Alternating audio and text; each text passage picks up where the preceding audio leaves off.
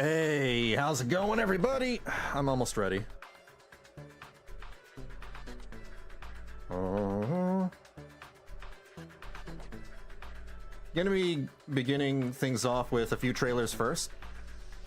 There's some Honkai Star Rail stuff that I want to watch. Then a couple of Zenless Zone Zero trailers, and then there's this one trailer that I wanted to rewatch and share with all of you from a brand new gacha game. I thought it was pretty damn interesting, and I wanted to just watch it again. And maybe upload it on YouTube later. Who knows? Morning, Itchmuk. How's it going? Let me pause the music. We don't need that anymore. Where's my face? That's a loaded question. Where's my face? I seem to have misplaced my face. Where is it? What the hell? Oh, there. I found it. I found my face. I misplaced my face.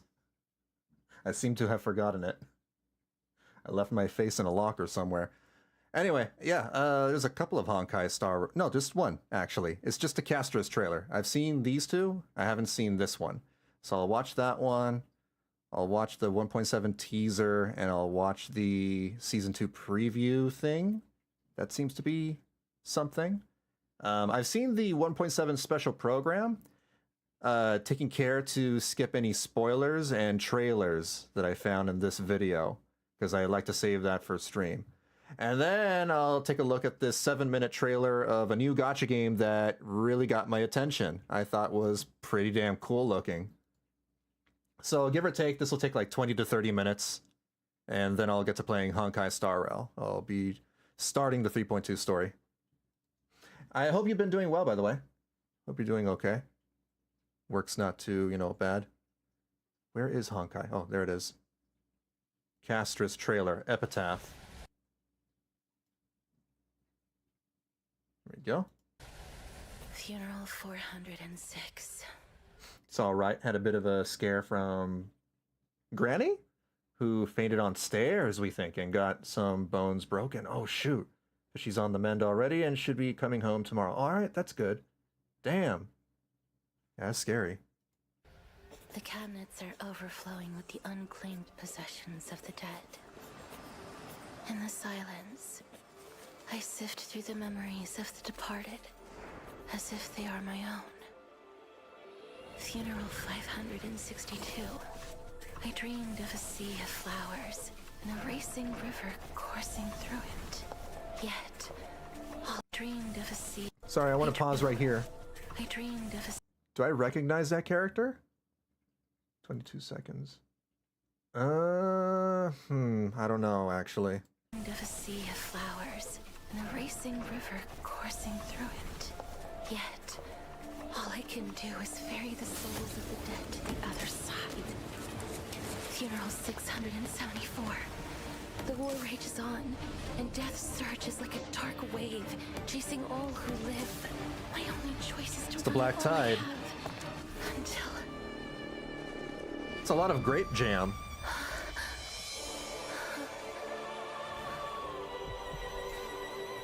Death, once a pair of hands, has also This music. never to touch each other again. This journey has been so endless, so senseless. Yet even on the cold shore, will still be the scent of flowers. A lot of 3D and 2D animation blended together.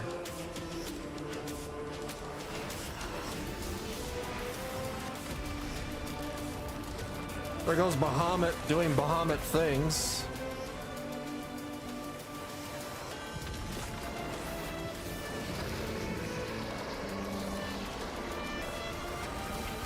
That's a cool dragon.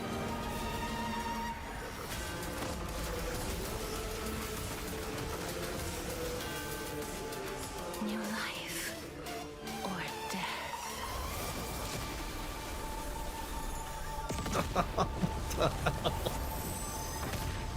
That is such a Final Fantasy dragon.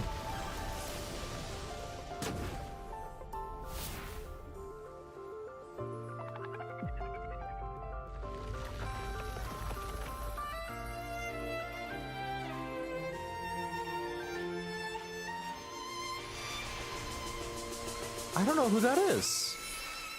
It's not the girl from the trailer that she was holding, you know, the stick with.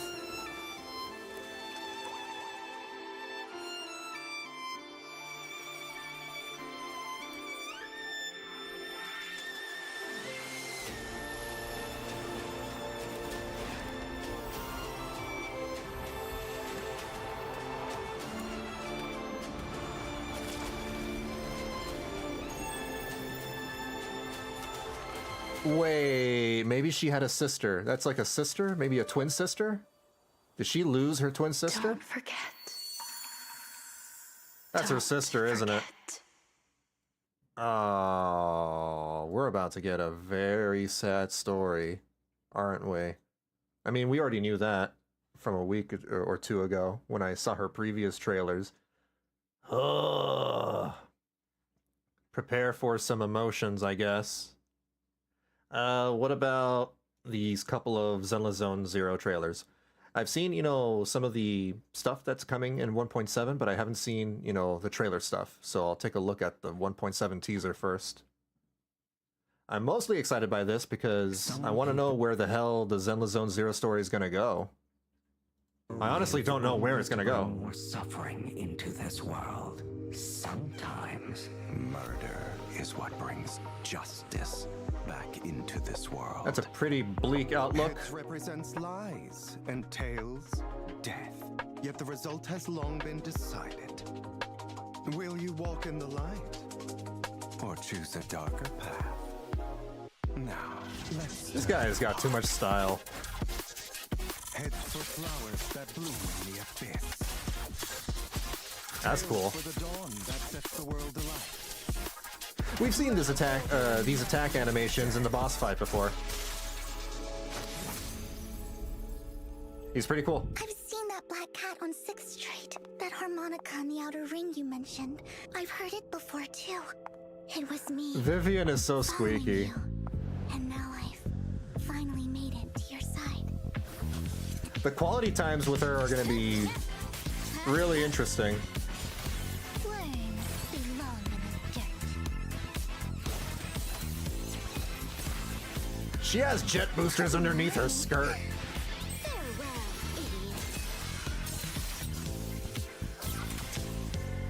idiot. Out of my sight. Admit it, Hugo. She has a really cool design. About anyone else. The only thing you care about is your revenge. How is that any different from your father? Your cathartic release of rage. How are they gonna bring Hugo back to life? Lord Nathan. That's what I want to know. No. I don't want to bring you misfortune. Spoilers, I guess. But I imagine anyone who's watching this who hasn't played the story yet, you know, is probably muting it. New main story chapter, Bury Your Tears with the Past, Part B. What's the rest of this video here? Just features?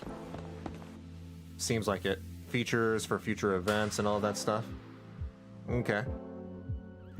I am now questioning whether I'm going to pull Vivian or not, because guess who else is coming in the Phase 1 banner?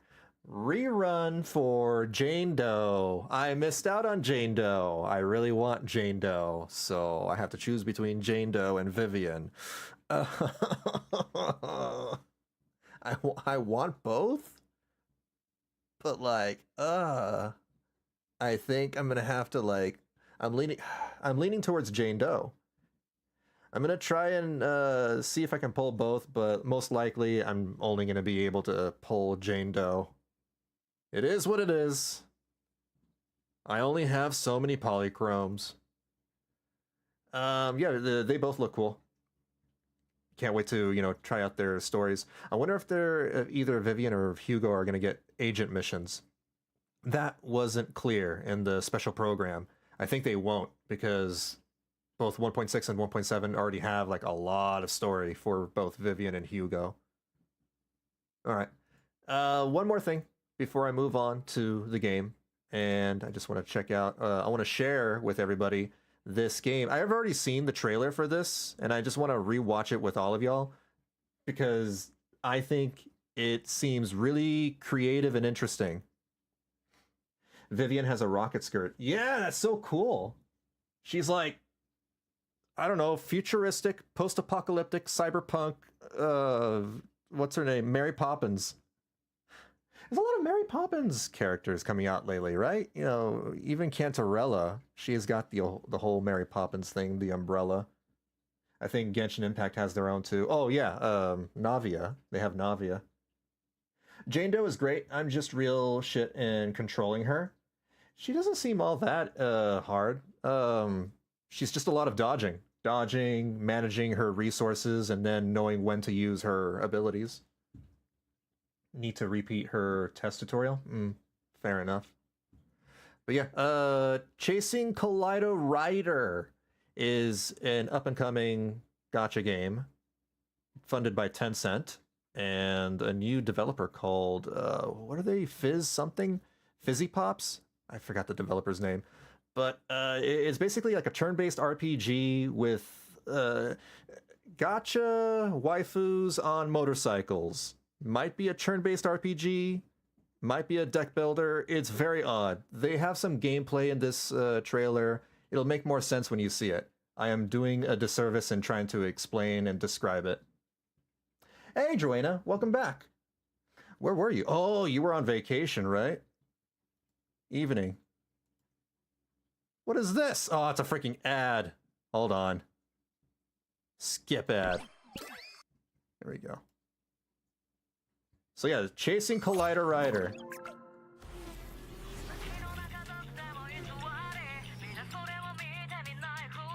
It's in 1080? Yeah. You had me at anime waifus on motorcycles.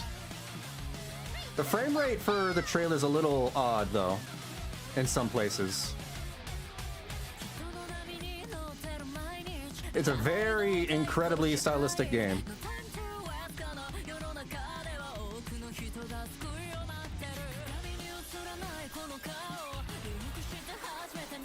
Hey, yo.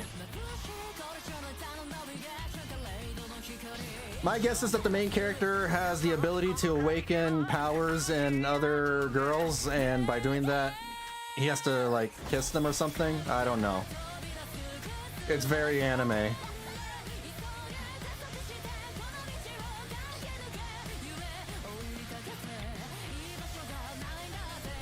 The enemy designs... Well, not these guys. These are generic enemy designs. These are not particularly interesting.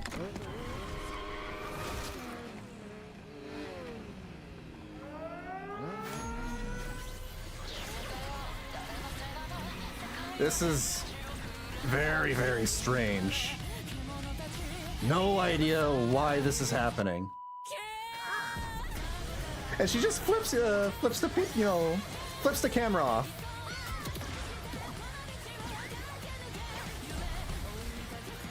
These characters have a lot of personality. Just by looking at them.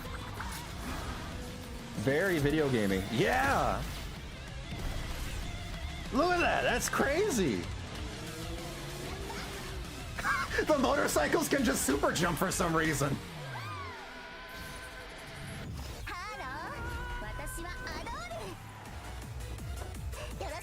So now they're displaying, you know, some of the base characters in the game. I don't know about the UI. This seems like, you know, the escape menu UI to manage your characters. I guess it's fine. It's a mobile game UI.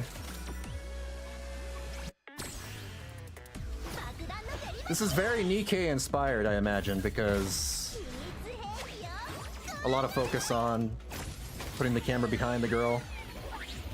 It might be a shooter. I'm not entirely sure.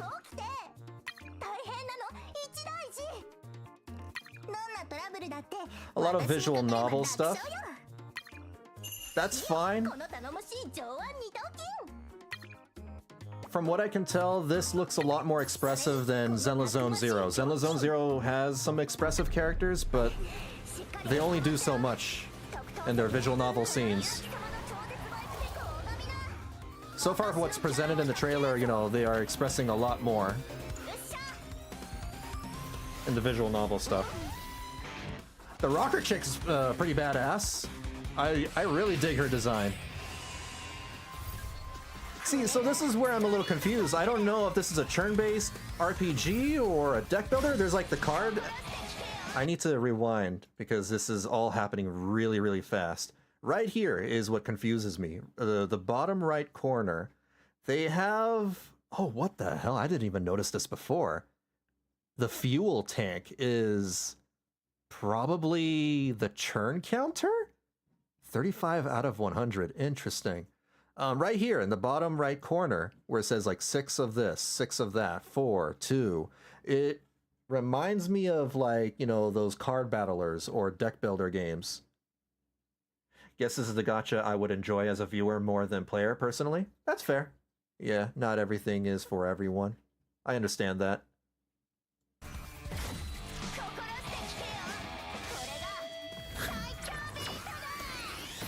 Yep.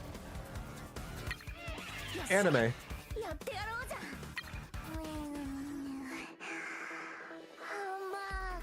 I do hope that not all the scenes are like this, though. I do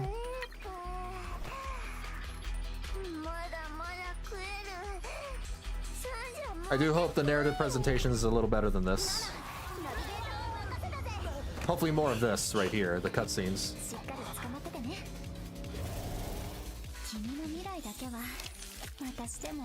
She's the magician on a bike.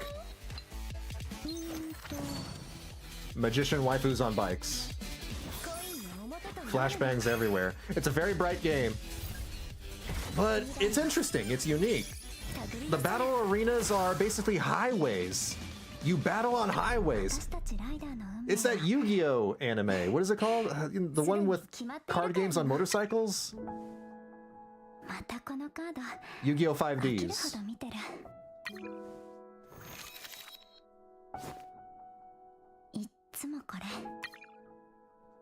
That seems bleak.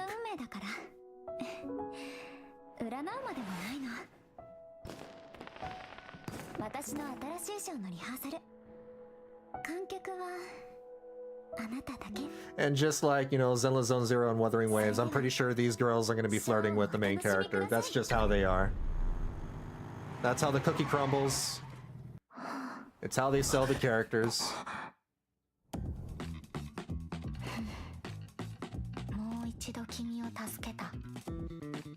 This character's design is a little weird. I like all of their designs except maybe this one. This one, I don't know what they're going for with this one, to be honest. And her personality doesn't seem all that interesting either. I'm not a fan of, you know, the cardboard personality characters where they speak like robots. Look at me. I am so expressive. But I make up for it for having, you know, I show skin. So you gotta love me, right guys? I'm very cute and interesting. She's Ambi. Yeah, she's Ambi. She's basically Ambi.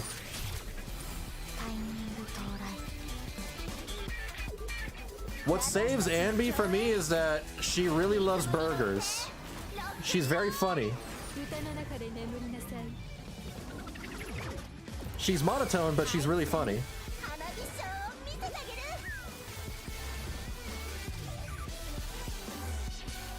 She's got a rocket launcher for some reason. She attacks with a pistol? The rocker chick? Oh, I was hoping she would attack with her guitar. Just blast the enemies with music notes. Who is this girl? I forgot about this one. Damn! These ultimate animations. They're all happening on motorcycles.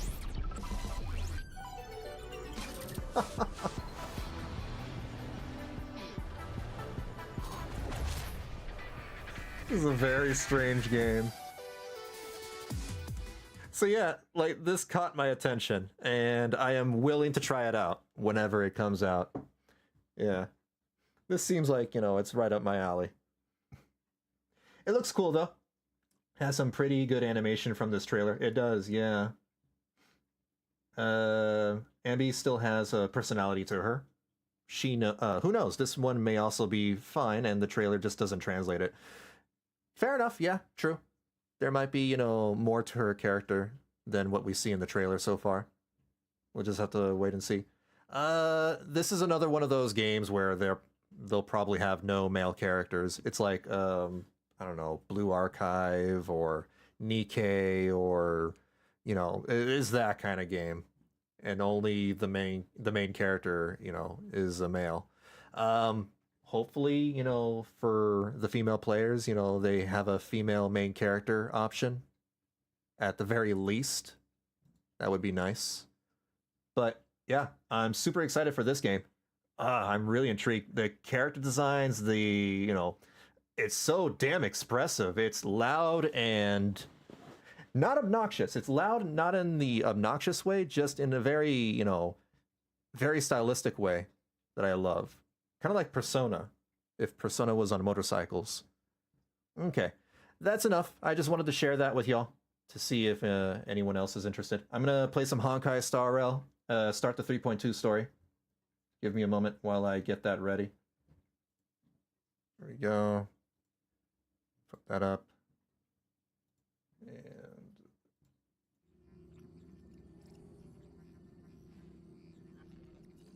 close that. Gacha games are getting very competitive. Super competitive. There's so many of them coming out nowadays. Quite a few in 2025 alone. And I'm still waiting, you know, on more news for Ananta and Arknight's Enfield. It's getting crazy. It's a really interesting time to be a gacha gamer. Alright. Where do I start? Spindle laboring to weave the tapestry of time. That is a sentence. View story recap? Yes, please. While everyone is awaiting the demigod of strife to emerge from the trial, something unexpected happens. The Trailblaze squad immediately follows Mighty into the trial and rescues Finan, who is trapped inside. Just as everyone breathes a sigh of relief, a new problem arises. Mighty has to shoulder the burden of strife, but the Kremnoans would never willingly give up the core flame to their old foe, Okema. In an attempt to gain a better understanding, he decides to first seek advice from his teacher, Kratos. Totally not Kratos. A veteran of Kremnos. The two part on bad terms. Meanwhile, Trian and Castorice are dispatched to the Grove of Epiphany as diplomatic envoys of Okema. When they arrive, they discover to their surprise that the Black Tide has struck, and they fight a mysterious swordmaster. In the end, they manage to rescue Anaxa and the core flame that he carries. This dude looking like Kirito from Sword Art Online.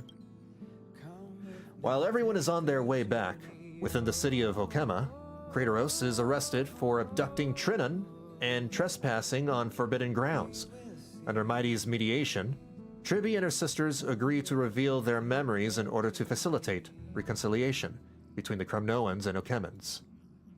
Unexpectedly, just as Tribi and her sisters are about to meet the Time Titan Oryx and repair their memories, they encounter the mysterious Swordmaster yet again. Trian sacrifices herself and falls with the Titan to protect her companions. In order to take back the core flame, everyone set up a plan to seal the Swordmaster. Look at Mighty looking like a badass.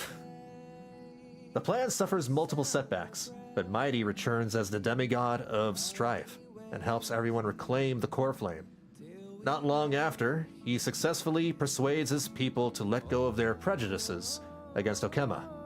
He says goodbye to everyone and returns home to join the front line against the Black Tide.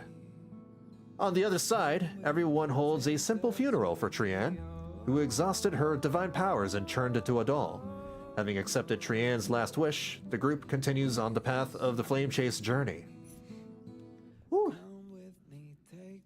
Wordy. You know, I wonder if someone will be brave enough to make an action gacha with mainly husbandos that is not a dating sim on main, but like second or third. I was about to talk about Love in Deep Space or whatever it's called, but not a dating sim. Yeah, that's gonna be really rough. That's a tough sell. The only husbando gacha game that I know of is Love in Deep Space, and that is a very thirsty, super sexualized game.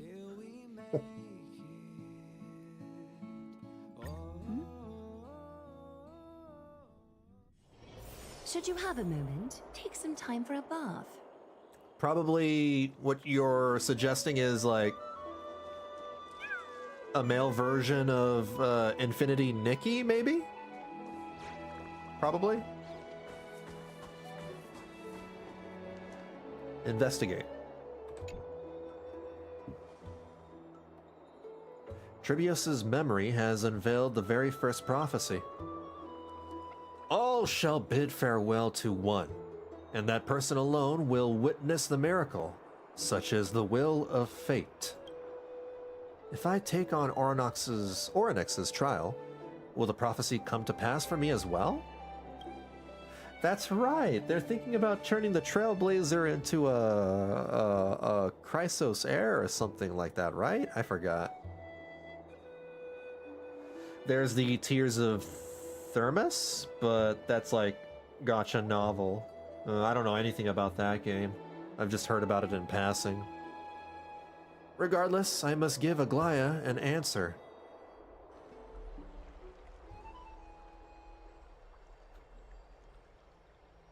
Ah, it's you, Cass.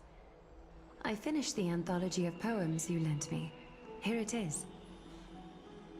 I thought you'd be too preoccupied to find time for reading. Precisely because of these obligations, I felt compelled to read it swiftly. Wouldn't all these preoccupations slow your pace? On the contrary, knowing that time is limited can push one to overcome their limitations. The weight of these responsibilities seems to have enhanced my reading efficiency. Your reading efficiency? I understand completely. During my time at the Grove, the closer exams drew, the more efficient I became at tackling everyday mundane tasks. Anything but my actual studies. Oh, that reminded me. I pulled Castorice. I got her in 70 pulls. Then afterwards, I went ahead and pulled Fugue, which took me about 160 pulls. And I already grabbed my free Ronmei. This game bombarded you with notifications as soon as you logged in. It's nuts. It's getting a little obnoxious. Like, as soon as I logged in, you know, on Wednesday or Tuesday, it's like, bam, hey, free character, bam, here's some free pulls, bam, Castorice is here, bam, look, so many banners, bam, it's the 2nd anniversary, bam, there's an event going on, bam, bam, super deals, oh my god, you can whale on this too, there's so many things, look at it. Like, okay, all right, please, don't overwhelm me, stop showering me and things. It's like Hearthstone now. Hearthstone also showers you with like a bunch of, you know, stuff. Precisely. Thank you, Aglaya. As I remember, you and Finon were both disciples of the new Sporists. I assume that Anaxa's exams were as unreasonable as the man himself. Let me know if I'm too loud too, by the way. I've adjusted the volume on my mic, and I don't know if it's too loud or something. The courses Professor Anaxa taught were Introduction to Alchemy and History of Mythology. And to be perfectly honest, those 2 courses were the students' greatest nightmares. The history of mythology, taught by the blasphemous great performer himself. I can imagine their fear. Now that I think about it, students would often rush to the podium during class to challenge him on those blasphemous ideas. May I ask, Lady Aglaya, has your relationship with Professor Anaxa always been like this? The lip sync in this dialogue's a little weird. Usually they'll have the mouths, sync to their English words, but over here is like a Castorice is like,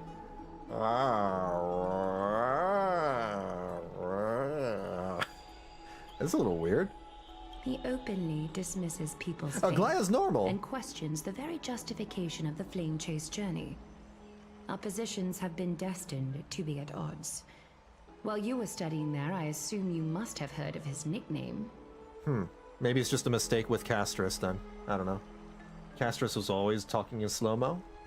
A Dromus straight in finery? As I see it, this nickname is more of an insult to the Dromas. Castorice shows emotion. Despite his insufferable arrogance, I do hold a certain respect for his nature as a scholar. To remain true to his principles, he is unafraid to stand opposed to the world, and that requires considerable resolve. Anaxagoras' life is almost like a satire. As a Chrysos heir, he refuses to heed the prophecy, while he disrespects the gods. The gods have chosen him. Sounds pretty cool to me. He was indeed chosen by Circes. Maybe Circes, found that, impressive. Not impressive. Charming? No, not charming. Is something weighing on you, Cass? The golden thread is quivering. Maybe Circes likes Since that. there's more to this exchange than idle chatter.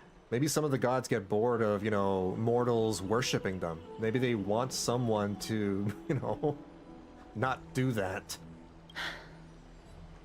With all due respect, I'd like to Stop know what glazing you plan to over do with me. him. In light of his assistance in the battle against the Flame Reaver, I am willing to grant him some time to find a way to remove the cool flame. However, if Anaxa decides to make any move that places us in danger, I will not hesitate to take extreme measures. Just as I feared. The Flame Chase journey is the destined path for the Chrysos heirs. Yet he now seems more like an empty shell. Given his strong sense of self-respect, I trust that Anaxagoras will make the right decision. Still, I can't help but hope for another possibility. Perhaps Anaxa will also overcome his limitations, now that he knows time is limited. I understand your stance. Let's continue this discussion another time. But now, let's greet our guest. Who, me? You're here. Ah. Hello, I am here, along with Mem. Does this mean you're ready to take on Orynyx's trial? I guess we are ready, Mem and me. Wait, Mem has to take it with me? It seems that this sacred I guess that beast makes sense. is just as indispensable, given their intricate ties to the Titan. Yeah. Memmy mem, memmy mem mem mem mem, memmy mem memmy mem. You know what time it is, right? It's you know what it's time for.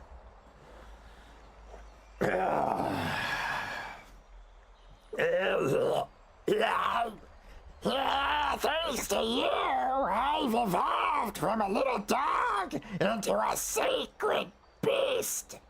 Surrendering the cool flame is a Chrysos heir's duty. Your selfless assistance is deeply appreciated. However, I urge you to carefully consider the risks of accepting the trial. Becoming a demigod means forsaking your humanity. You will inherit Orynyx's divinity and bear the time of Amphoreus, all on your own.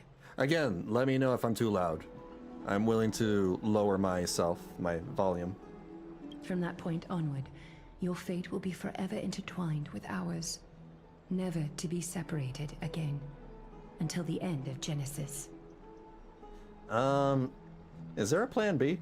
It's exceedingly rare to find a capable Chrysos heir.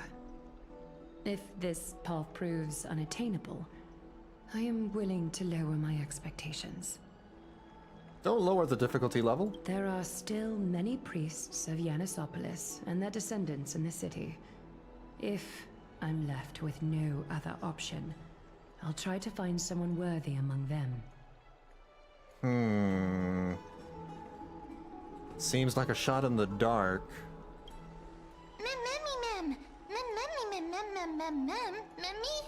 Oh, I'm good. Okay. Yeah, exactly. We can't have the civilians bear the risks, can we? We've come so far. Hero. What? That threw me off. I'm sorry. That threw me off when Mem said hero. I was not expecting that. Everyone is counting on you to be the hero.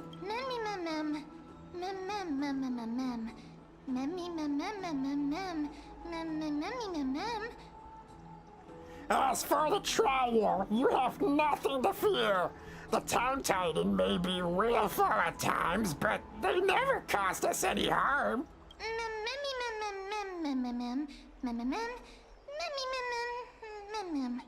Myth has it that Onyx opposes mortals, but to me, they just seem a bit timid, like a child. It looks like you know that Titan rather well. Oddly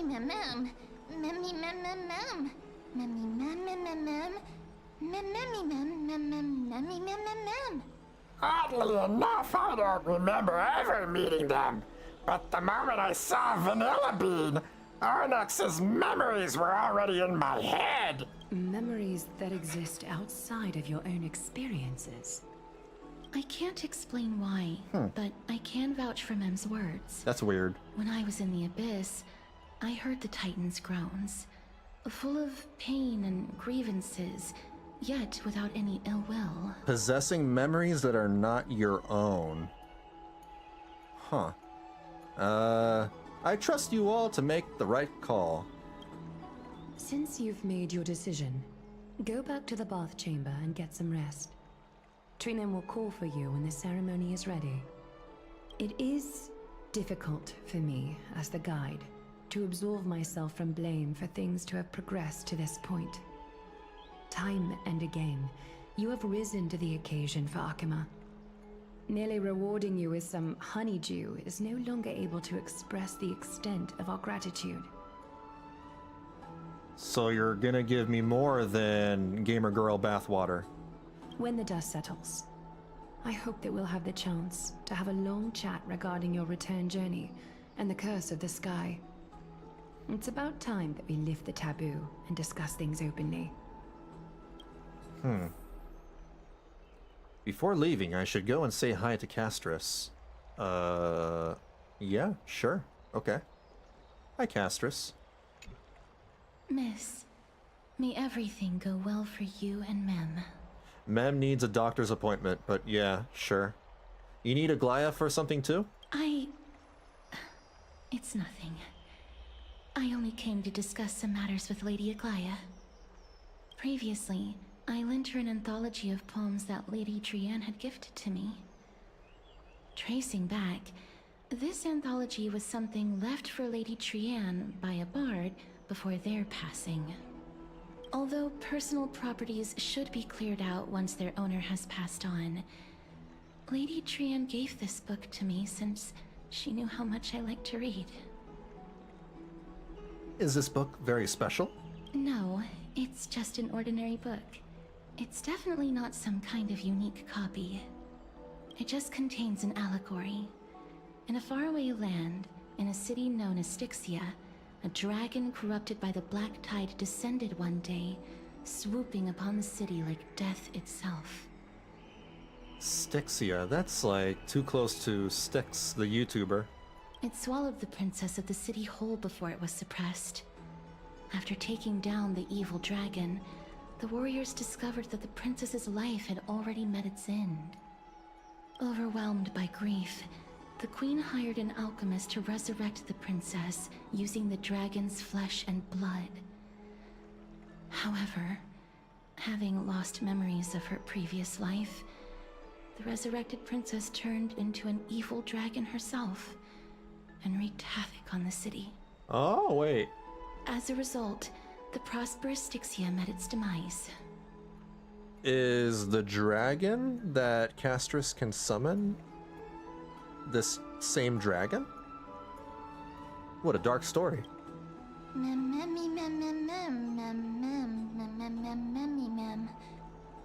It must have been not easy for Cass to narrate this story so calmly. The author of this book is Archepia, a wandering bard who traveled to many cities. I'm just making Mem more aggressive as time goes on. Among the things she left behind are poems, dictionaries, and many tragicomedy scripts. She even clearly underlined and took notes in books that covered myths with her elegant handwriting. Tragicomedies. While flipping through these books, I felt like I was afforded a glimpse into the life of Archepia. It felt just like I was traveling with someone that I'd never met before. I feel like real life has become a tragicomedy. It was as if she had yet to pass on and was still alive. No one goes through life without leaving their mark behind. That's right. Writing, drawing, and taking photographs. It seems like human nature to try and leave records of things. Speaking of taking photographs, when I was helping you to take the photo previously, I did not look through the photos in your photo stone out of courtesy. But I'm also very curious about the story of the Rosy Celestial Maiden. Oh, March 7th, right. Despite having visited many cities in Amphoreus, I still understand nothing about the world beyond the sky. If there is an opportunity... I have something to show you, Castorice. Behold, cities. I'm going to show her Penacony. I'm going to show her, metropolises. Forget it. She's going to freak out when she sees this picture of McDonald's. For now, I only hope that you'll be able to complete the trial safely and obtain Orynyx's blessing. This is called a Starbucks. We gotta head back to the private bath chamber and speak with Don Hung. Let me switch to my Castorice team. It's not really much of a Castorice team, but this is what I have. Currently rocking out Castorice, Sparkle, Remembrance Trailblazer, and Gallagher. I don't know why people recommend Gallagher as her healer instead of Linksha. I'm guessing it has something to do with like his ultimate and his healing, the way he heals. Because Castorice, she plays a lot with the HP of her teammates, right? She's all about managing, HP and teammate, the party's HP. But so can Linksha. Linksha can heal everybody with her pet and her abilities. I have to do more research. I did some surface level research about, what is her best teammates. And so far, a lot of people have been mentioning Gallagher for whatever reason as being her best healer. I don't know why that is. I was just, rapidly looking for information. Teleport. Ugh.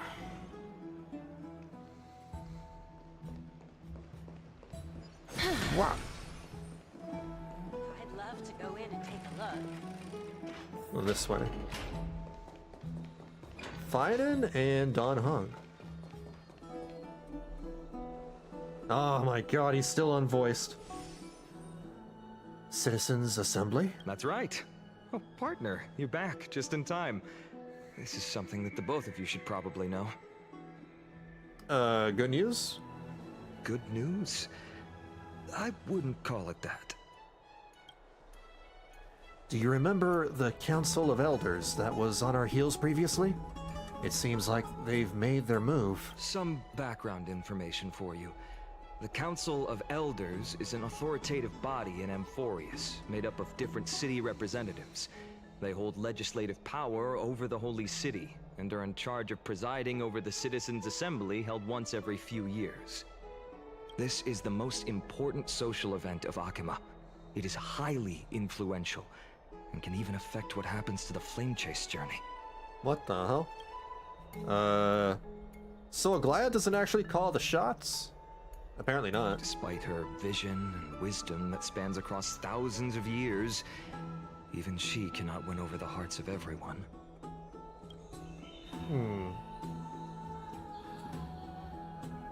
I have never once passed my sociology class. Perhaps you should retake some exams next time we visit Paperfold University. Nah, I don't like school.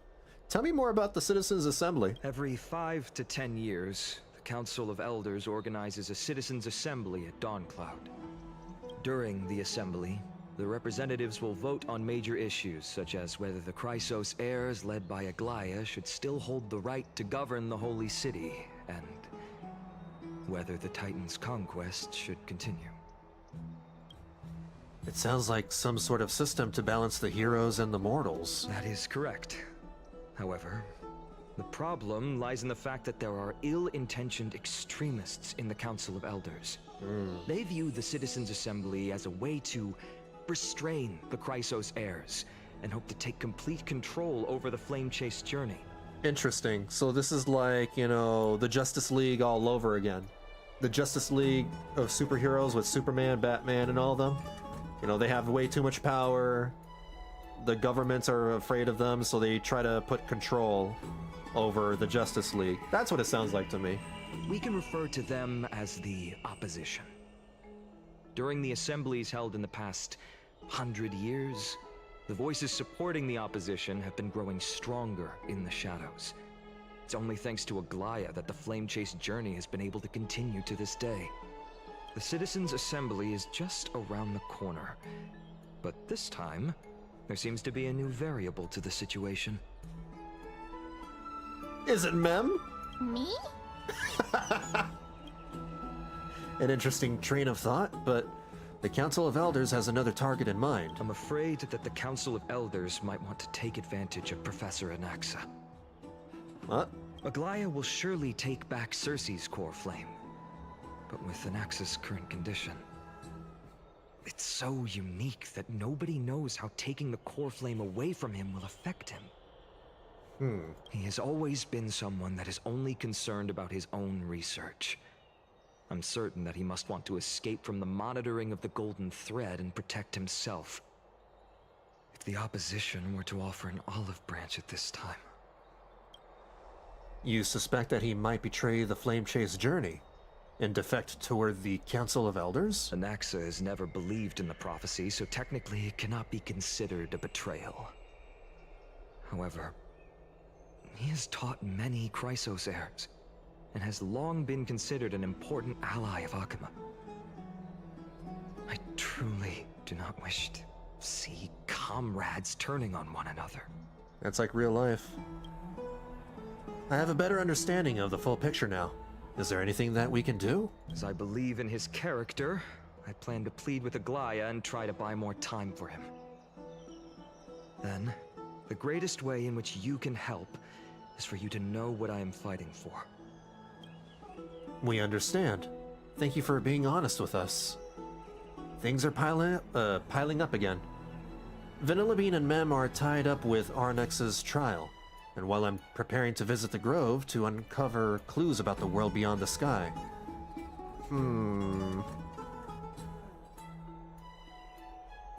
Let's just take things one step at a time. Allow me to apologize for the fact that we always seem to be troubling you. I hope that Ornex will show more benevolence and be more accommodating. I remember that they seemed quite fond of you back in the Abyss. Vanillabean. Gunlo. Gooning Nat. Gooning Nat? Gooning Nat. That sounds weird. Go and rest and regain your strength. We'll meet at the Vortex in a few days. You're a Gooning Nat now. Oh, right. You can read this scroll if you want to find out more about the Council of Elders and the Citizens' Assembly. Whoa, that's a lot of words. That's a lot of words, my dude. That's a lot. I'm role-playing the Trailblazer, alright? Trailblazer is head empty, so... I'm not gonna read that. Rest for one night.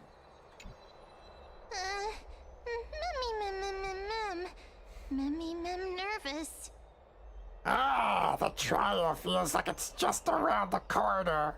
I'm starting to feel nervous. Don't worry, everything will be fine. Let's just hope that everything goes well.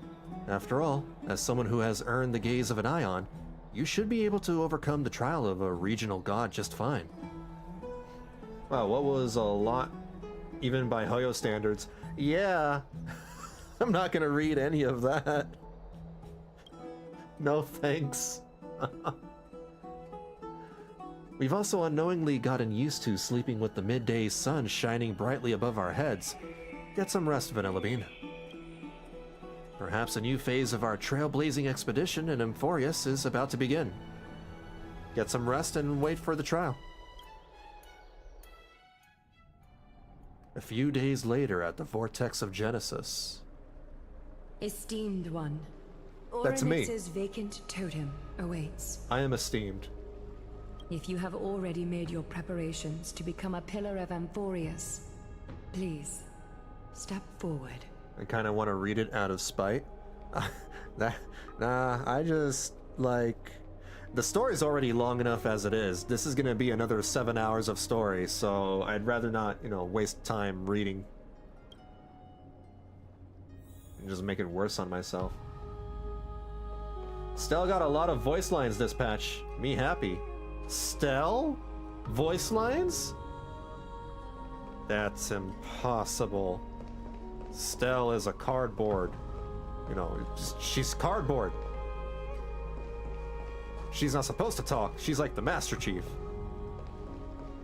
Let's talk to Trinan. Little Gray and Mem, thank you. Your resolves cannot be questioned. We praise your pure selflessness and courage. May Kefali light your path forward. Post it in chat one sentence at a time and he'll instinctively read it without realizing what it is.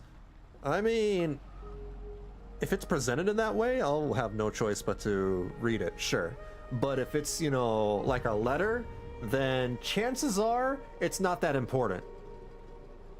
Get ready to assume Oryx's divinity. I'm assuming it's not that important.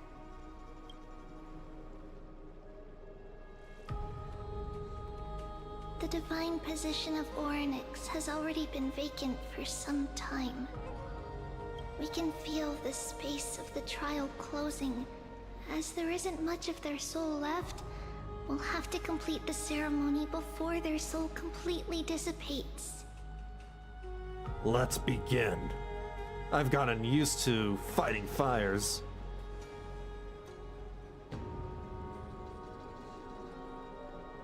The eighth core flame coveted by the miracle that once belonged to the great veil of Evernight, Oryx. That letter actually had the reveal of the Reaver's identity? Yeah, right. Sure. It shall now be returned by the two elected heroes of the Chrysosairs. A traveler who is upright and courageous, and a sacred beast that invokes miracles. Mem is a sacred beast. I wonder how Mem feels about that, being called a sacred beast. Mem who? Mem. It's also who for me, not that. Both of you, please, come forward. In that letter, they also reveal, March 7th's identity on top of what happened to her. Recite along with us. It also tells us, what Bell and Wise actually are. Yeah, they reveal even secrets from other games. O Majesty of the 12 Titans, pillars of the world. No, that gets revealed in a different letter. Ah. We seek your divinity. My to mend apologies. the rifts of the world. Fill our bodies with blood of gold, till we wither in willing service to the prophecy. The Trailblazer's not talking. I don't think I have gold blood. These are just words meant to make the prayer seem more solemn. Please, focus. It's not literal. And surrender the core flame.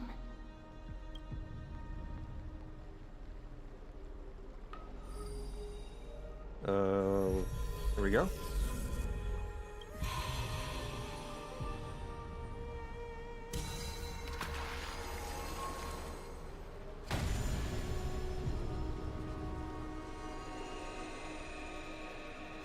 We about to become super special awesome. We're gonna turn into a god.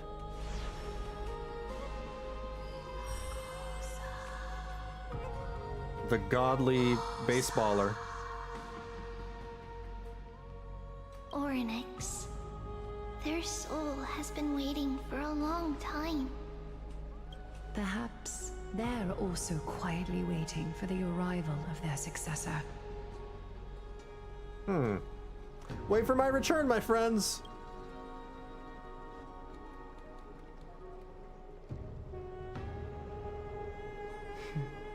The last time I heard this, things didn't turn out that well. Well, don't spoil it. Don't worry, Aglaya. She's tougher than I am, right? Yeah, I died once. I got stabbed.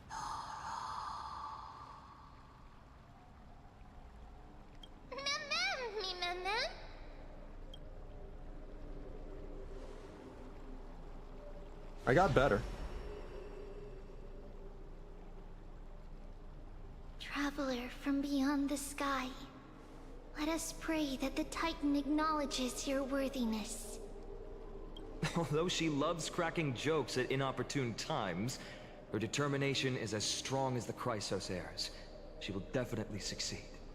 I do love cracking jokes at inopportune times. While she's away, I would like to have a chat with you, Aglaya.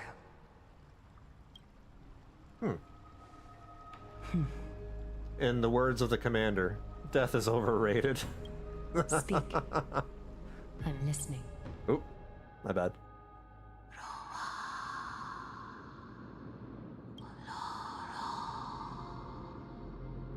Slap, slap. Slap, slap. What is Mem doing? Wake up.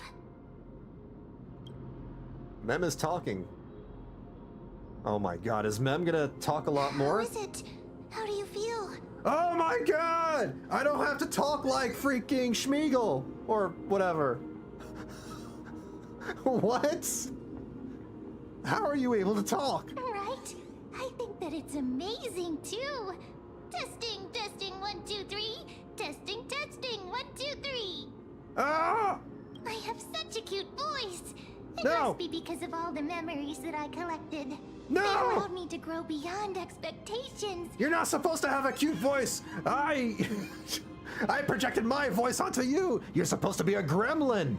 You're supposed to sound like you are smoking 10 packs a day. No! Also, listen. The words of the Titan are becoming clearer.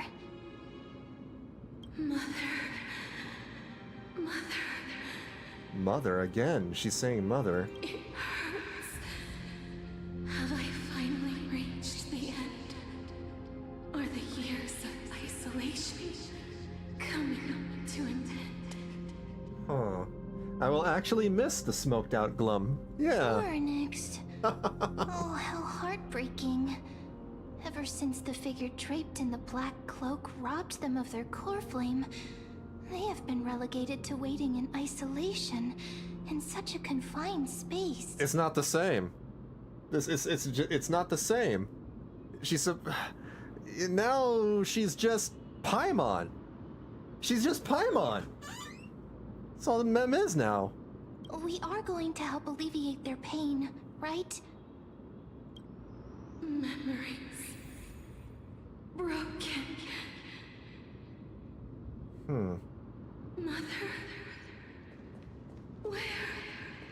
Where is Mother? Mother? Who are they calling out for? Do I use this?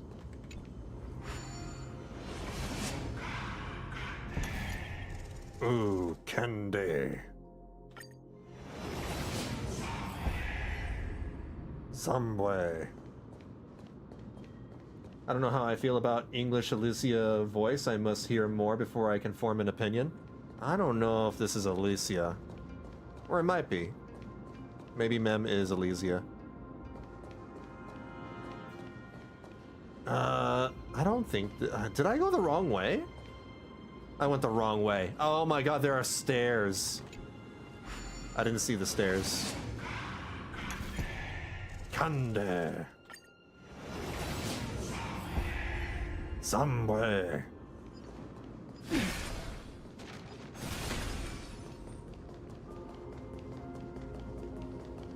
We will see.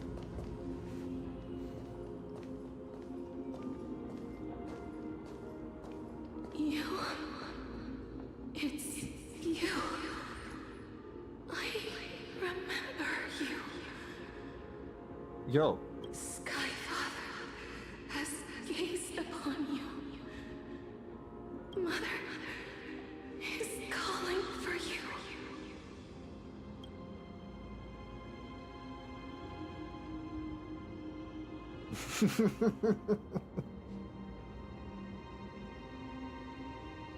Sorry, drinking my green tea.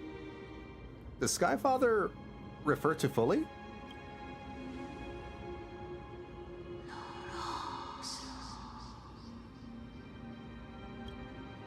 The Titan's words are indistinct. Each syllable emerging from the mist seemed to be cloaked in frost, symbolizing memory. Father has chosen you. Who is your mother?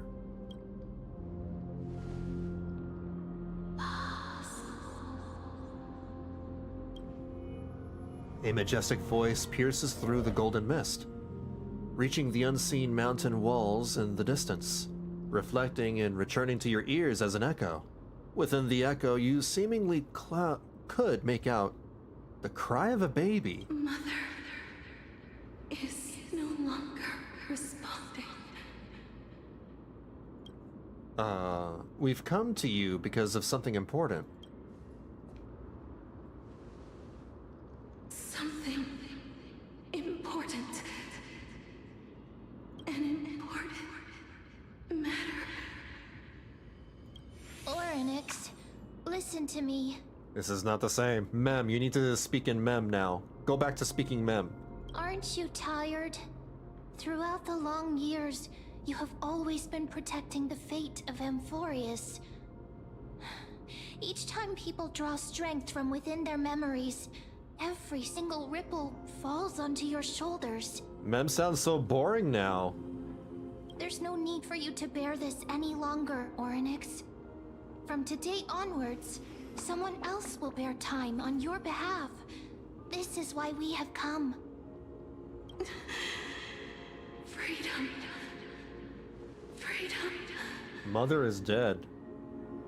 I want freedom. Oh, poor child. Everything will be fine. Let us help you. You can have a good rest now.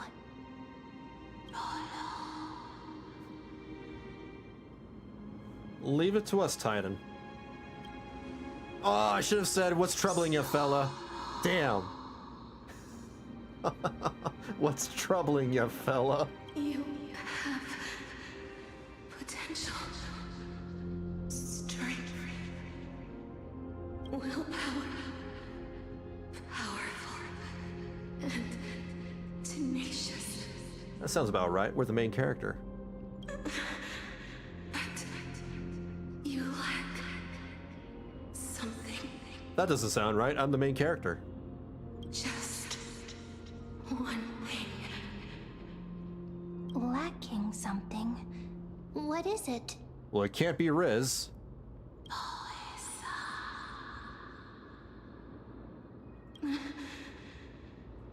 What you lack Is Aura?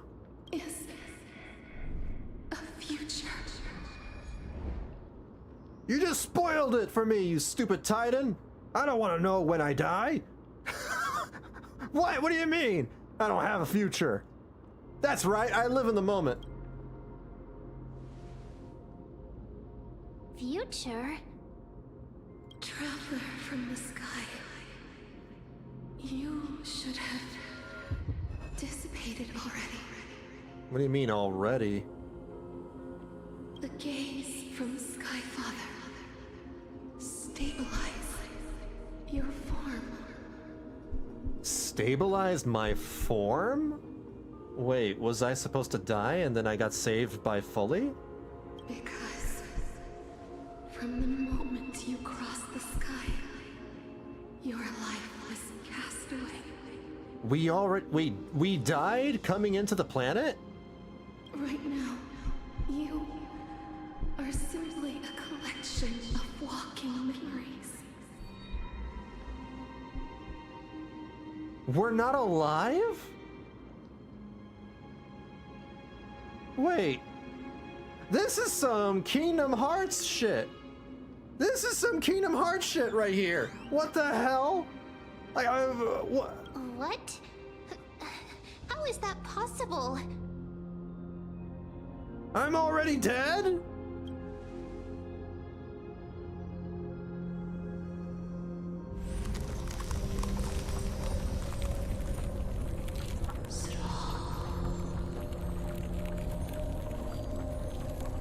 That's why Castorice can touch us! Because we're not alive! Oh my god! The space is collapsing. Someone must inherit the authority of time. If the pillar is lost, the laws of time will collapse. Amphoreus will succumb to eternal disorder. You still haven't explained things clearly! Revive me quickly! Time never compromises, never bears grudges, never forgives, never makes a choice. Child of humanity, Titans, Mother, Sky Father. Time restrains everything that exists in this world. Oryx's divinity is dissipating? Is the trial coming to an end? But I haven't done anything.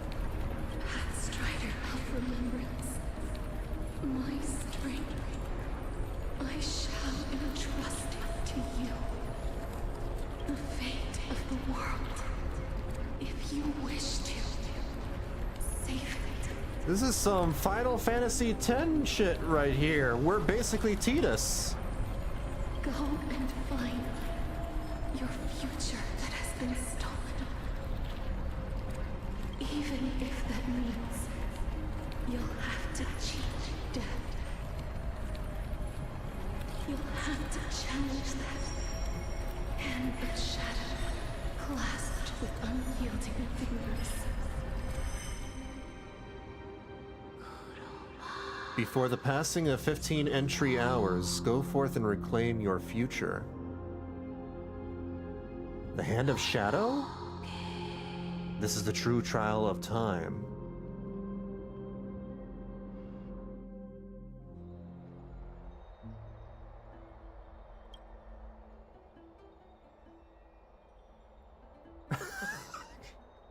Hey you! You're finally awake! Welcome to Skyrim. I'll keep it simple. You succeeded. Arnix has entrusted you with their divinity. Now you're no different from a demigod of Amphoreus. However... I'm a god? Mem has told me about what happened during the trial. They are still explaining things to the others and told me to bring you back to your room to rest first.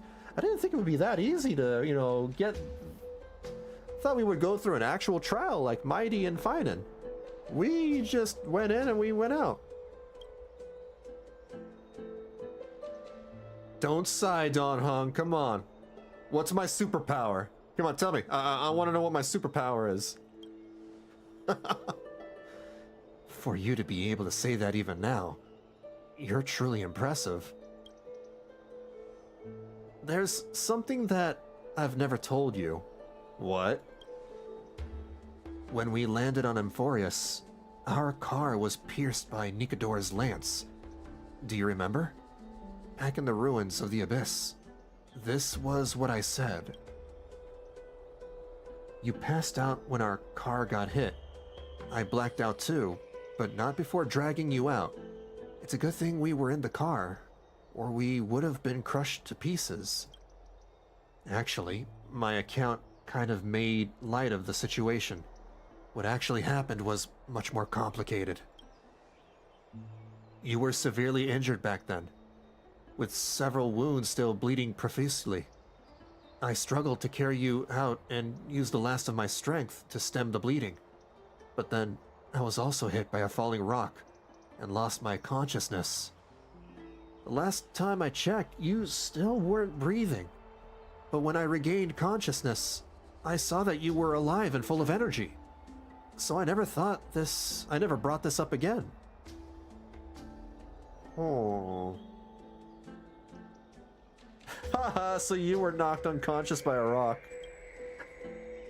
That's beside the point. I'm not sure whether the Gaze of Foley has anything to do with this matter, but according to the Titan, you are living in the form of a memory right now, just like those objects of the past in the miracles of Arnix. Perhaps Mem is the anchor rope that ties you to the present. I had assumed they couldn't stray too far from you, but the truth might be the exact opposite. I am basically Tidus. I am Tidus from Final Fantasy X. Tidus, you know, I mean, spoilers for a 25-year-old video game, but Tidus was never alive. Died in the beginning of the game, and then the twist and the end of the game is that, you know, he was actually dead this entire time, and he was just, you know, walking memory. What should we do next? Cry for me? Stellaron, do something! Yeah, that's a good point. What about my Stellaron? For a while, I also thought that the Stellaron was your life support system. But it seems like this hypothesis has been disproven. It's not time for us to despair yet. There must be a way to save you. What the hell? So I don't have actual plot armor? I mean, it saved me from Cocolia, right? From Madame Coca-Cola? Arnix mentioned finding your stolen future and cheating death. Considering Mighty's indestructible body, it seems to suggest that there is some kind of miraculous power in Amphoreus that can even reverse death. The key seems to lie with the Hand of Shadow, the Death Titan, whose whereabouts are unknown. Hey, Oh, are you alright? who let you out of your Pokeball? I heard you two talking about Thanatos. Cass is also very concerned about the warning. What the heck? She doesn't talk Mem anymore. This is so lame. Bring back old Mem. She has left the vortex and returned to the garden. Shall we go and look for her? Thanatos is the Titan that Cass has always been looking for. Regardless of whether there are any clues, there's probably no one else that understands death better than her. Let's do that then, Vanillabean. Oh, right. There's something that I have to tell you. The Chrysosairs already know everything that has happened to you. Figures. I was too worried, so I told them everything. Please don't hate me, okay? I will not hate you if you go back to your old ways. Talking Mem again. Hoyoverse probably saw, you know, all the gremlin voiceovers and they were like, nope, can't have this happen. Mem needs to talk English now. This way.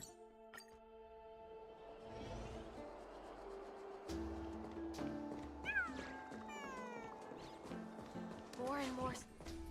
Miss, I'm right here. Gollum. You hear soft steps coming closer, one step at a time. Please stay there and slowly turn around. For some reason, you feel you have seen this scene before. You want to turn your head, but you glimpse a dash of purple brushing past your face. Then, a chill seeps through your skin, spreading into your veins. Thump, thump. Your heartbeat begins to slow.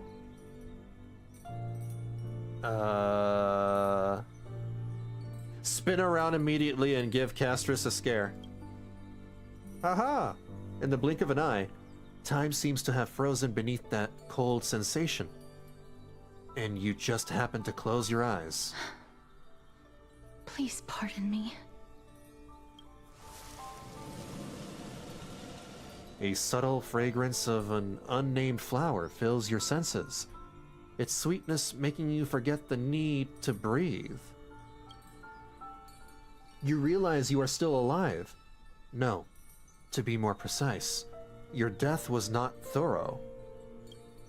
The coldness of the initial touch dispersed as quickly as it came, and replacing it is the touch of fingertips, and a tremble born of trepidation that originated from a certain lanky arm. You're calling Castorice lanky? Yeah. Her quivering finger gently brushed against your cheek, causing a faint tickle. She's touching people for the first time in who knows how many years. Just as I expected. I cannot feel anything. Oh. She can't feel things? What does that mean? Does that mean that because I'm actually dead? I'm really dead? Back at the Grove, I was puzzled as to why you were not affected by my curse. I thought that it might have been the special ability of a traveler from beyond the sky. Never did I expect that this would be the true reason. I'm sorry. I should have noticed that something was amiss earlier. Miss, if my abrupt behavior just now offended you, I hope that you can forgive me. I'm just thinking, if your soul has really left your body, as a mortician, I might be able to trace where it has gone to. My body or my soul? My soul, wait, because my soul is right here, right? That's why I have a personality? Cass, did you find anything? My apologies. Not as of yet. Perhaps I have overestimated my capabilities. But, Miss, would you be willing to let me try again? This time, I'll increase the area of contact slightly. Perhaps the result might be different this time. Increase the area of contact slightly. What in the world are you talking about? Sure, there's no harm in trying again. Is she gonna hug me? Is that what she means? She talking about hugs? I have never touched the living in this way before. If my actions are in any way disrespectful, I hope that you can forgive me. You're talking as if you're gonna feel me up or something. It's just a hug, right? Castorice once again places her palm on your face. Her shivers calm somewhat this time. She's sad now.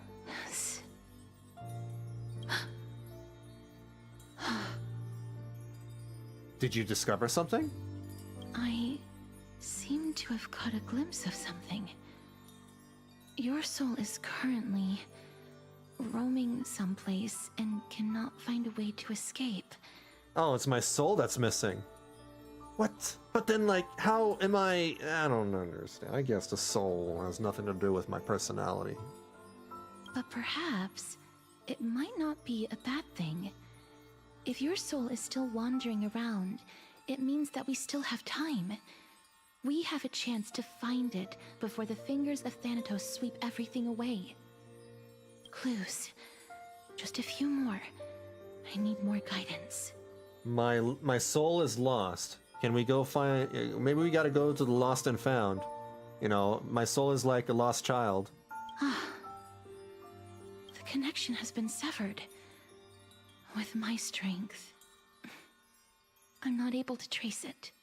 Oh. It was me. I was a little too hasty. Don't worry, miss.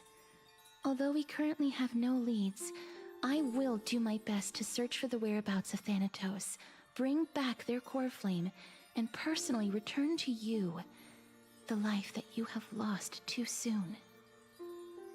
I know that I'm lacking in confidence, but I hope that you can keep this promise of mine in mind. Before I manage to deliver on this promise, please do your best to hang on.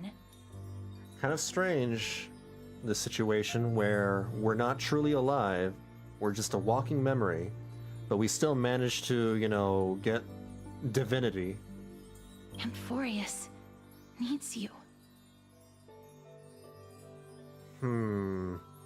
I'll do my best. Lady Aglaya and Lord Finon are currently discussing some matters in the paths. They're worried about you too. If possible, please go there and let them know that you're well. Although, I don't actually know whether your current situation can be described as well. Also, please accept this Styxian fable. Reading can help one to focus and relax. I hope that reading this can help tide you through this difficult period. More and more species are disappearing. So we go back over here. Man, this is crazy. So how are we gonna get our soul back? They're here. That partner! Hyacinth said you definitely wake up. How do you feel? Peachy, I'm just missing my soul, that's all. She can even take the pulse of someone who's dead? That's the medical prowess of the Twilight Courtyard. Amazing, isn't it? You've completed the trial of time, and I have to admit that the process went better than I expected. Even in the end, that Titan's heart still showed a soft spot for humankind. However, I never expected that two people who have cheated death would appear in Akima at the same time. Me and who? That's what we have been talking about. Oh, Mighty. Mighty has been in Akima for such a long time, but has no one thought to study his indestructible body? If there were even any minor breakthroughs, we wouldn't be as clueless as we are right now. I'm sure there are tons of people thirsting over Mighty that would love to study his indestructible body. Let me tell you, you gotta go check the Mighty Twitter, the Honkai Star Rail Twitter. Lots of people thirsting over that body. Many They have want to had study this that idea, indestructible body. but so far, there have been no results. If it were successful, Thanatos wouldn't have disappeared without a trace. Nevertheless, now is not the time for us to give up. At the very least, we can still see a glimmer of hope. Cipher. Oh. If anyone in this world knows the whereabouts of death, it would be her. Cipher. That's one of the Chrysos heirs, right? And she's also going to be the next character in 3.3. I'll try and get her to return to Akima, but do be prepared for a less than ideal outcome. Please understand that throughout the history of Amphoreus, no one has ever managed to escape the clutches of death. At the end of time, Thanatos silently awaits all. Is this supposed to be comforting? Don't take it to heart, partner. After all, you've already created countless miracles along the way, right? But before that, just... What's wrong, Aglaya? Omens always come in pairs. A tiny air current will eventually brew into a storm that tears the sky apart. It's Anaxagoras. He has initiated contact with the Council of Elders. Oh, yeah. In the end, It has still come down to this. I earnestly hope that your assessment of him is accurate, Finan. Otherwise, the efforts of my teacher and I of the past millennium might be reduced to dust because of that great performer. The great performer? Not long ago. I'm back here again. What is this? Where is he? I remember this dream. This realm is covered in a silk-like fog, and the land is barren and harsh. The crowd of travelers leaves tracks everywhere. There's a bunch of lumines and aethers. Hey! Excuse me! What is this place? Where in Amphoreus are we?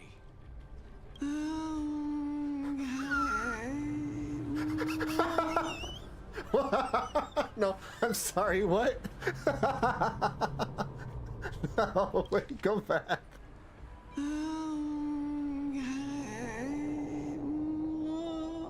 No, bro. No, wait, what is that? Are they supposed to be moaning like a zombie or a ghost? Cause that ain't...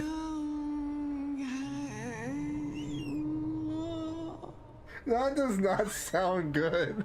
That sounds wrong. The mutters of the traveler are in a language I'm unable to comprehend. Or perhaps they're just distracted and ignored my question. Oh. Tell me, which Titan reigns over this land? And how do I find them? Dude sounds like he's struggling to take a poop. And now he's relieved. Hand of shadow. There's a hand of shadow in the toilet. Sounds like someone is lost for words about something bad they did and didn't want to admit it. Oh, like they're in trouble and they're in the principal's office about to get detention? Hand of Shadow Thanatos. Could this possibly be the Netherrealm? Not Netherrealm. Then where is this? River of Souls? The outskirts of a Netherrealm? Are you heading downstream toward the Netherrealm? The Netherrealm. Nothing but an illusion. Sounds normal now. Titan rejects you, me.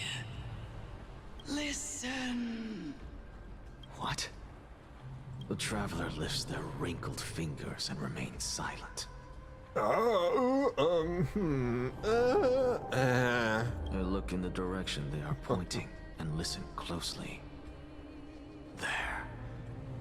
A massive shadow brought the sound of rushing tides. The sound of tides. I can hear it. The music is very unsettling. I hear it, deep within the tides, beyond the closed gates of the void world. A voice, about to recount something. Child of humanity, is it death's embrace you yearn for with such urgency? Huh? Oh. Oh, you have Circes. awoken. Welcome back to the mortal realm. Your consciousness is dissipating much faster than I expected. Ultimately, it seems like the Titan's core flame is incompatible with a mortal body. How much longer can my consciousness remain in the mortal realm? In my estimation, at best, you'll see 15 more entry hours. 15 days and nights. What is it? Are you finally starting to become attached to the mortal world now? On the contrary, 15 days feels a little too long for solving a singular problem. Stop giggling. It's time for us to go.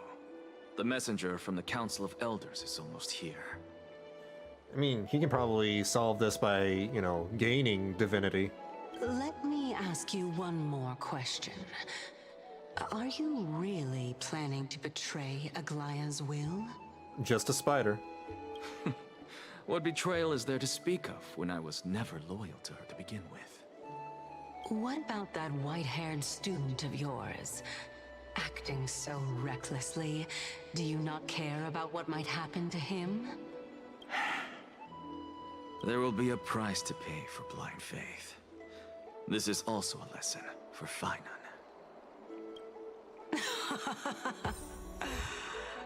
You truly are a strict teacher. Of course. This is how I've always been. These two sassing each other. The amount of snark from them being stuck together is sky high. They're like, you know, roommates that really hate each other. Well, they gotta learn to live with each other. And Anaxa is always berating Cersei's to stop eating, you know, his food from the fridge. Or taking his beer.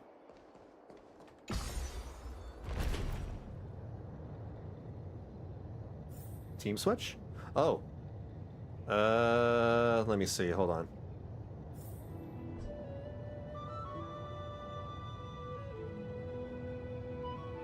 Okay. You. No, not you. This. And then... What is Anaxa again? Is Anaxa erudition? Is Anaxa DPS or a support? I don't know. I didn't pay attention to Anaxa's kit. It's fine. There's no need to worry about death. I'll just put Anaxa here in place of the Trailblazer.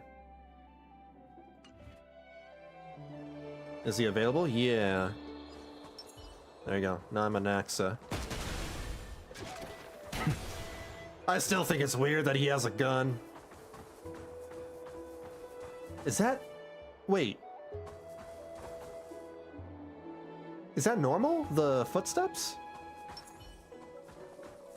It is. Okay. Alright. I was gonna say, like, he has some very heavy footsteps. It's just the ground. The ground Sorry makes to that keep noise. you waiting, Lord Anaxagoras. What in the world is this? It's been a while, Lord Anaxagoras. I greet you on behalf of all the citizens of Akima and express my deepest regret about what happened at the Grove of Epiphany. You have a hole in your chest, sir. It's you. I never expected that you would personally come and meet me. By carefully into lantern above, I have come as a testament to the justice of the Council of Elders. There are anti-Catherians here? They have been a rare sight ever since the Chrysos War. I extend to you my utmost respect, revered Titan. So everybody can see the Titan. I am Lycurgus, though you may call me Lygus, holding an honorary position within the Ligma? Council of Elders in Akima, and as the Theoros, I stand to protect the right of all upright citizens to express themselves freely. So Anaxa looks like a DPS. Okay. Erudition is typically DPS. You can see them too? You know about us. We anti-Catherians perceive the world through the amplitude and frequency of souls. Just as I am conscious that Lady Aglaya is secretly listening in on our private meeting from afar. If necessary, Lord Anaxagoras, I can sever the golden thread to protect your fundamental rights. Oh, she's got the area tapped. The demigod should know better, for such is her station. Spare those poor threats, and just let her listen to my words. They shall serve only to unveil her own folly. May I interpret this as you having a countermeasure? Also, he inflicts weaknesses on enemies, and when you play it right, you can make them vulnerable to every element. God, that's like a much better version of Silver Wolf. What the hell? I need not any plan. Because Silver she can do Wolf nothing got power other than crap. petty espionage. As the Citizens' Assembly approaches, and with Orynyx's fall, any attempt to capture the core flame within me will only usher chaos and calamity. A truth she undoubtedly comprehends. While I, Anaxagoras, serving as the Grove's special envoy to Akima's Citizens' Assembly, have long known the extent of your abilities. Let's forego the formality of asserting authority, Lord Lygus. Lead the way. Lord Ligma. Very well. Surely Lady Kindness would appreciate such assertiveness in an ally. She's been waiting. Follow me, please. This robot's so weird. Is there something on your mind, Lord Anaxagoras?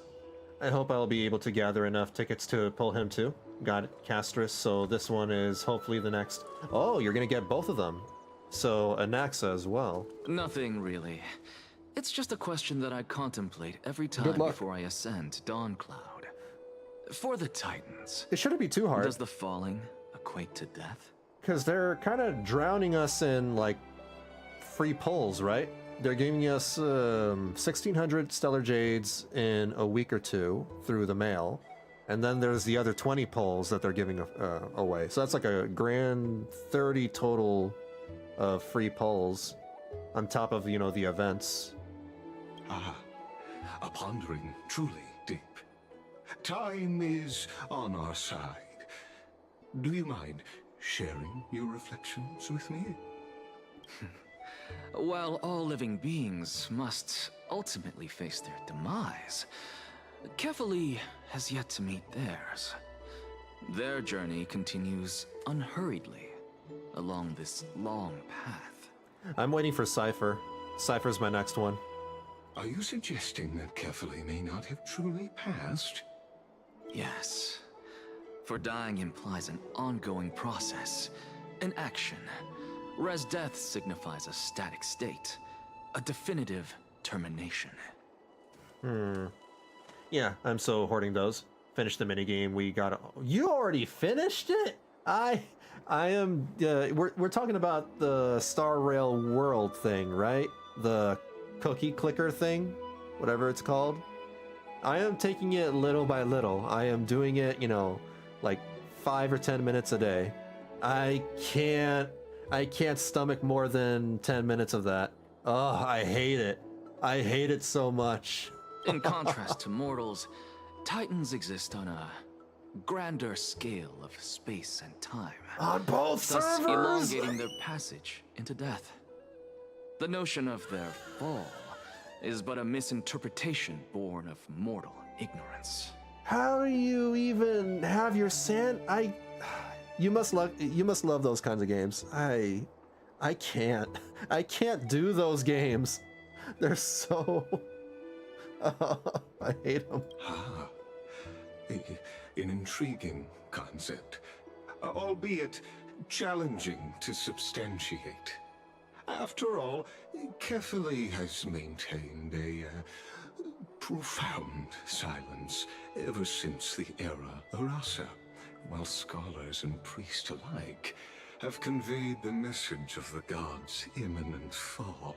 I have it running on the background while I do something else, and it just hoards money. But you can't automatically collect the money, right? I mean, no, you can. Yeah, you can. It's just a lot faster if you do the side swiping thing. Perhaps the gods in their arrogance deemed it beneath them to reveal their perspectives to mortals. Could you elaborate on your statement? Circes, the kin of the Skyfather as recounted in myths, now resides within my brain.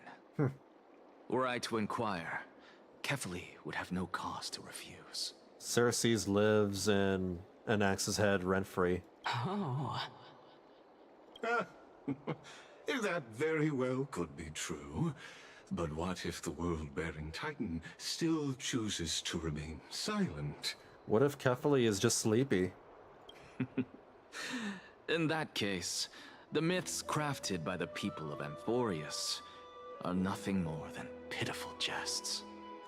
I love it for about a day or two and then drop it for infinity. And once you reach a certain point, you get a button. It's worth a try. I believe, and I'd love to witness the fruits of your theory and the change it may bring to this imperiled world. Yeah, I can't do games like, Cookie Clicker or management games like that. Because I completely concur with you on this aspect. If the Titan has indeed met their end, any response from them would be impossible. Oh, it's a cutscene. Kefali?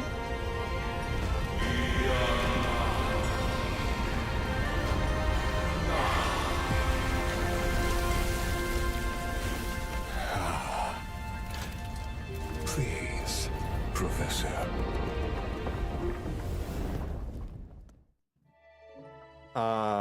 I was expecting a limousine. The children of humanity have indeed created a spectacle. Welcome to Dawn Cloud.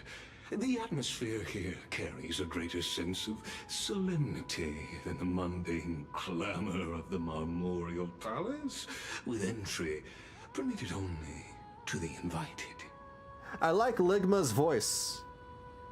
Even though, he's a weird robot thing. Like, his acting, more like. His voice, I like, but his acting's pretty good, too. I like the...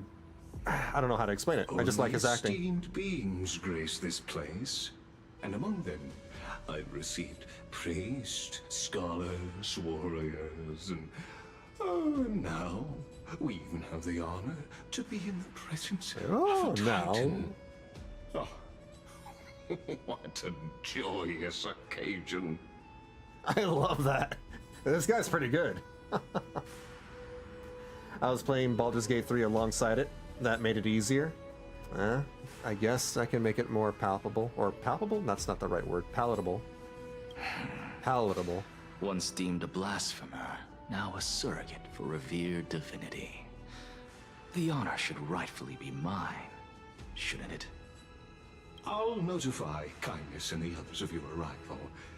Kindly wait for a moment. A soldier will be here to guide you shortly. I sometimes watch YouTube videos or podcasts on the side whenever I do those events. In the meanwhile, you are welcome to explore the vicinity, but kindly remain within the guard's view. Delaying the crucial meeting is something none of us wish to see, I presume. I'm well aware of Kindness's methods. There's no need to emphasize that. I mean, I went to pick up a head to the Shroom King. That was fun. As you wish. Your the Shroom King. Is that Baldur's Gate? Appreciated. Alas, I had hoped for a brilliant plan from you, but it turns out you just left one cage to enter another. Save your concerns. I know very well what I'm doing. Yeah, he's playing 4D chess. I shall depart to explore the surroundings then. Now that I look around, I wonder if there are any murals bearing my portrait around here. I'm quite intrigued to see how the children of humanity beyond the grove perceive another Titan. Off you go. I won't be joining you. She can't go far away. She lives in your head. This Titan appears to be quite at ease. I should investigate the Council of Elders' recent activities first. Oh yeah, my Critical Role marathon continues already on episode 76 of the second campaign. Ah. Is Yasha still missing? Because Yasha is missing for like 2/3 of the campaign. Be aware. I can hear you perfectly well from here.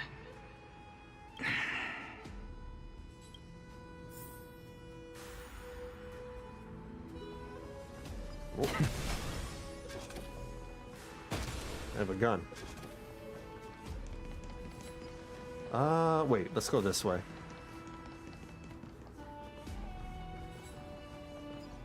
Sovereign.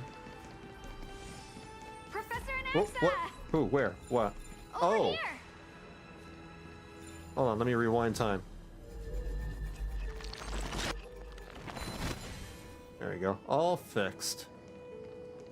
What is it, young scribe? Professor Anaxa? Word has it that the scholars of the Grove valiantly perished resisting the Black Tide. To find you here safe and sound, thank the fates. They know where she is, but Oban. Okay. You could say it's the fates toying with us. It's only the Kremnoans and Idonians who chase glory through death. But your survival is a victory in itself. I'd settle for that gladly. I'm very curious how they're going to handle that for the cartoon version of their campaign. Because, like, the real reason why Yasha is missing is because, you know, Ashley Johnson was working on a live-action TV show during that time period. I forgot what show she was acting in. Yeah, I forgot. But she had a contractual obligation to work in another show, which means that she couldn't, you know, play with the gang during that time. So, are you here to report the incident to the council? I heard that after the Black Tide devoured the Grove, Akuma would be next in line, even with the demigod of strife standing alongside humankind. She was acting in the Fortnite movie. She was definitely not. There is no Fortnite movie. There's not gonna be a Fortnite movie for probably another year or two. If there's a Minecraft movie, there's probably gonna be a Fortnite movie. Tell me, how much does the Council of Elders know about the Black Tide? Fortnite movie. Once Kindness and her Freaking followers learned Fortnite. of Circe's and Orynyx's fall, they proclaimed in the council that the Flame Chasers could no longer stand against the calamity alone. Yet, when the Crown Prince ascended to godhood and repelled the Black Tide, she immediately altered her tune, declaring that all was resolved beyond Akuma, with the only remaining menace now being Aglaya and her adherents. They might well make their move at the upcoming Citizens' Assembly. No surprises there, those shifty opportunists. Thank you for your honesty, virtuous student. Apparently there's going to be a second Minecraft. There's a... Wait, was it successful? I actually don't know if it was successful. I didn't watch it. I didn't follow news on it. Was the Minecraft movie successful? Being an opportunist. I mean, it has to be if there's going to be a second movie. It's sad, but in a good way. Shouldn't you be searching for murals of yourself? I've had enough of your prattling. I took a good look at that trailer for the Minecraft movie and I thought, this is just Hollywood. I was really curious to see how you would find the middle ground between both factions, so I came to listen in. Hollywood doing Hollywood things. But it seems as though this Kindness is much more ruthless than Aglaya. If so, why do you want to work with her? Could it be that perhaps you've decided to readily surrender this hollow shell of yours, just because you feel like death is fast approaching? I'm afraid you'll be sorely disappointed if that's what you truly think.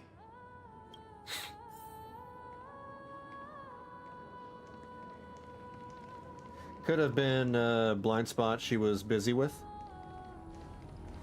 Oh yeah, that was it. Yeah, it was blind spot. I believe that's what it was.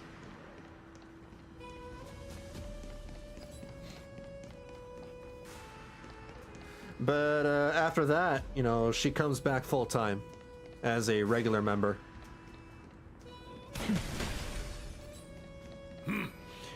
Even blasphemous scholars can come here, it seems. Wizened priest. Looks like my presence here is quite unwelcome.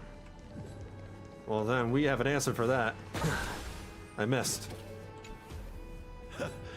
Anaxagoras, I thought that you had died to the Black Tide, just like the other scholars. Rude. As Kefali's priest, are you not aware of the decorum of respecting the dead? It's basically if people who were described what Minecraft was tried to make a movie about Minecraft. It's not very accurate to the game, and unintentionally implies Jack Black has creative mode.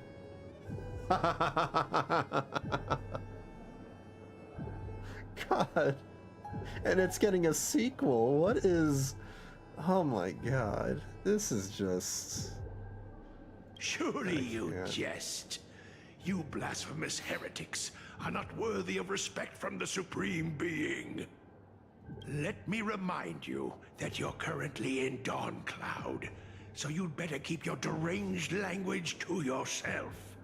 I am no longer that altar servant from years ago, who could only acquiesce to the commands of others. Now, I have plenty of ways to deal with people like you. I'm not sure whether I should laugh or cry right now. I can't believe that a follower such as you could have been made by a creation titan. As I see it, a dead titan can't provide you with this level of confidence, right? Then who is it exactly? Could it be kindness? You. Seeing how fond of you Elder Kindness is, I shall let that slide for now. Leave immediately, and don't impede us from receiving the Supreme Being's blessings. Seeing as we were able to hear of this matter from the mouths of others, it seems that kindness is indeed quite sincere toward us. Perhaps this affair will proceed smoother than I had anticipated. Oh my, what a thrilling confrontation. As expected of one of Kefali's followers.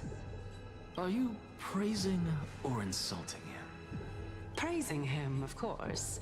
Really? As a believer of the God of Deliverance, it is only natural that he detests evil. Wow. Didn't you hear me? I asked you to leave. Go as far away from here as possible. Don't mutter to yourself like some sort of madman and disturb my meditation. I've had enough of this. Could the 15th entry hour arrive any faster? I was like, damn, I wish I could die. Wow. Damn, Anaxa.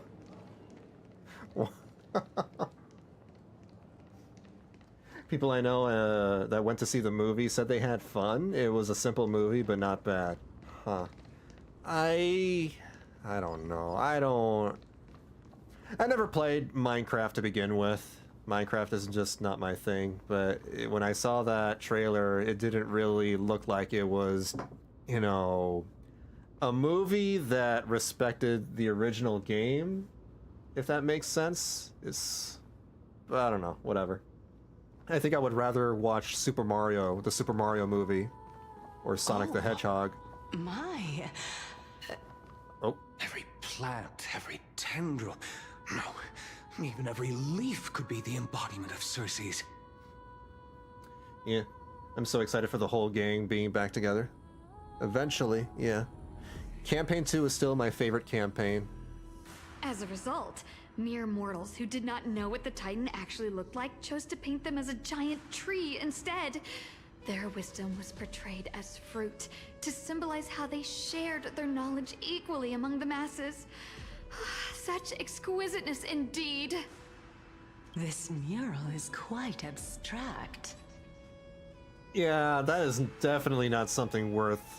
I feel like it's not worth purchasing a movie ticket, or even going out of your way to drive to the movie theater for. I really can't tell whether you are praising or demeaning yourself. Now I'm quite curious whether the Reason Titan has studied figures of speech before.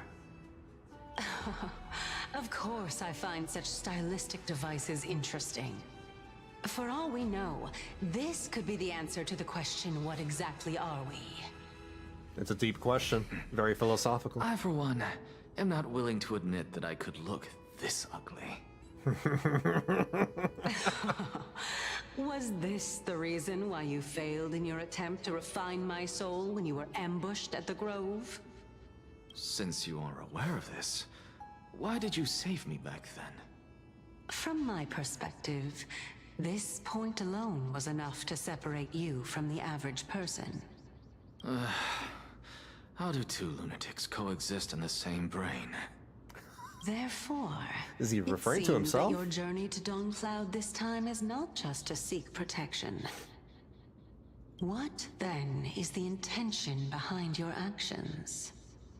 The entire plan is stored in my memory, so why don't you look there? Then don't mind if I do. 1 year old? 2 years old? She like going through a file cabinet in his brain? Oh my. Even a member of the preeminent 7 sages must hug his droma stall to sleep? How interesting. That's enough. How unusual. Your soul is actually trembling. This must mean that behind this toy hides a secret that nobody knows, right? Since our days are both numbered, I don't mind telling you more about it. This is a present that my sister gave to me. It's a doll that was made to look like our family pet. So there are other members in your family, eh? Are they also living in Akama? Don't you just love to pick through my brain? Go on, continue flipping through my memories. It won't take long. You'll discover the answer when you reach the memories of when I was 5. Oh, the black tide is everywhere. I can't bear to look. When I was young, I couldn't accept this outcome either. Georios, Aquila, Kefali, and you. Georios? Although I prayed to every titan that I could think of for help, my efforts were ultimately futile. Are Georios just supersized Oreos? This...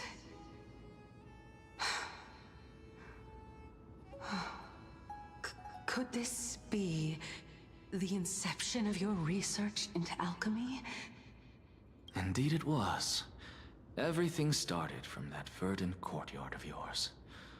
When I was pursuing my education there, I naturally also came to learn of Thalesis' theory as well. Oh, I remember that person. He was the one to come up with the concept of souls, right? The concept of souls? Not only that, he also believed that life, as well as the composition, movement, and transformation of matter, all stem from souls themselves. This is why I thought that, since all living things stemmed from the same origin, why could I not sacrifice myself in order to resurrect my nearest and dearest? That's crazy. Anaxa, you... I did it, teacher! But this is absolute blasphemy. Regardless of how much freedom the Grove provides, such an act could cause you to be burned at the pyre. Your beloved, where is she now? Send her away from the Grove at once, to a place where nobody will ever be able to find her. Otherwise, the both of us will be judged by the Council of the 7 Sages. Calm down, teacher. My sister, His sister? she's still not in the mortal realm. Even to this day. What do you mean? It was naive of me to think that I could snatch the deceased from Thanatos' grip by merely sacrificing one eye. Oh my god. Oh my god, it's Full Metal Alchemist. I just realized. Anaxa is basically Edward Elric. You gotta be kidding me. loves to take inspiration from, you know, several anime. So he sacrifices his eye in order to perform alchemy to bring back his sister. Obviously, he failed in doing this. This is just like Full Metal Alchemist, where Edward Elric, you know, sacrifices an arm and a leg to bring back his brother and also bring back his mother. He could not bring back the mother. Equivalent exchange. He even said it! All I received for that He said the price thing! He said was the an Full Metal! opportunity to see her for one final time. Oh my god! Nothing more. He said the freaking thing that they say in the show all the time! Equivalent exchange! Oh my god!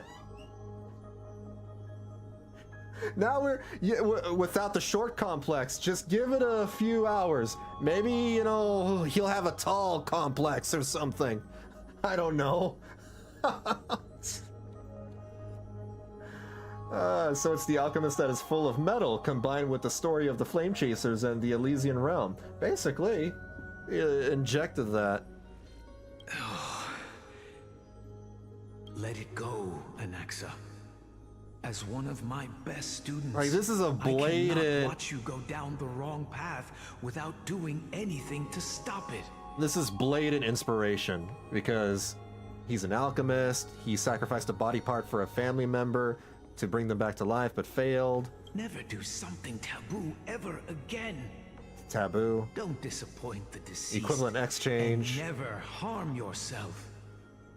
If you can do that, this classroom will still be yours, and you'll have a chance to live out your own life.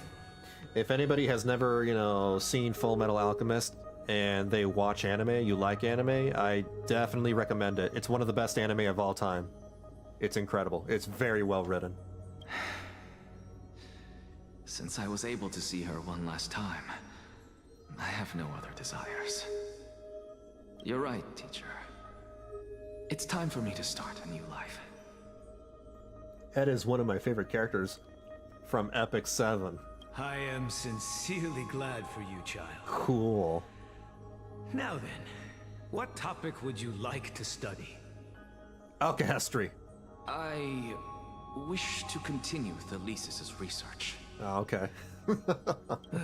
Continue the research into souls, but you know that the Grove has long since understood his philosophy like the back of their hands. Even if you continue digging into this subject, your efforts will likely be futile. I swear if they bring up the Philosopher's Stone out of nowhere... No, teacher. After my fleeting glimpse of the deathly fog, I finally understood a single truth. Since ancient days, our understanding of the souls is but the tip of the iceberg. I may have lost an eye, but my view of the world has become clearer than ever. I have grasped the truth with my bare hands. Watch as I turn this farcical world upside down. Who would have thought such a secret lay concealed beneath that hefty eye patch of yours? I love when he uses his skill to equivalent exchange and exchanges things of equivalent value with the enemy team. Wait. Are you like... You're BSing me. I know you're BSing me. But now I gotta look this up. Ed Epic 7. There's no way. Wait, what? Wait, what? Wait, what? Wait, what? Wait, he's an actual character in the game?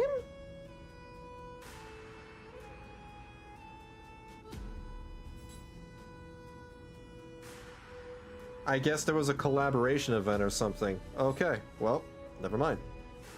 However, this story doesn't seem to be connected to your plan. In fact, I'd say that they aren't related at all. Roy and Riza are there too. That's funny. The answer Interesting. lies within the tale. If even you cannot understand it, perhaps you should relinquish the divinity of reason to me. After all, it'd be a waste for you to hold on to it. My story ends here. Now it's time for you to tell me your secret. After all, this is what equivalent exchange means. You said correct? it again? As expected, you laid a trap for me to step into. Unfortunately, even if I was willing to talk about my past, I may not know more about it than you do. Oh? Are you saying that the renowned Reason Titan is now admitting a lack of wisdom? Your followers are going to be sorely disappointed by this. They're gonna unfollow. Child of humanity, remember this. Being cognizant of one's ignorance is the greatest wisdom of all. Now I understand. No wonder you asked me to answer your random, nonsensical questions. Not only that, you're the only one who can shed light on my query. As the saying goes, onlookers see most clearly. Is that so? Lord Anaxa.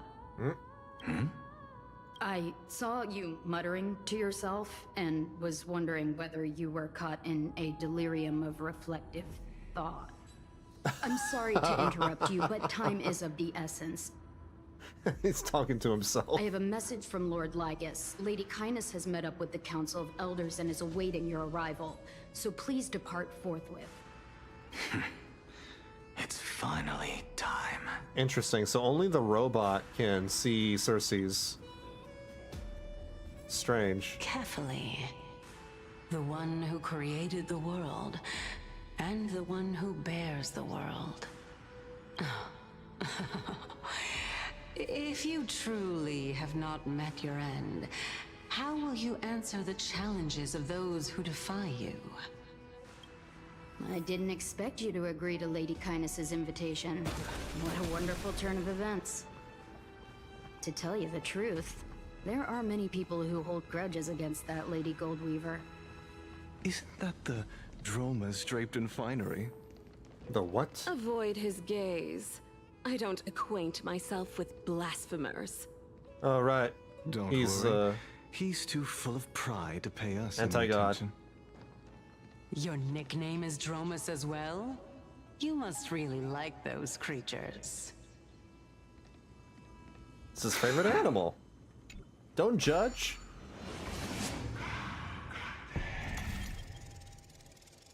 Oh, Kander. Kander. Somewhere. Empedocles? I hear that his views run counter to the Venerationists. This is what being a scholar is about.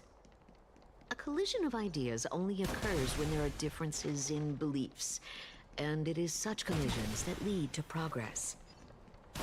Yet, in my view, there are only right and wrong perspectives. Lord Lygus and Lady Kindness are just ahead. I'll take my leave for now. Okay, thank you for showing me the way.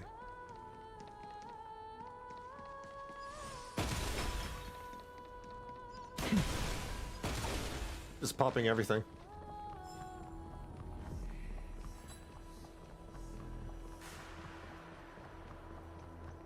Welcome to the Demigod Council, esteemed guests.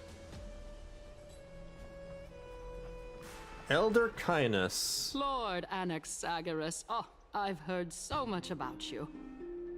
Head of the Neusporists of the Grove of Epiphany, notorious blasphemer, a Chrysos heir who bears Cersei's core flame, a survivor of the Grove calamity.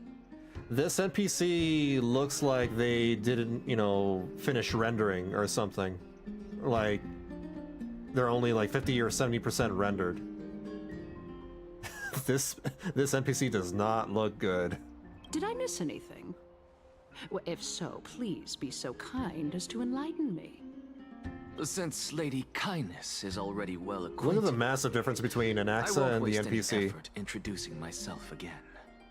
It's like if Anaxa was in the world of Minecraft. I don't know. He's talking to a Minecraft NPC. But then again, perhaps the customs are different here. Back in my hometown, there is a form of etiquette known as honoring guests. The host will welcome their guest with warm hospitality by treating them to fine wine and a cozy bed. And yet, ever since I arrived, I have not been welcomed with warm courtesy or ceremonial gifts. Instead, I am met with intense scrutiny.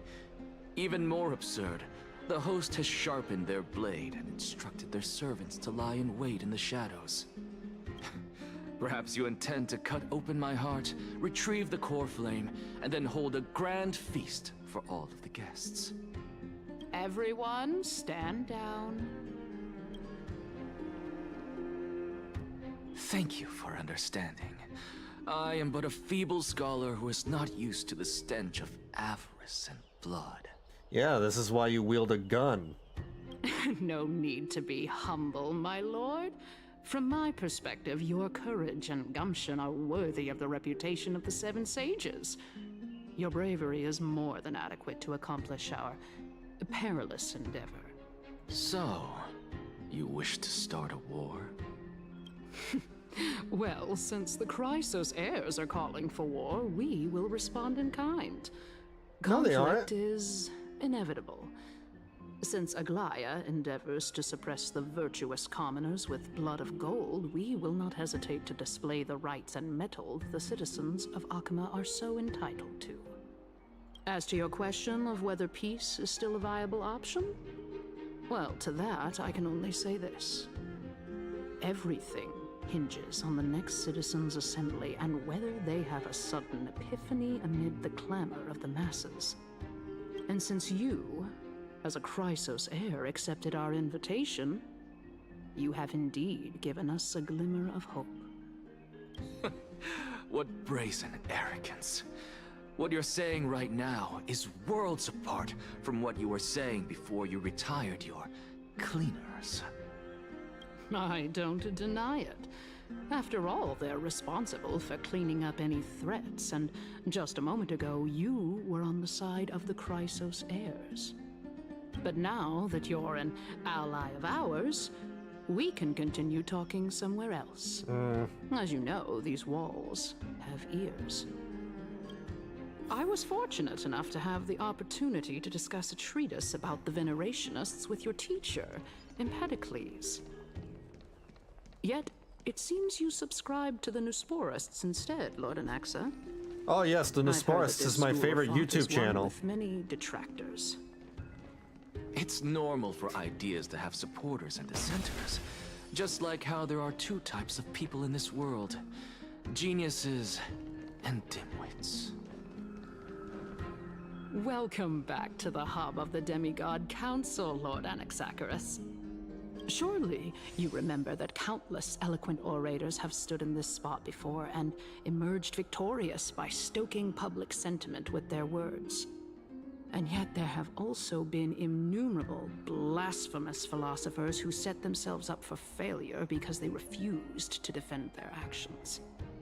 This tiny stage is the most profound embodiment of Akama in centuries.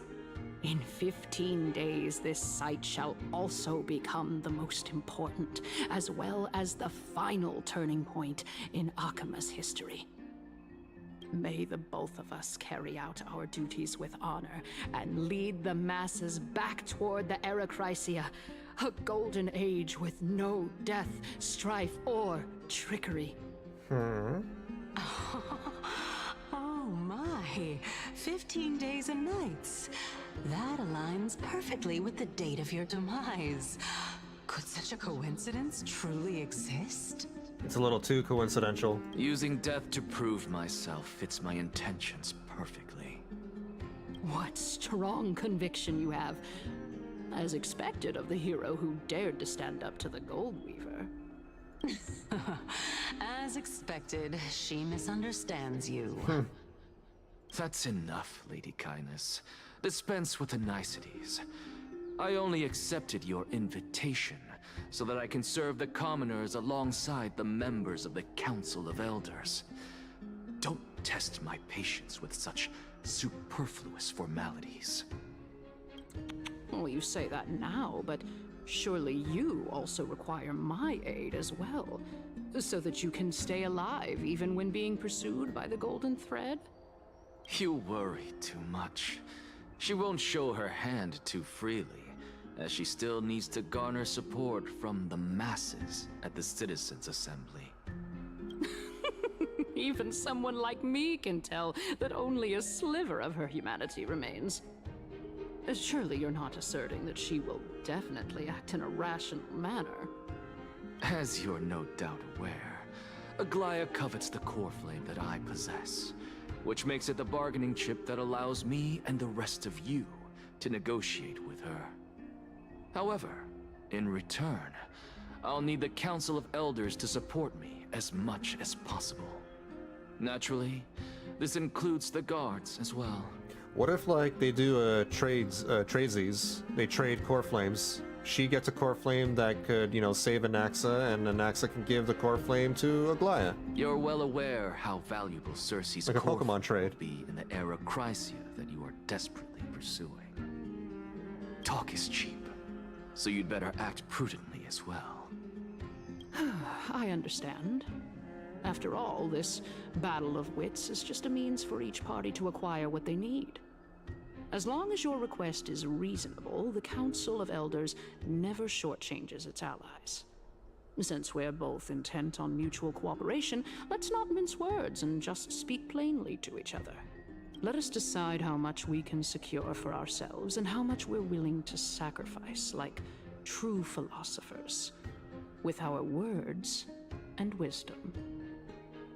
All right, let's begin. Continuing from the earlier topic, let us discuss our common enemy, Aglaia. She is the second most experienced Chrysos heir across the whole of Akama, who has gradually lost her humanity to the ravages of time and the ablation of the core flame. A formidable opponent indeed. Admittedly, there is ample reason for her to take your life. Yet your previous reasoning is quite sound. As a seasoned political animal, it's unclear whether she will actually cross that irreversible boundary.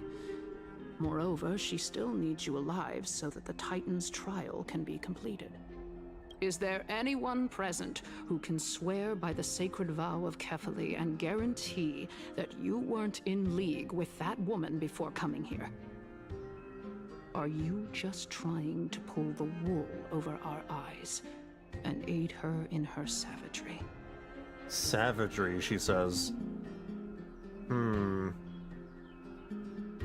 She is prepared to execute me. I believe you're aware of Castorice the Executioner.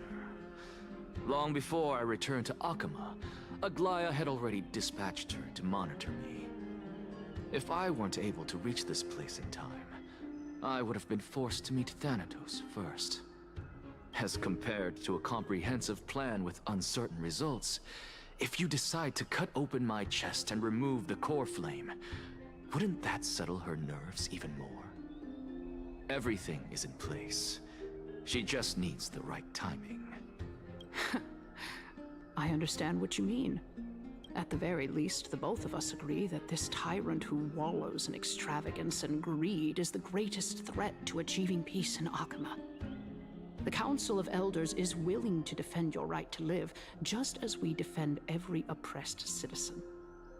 However, I regret to say that sentiments in favor of the Chrysos heirs and Aglaia are only growing in magnitude. The peace that we are aspiring toward, as well as everything that we hold dear, will be destroyed completely. The city will be burned to ashes, and the citizens' blood will be shed. Tell me, what are you willing to do for our esteemed citizens so that they can vanquish the enemies of our fine city? Garnering my support is equivalent to garnering the support of the entire grove. I'll be the one to shatter Aglaia's self-righteousness. Aglaia's authoritarianism, conceit, and arrogance have granted her unfettered control for the most part. Yet these traits are also her greatest weakness. If I can render her helpless by forcing her to experience the agonizing pain of betrayal, I am certain she will never recover from such a setback. Surely you don't believe that such a tiny betrayal will be enough to push her to her wit's end.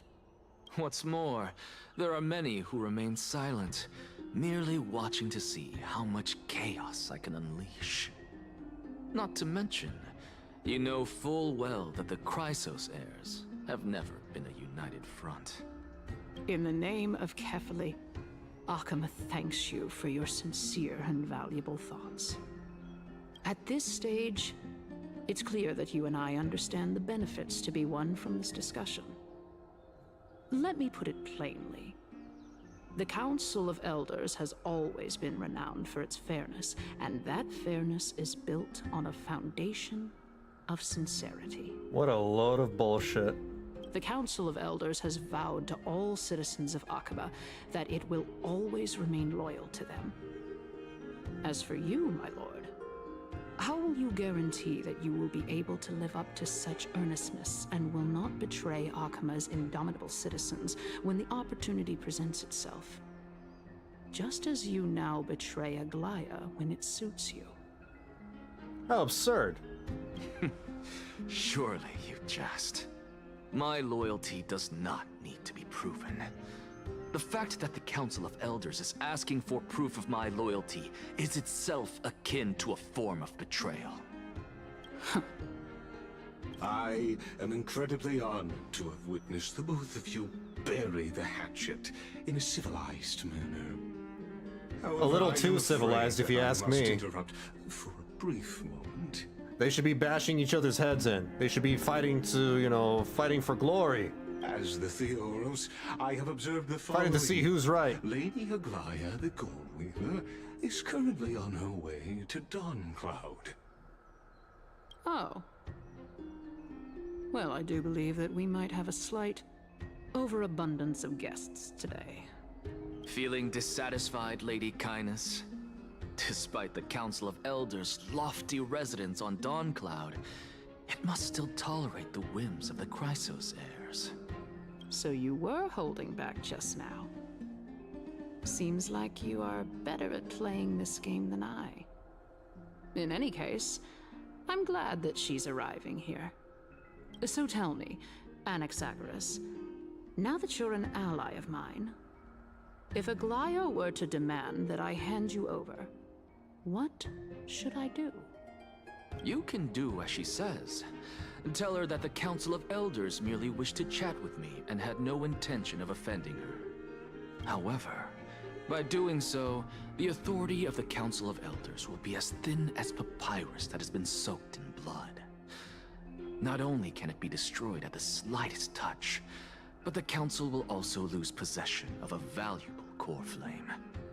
No, more like 2 core flames.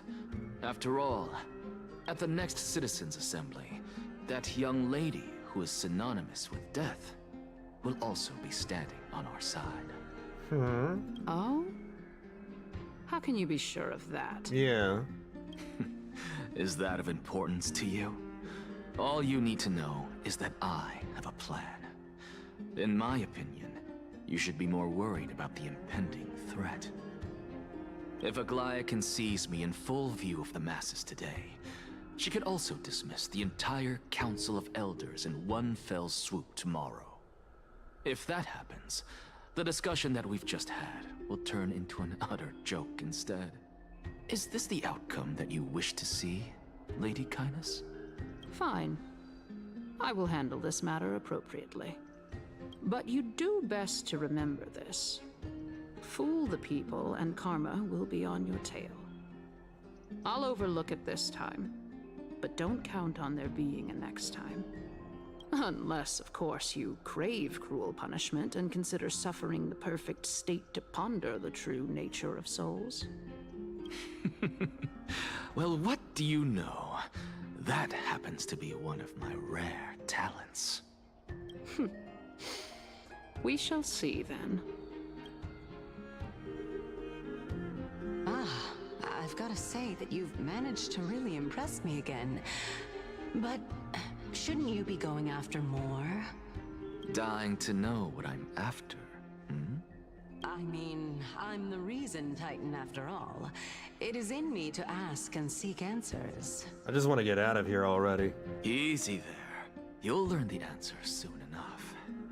I didn't bring it up with her purely because she doesn't have the means to give me what I truly want. It's as they say, onlookers see most clearly. The true masters of Dawncloud have always been the Theoros, who watches over everything. Oh my god, that was such a very, very lengthy discussion that amounted to almost nothing. Wow. Just wow. They're talking about superfluous, conversations, and here we are having a superfluous conversation. How's it going, Ligma? Unexpected visitor. Welcome once again. You could actually skip all the pointless debate and come straight to me to seek an audience with Kefali. Yes, I should. I have no reason to refuse you, do I? You may not, but kindness has. Whoever gets hold of Kefali's core flame will get to rule over Akama. She's wary of me, so naturally I had to gain her trust. I would say that debate was not at all pointless. Very true. I still like this guy's voice. In my view, this individual has gone to great lengths to get close to Kefali. He might very well be plotting something nefarious against the Titan. Are you still willing to let him pass, knowing this? Yes, very much so. All living creations are always free to visit Kefali's transcendent vessel.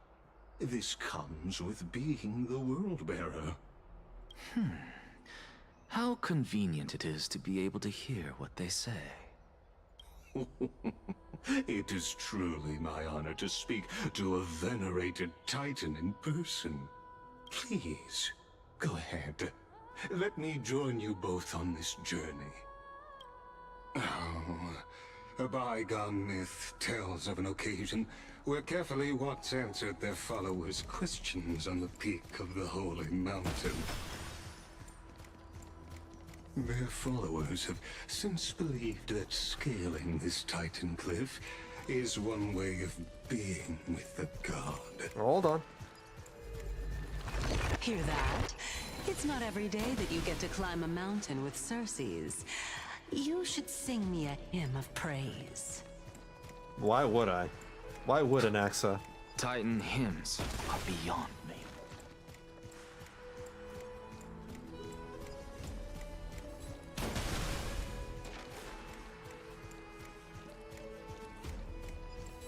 Ooh, a treasure chest. No, the treasure chest! Take this Ian's shortcut, and the long pilgrimage stairway will be waiting for you. The game is denying me my chest. I have to admit, I never expected you to not ask me anything. Not even my motive. Because I know very well what it is you are after. As the saying goes, a gentleman helps others achieve their goals. I have a feeling that your theory will be validated at the end of this journey. I believe Kefali will not deprive you of your right to ask your question, especially now that you're on the brink of death. You must be closer to Kefali than anyone else. Wouldn't you agree? I hope things go as you say, then. Putting a child of justice into a farcical world is bound to turn it upside down. It is my hope that you bring a much-needed change to this world which is on the brink of destruction. Robots weird. But they're cool. Alright. That's my chest. Go melt it down. No, it's 5 stellar jades.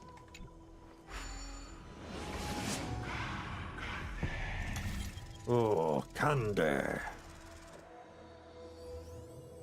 Kande somewhere. Honestly, this is my first time going up to Dawn Cloud's peak. What a splendid view. Isn't it about time you recognize the magnificence of us Titans?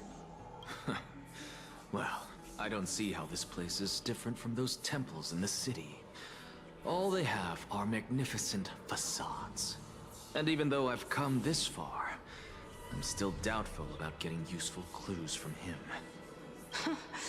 I must be getting ahead of myself to be expecting to hear something nice from you. Oh? Haven't you been in my head for some time now? It's high time you get used to how I feel about things. Alright, we're just a short hike away from Kefali. No time to waste here. So the intellectual debate from earlier was too draining for you, huh? If Amphoreus was for gets me. a new lease on life, you should focus on strengthening your body and stop shirking social interactions. Save your concern. The Titan is in sight. Can you make it?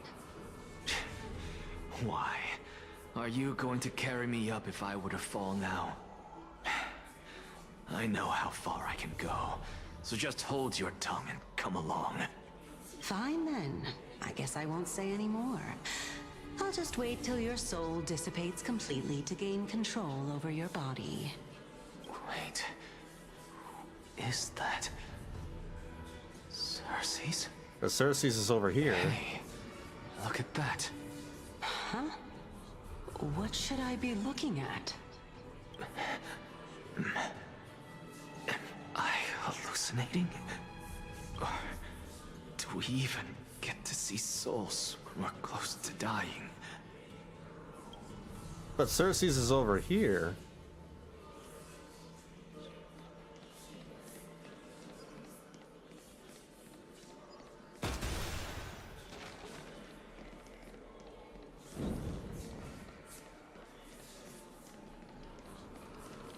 Is that Nikador? Why didn't you bring your favorite spear with you on this trip, Nias? It is. It's Nias. Nias. I know I've heard this name somewhere. He turns into Nikador. It's unfortunate. The Black Tide destroyed every last inch of my calyx. The very deep voice guy. The guy, you know, that sounds awesome and badass. I'm getting Kanichi and Ahau vibes only if they were passive aggressive. Anaxa and, what's her name? Circe's? How could that be? Yeah, I guess so.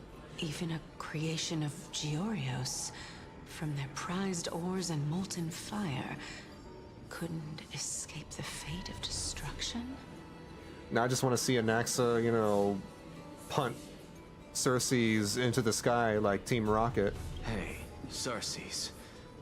Do you know a certain Nias? Gnochi. Nias? No, not that I remember. How did you even think up such a strange name? I just saw him. Nias. A warrior-like figure who was just chatting with you here. No, I have no such memory. Could you be hallucinating? Well, this is a departed spirit. well, they're right here.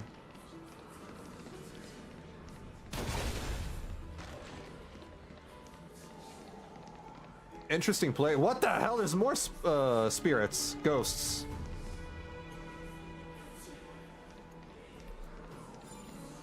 Another one. Nias makes sense, but like, Circe's? Then again, the Trailblazer, you know, got separated from their soul, and they're still walking around fine. Ooh, what if we find the Trailblazer's soul over here? What if Anaxa finds Trailblazer's soul here? We're gonna find the Trailblazer's soul! By accident.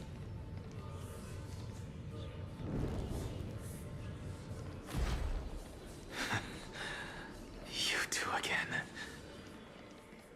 Enough about me. Did Kaos ever reply to you?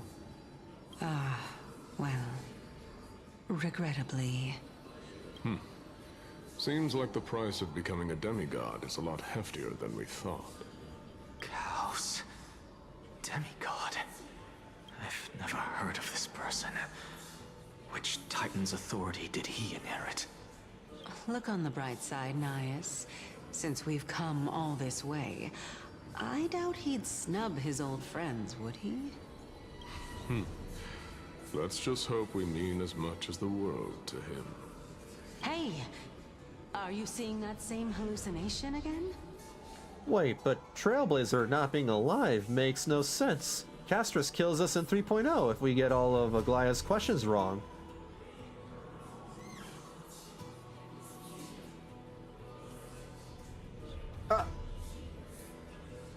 What? Well, I mean, we're kind of alive, but not really. Because, like, we can still die? Is what? I don't know. Let me think about that. Yes. It's still you and Nias, but you're now talking about a certain Kaos. I'm guessing he's one of your companions? Is that a plot hole? Kaos? This name sounds just as strange to me. Never mind. I think I know what this is about. If things are as I thought, then they aren't hallucinations, but the souls of people. What? But if those are the souls of the dead, then what am I? Yeah, I know, right? That's why I was thinking about the Trailblazer, because the Trailblazer was able to split their body and soul, and they're still walking around fine, making jokes and everything. Beats me. For all I know, you're just an illusion I conjured up in my dying moments. Let's just keep going. Am I real? As long as I take in more Is Cersei's sights, real? Cersei's is more questioning stories. if she's real now. Know your limits. Wander too far among the dead, and even I might not be able to save you. I'm guessing the Trailblazer can still, like, die permanently if that had happened with Castorice? Then this will be very amusing. Because they were still being held together. Their walking memory still being held together, but just barely, and without a soul. Maybe they can still die even without their soul. They're just living maybe a half-alive existence.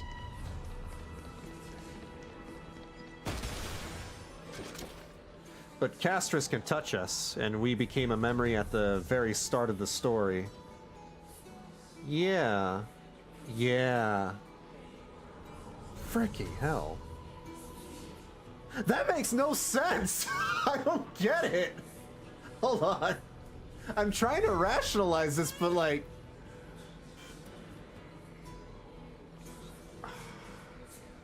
But then what was the point of that interaction if you choose the wrong answers then? This is... Oh man. Cersei's eyes keeps reminding me of this weird zombie movie where the infected have this weird-ass orange pus around their eyes. Ooh. What the hell?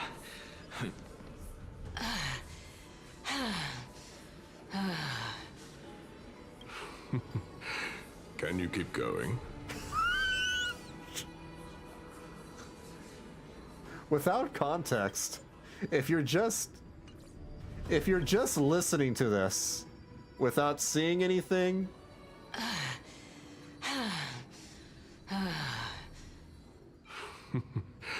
Can you keep going? Of course. I'm just... If I knew we had to climb a mountain, I wouldn't have come along with you. Just float up the This stairs. is one aspect of the world. You're not they're climbing? included. You're like Paimon. If Amphoreus does have a next life, you may want to get your body in shape. But she can float. Keep your sarcasm to yourself. I'm not getting anything of value from them. Yeah, I'm afraid that that's probably a plot hole. I would They probably sooner forgot their throw own myself writing. off this cliff and hit rock bottom than exercise even a little. I am Calypso of the eminent Seven Sages, after all. Training would make me no different from those Calypso. Helcalithist barbarians. Calypso. She's one of the Seven Sages. A member of the Grove? No, she can't be. I would know her name if she really were one of the Seven Sages. Hey, Circes. Does the name Calypso ring a bell? Circes. Circes? Circes is gone. Gone? Doesn't matter. I can do this myself. Curiouser and curiouser. Looks like I'm nearly there now. The land of the dead. I'm on the lookout for a trailblazer-shaped soul. Oh, beautiful old world. Where are you now? Oh, legendary era Chrysia, return to the mortal realm. Splendid gods once walked the paths we walk. Alas, all that's left of that warmth is a hazy mirage. Why are you chanting that too?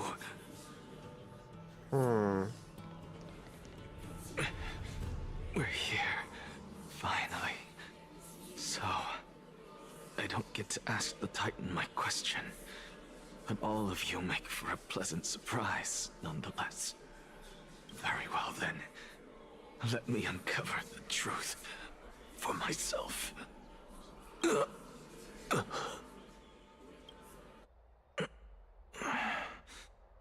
I still fail to make it in time? So, I'm back here again. Oh, we're back to square one. This is... I can hear it. I hear it from the depths of the tides, behind the closed doors of the Void World. A voice ready to tell me something. This time, the voice is a lot clearer than before. Since we've come this far, let's just wait. Lord Nias and Miss Calypso, are you both here to visit Chaos too? This looks like Castorice, but Castorice supposedly maybe has a sister, so it could be either Castorice or her sister? Yes, and we've been waiting for quite some time now. Regrettably, he hasn't answered us. The worst-case scenario is that he's already been overwhelmed and crushed by the world-bearing burden. You're overthinking, Lord Nias. I can still sense Chaos' soul in the area. And besides, we both know Chaos' nature.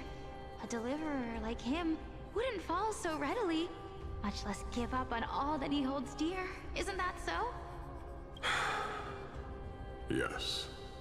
I have faith in him. That reminds me.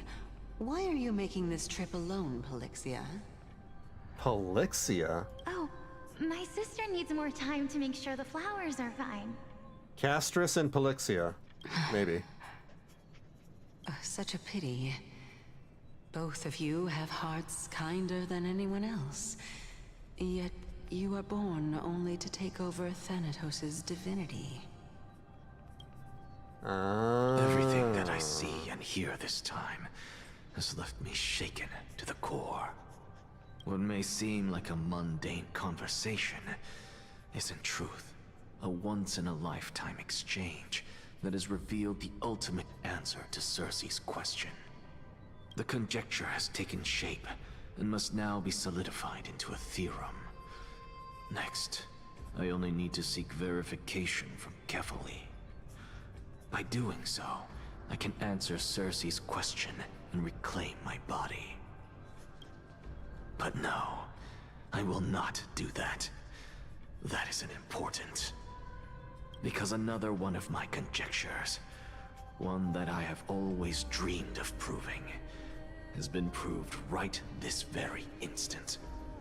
Fusing a mortal soul with that of a Titan to replace said Titan is not a ludicrous idea after all. And we're going back to Donhung. Damn. Oh. What are you thinking about?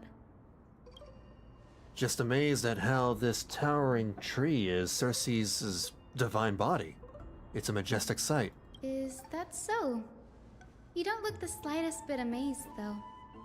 Plus, you seem to be strangely familiar with the city around the great tree. Whatever you say, Pink Barbara. Merely something from the past that I won't go into. Events of the past, huh? I was also a child when I looked up at Cersei's.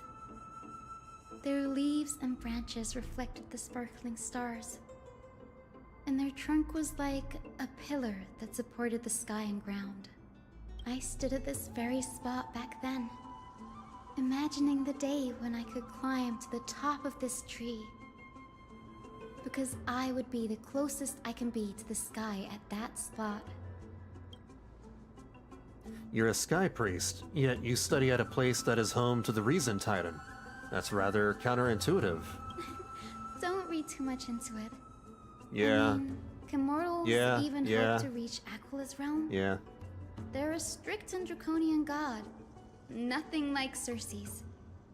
Reason is willing to share what is theirs with others, but Sky only expects people to revere them. Yeah, I've noticed that too. Earlier, they didn't even bother switching camera perspectives when they switched characters talking. They did that with during that Aglaya thing in the beginning. You get what I'm saying, right, Denny? After all, the Titan that imprisoned you and Grey here in Amphoreus is none other than Aquila themselves. On the bright side, they are showing they're trying a little harder on the narrative presentation. I've noticed that they haven't done, you know, the whole standing character talking to another standing character thing. You know, the usual... It's not quite like a visual novel, but it's like, you know, they didn't even bother doing any camera work. At least there's none of that this time around in 3.2.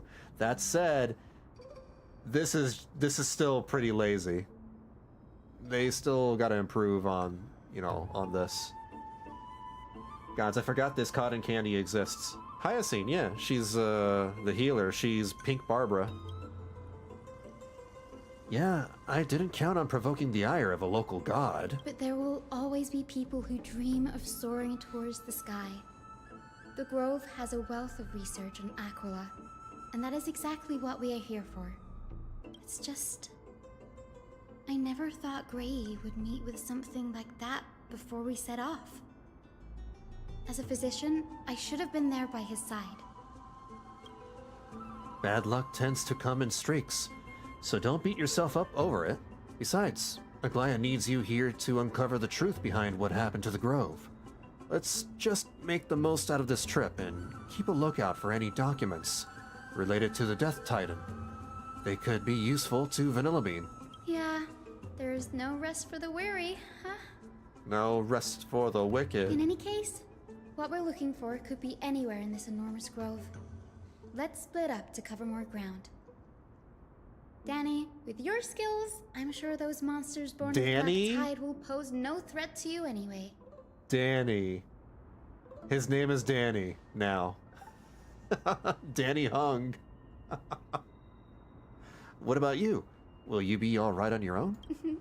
Have you forgotten that you're talking to the chief physician of the Twilight Courtyard? Have more faith in me. I'll be just fine. The silence in here is near deafening.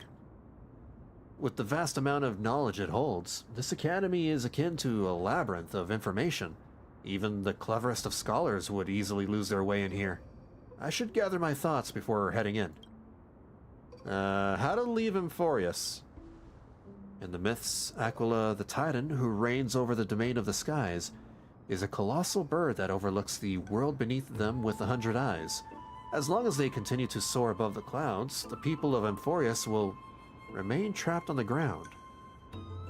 Hyacine's forebears were priests who worshipped Aquila. Nobody is more familiar with the taboos of the Sky Titan than her. Seeing how Aglaia has sent her here as a guide, it's possible that she plans to have Hyacine take on a trial in the future. Makes sense. Amphoreus Titan mythology. In Amphoreus, Titans are a common topic of discussion. People create myths that, in turn, conceive Titans. It's a tricky task to keep an objective view when among the people of Amphoreus. Is there a way to step out of the situation and look at it from a different perspective? Titans and Ions. Titans and Aeons are two distinct classes of beings. Titans can communicate with us humans, and it is not impossible for us to overpower them. Upon their demise, we can even take over their divinity. In this regard, Titans can be said to be a lot more similar to humans than Aeons are. So Aeons are just way more powerful. Titans and Ions. Ions, Aeons, whatever. Aeons, the Chrysos heirs and demigods. Chrysos heirs are humans who possess heroic qualities, with most of them demonstrating extraordinary combat prowess and strength. Upon clearing a core flame trial, a Chrysos heir can even ascend to a demigod and inherit a Titan's divinity. Wait, something about that feels off. Is this a selection process of some sort? The Flame Chase Journey and the Prophecy. Guided by the prophecy, the heroes are on a quest to reclaim core flames and usher in the Era Nova. Their efforts have seen gratifying results to date. As I expected, the prophecy is the hardest to make any sense of, but with barely any information to go on, no matter how much I ruminate on it, it won't yield any results. I should leave this for another time. I should probably turn my attention to something else. Vanillabean's plight. Nobody could have ever imagined that Vanillabean's life would be forfeited the moment we landed on Amphoreus. That was a twist. I should have done more to keep her safe, but it's not too late. We still have a fighting chance. The unique rules that govern life and death on Amphoreus might just work in our favor and save her. The Grove is a veritable library of knowledge. Maybe they'll have records on a similar case? Please let there be one. Enough musing for now. The clock is ticking. I should search for clues as I move.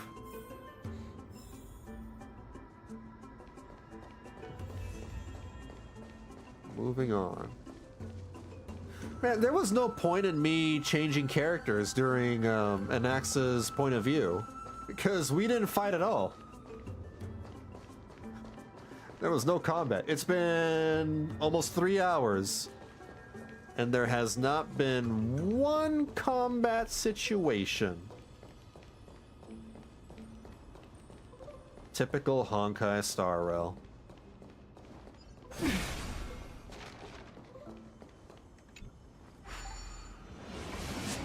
Feels like they have not learned any lessons. They've barely learned any lessons since 3.0.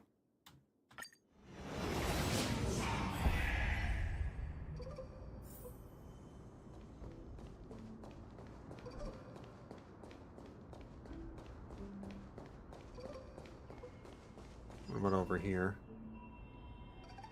Black monsters are twisted in form, and their life has churned to ash together with their souls.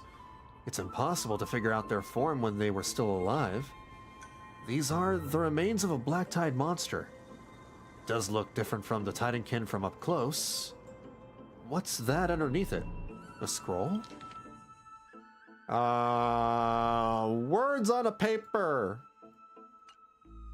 As I expected, the Grove doesn't forbid discussions about the sky. It's a debate between two scholars about the sky ships. Aglaya also made mention of the ships when she interrogated us, a memory I'd rather forget. I'll hold on to this for now. With any luck, this journey won't leave us empty-handed.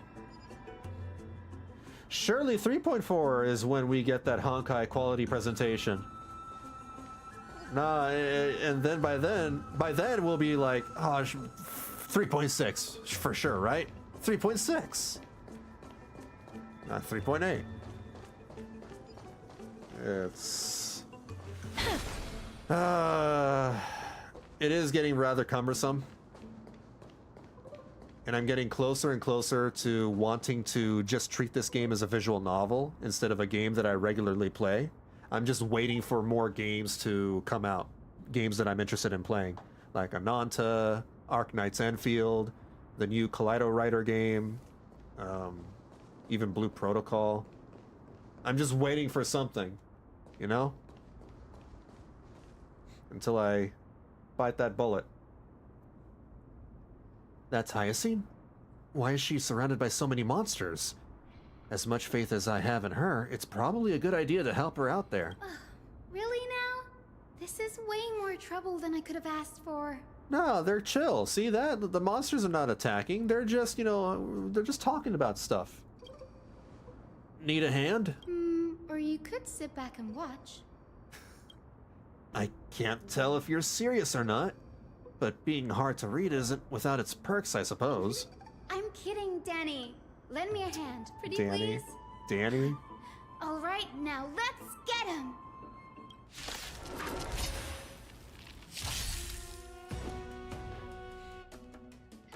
I'll speed this up because this is not an important fight.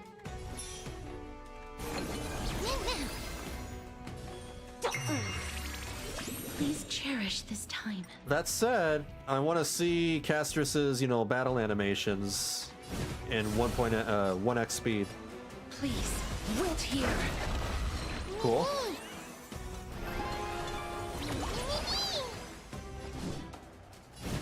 I grant you this, as you wish. Taking up a lot of health.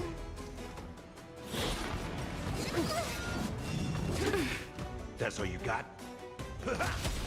Nice like a good brew, my friends.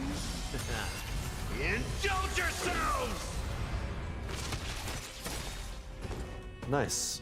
I'm not going to use the ultimate, though. There's... Well, should I? Ah, screw it. Let's do it. Embrace a new life. Ah! Forgot to slow down. Oh, well. Here we go. I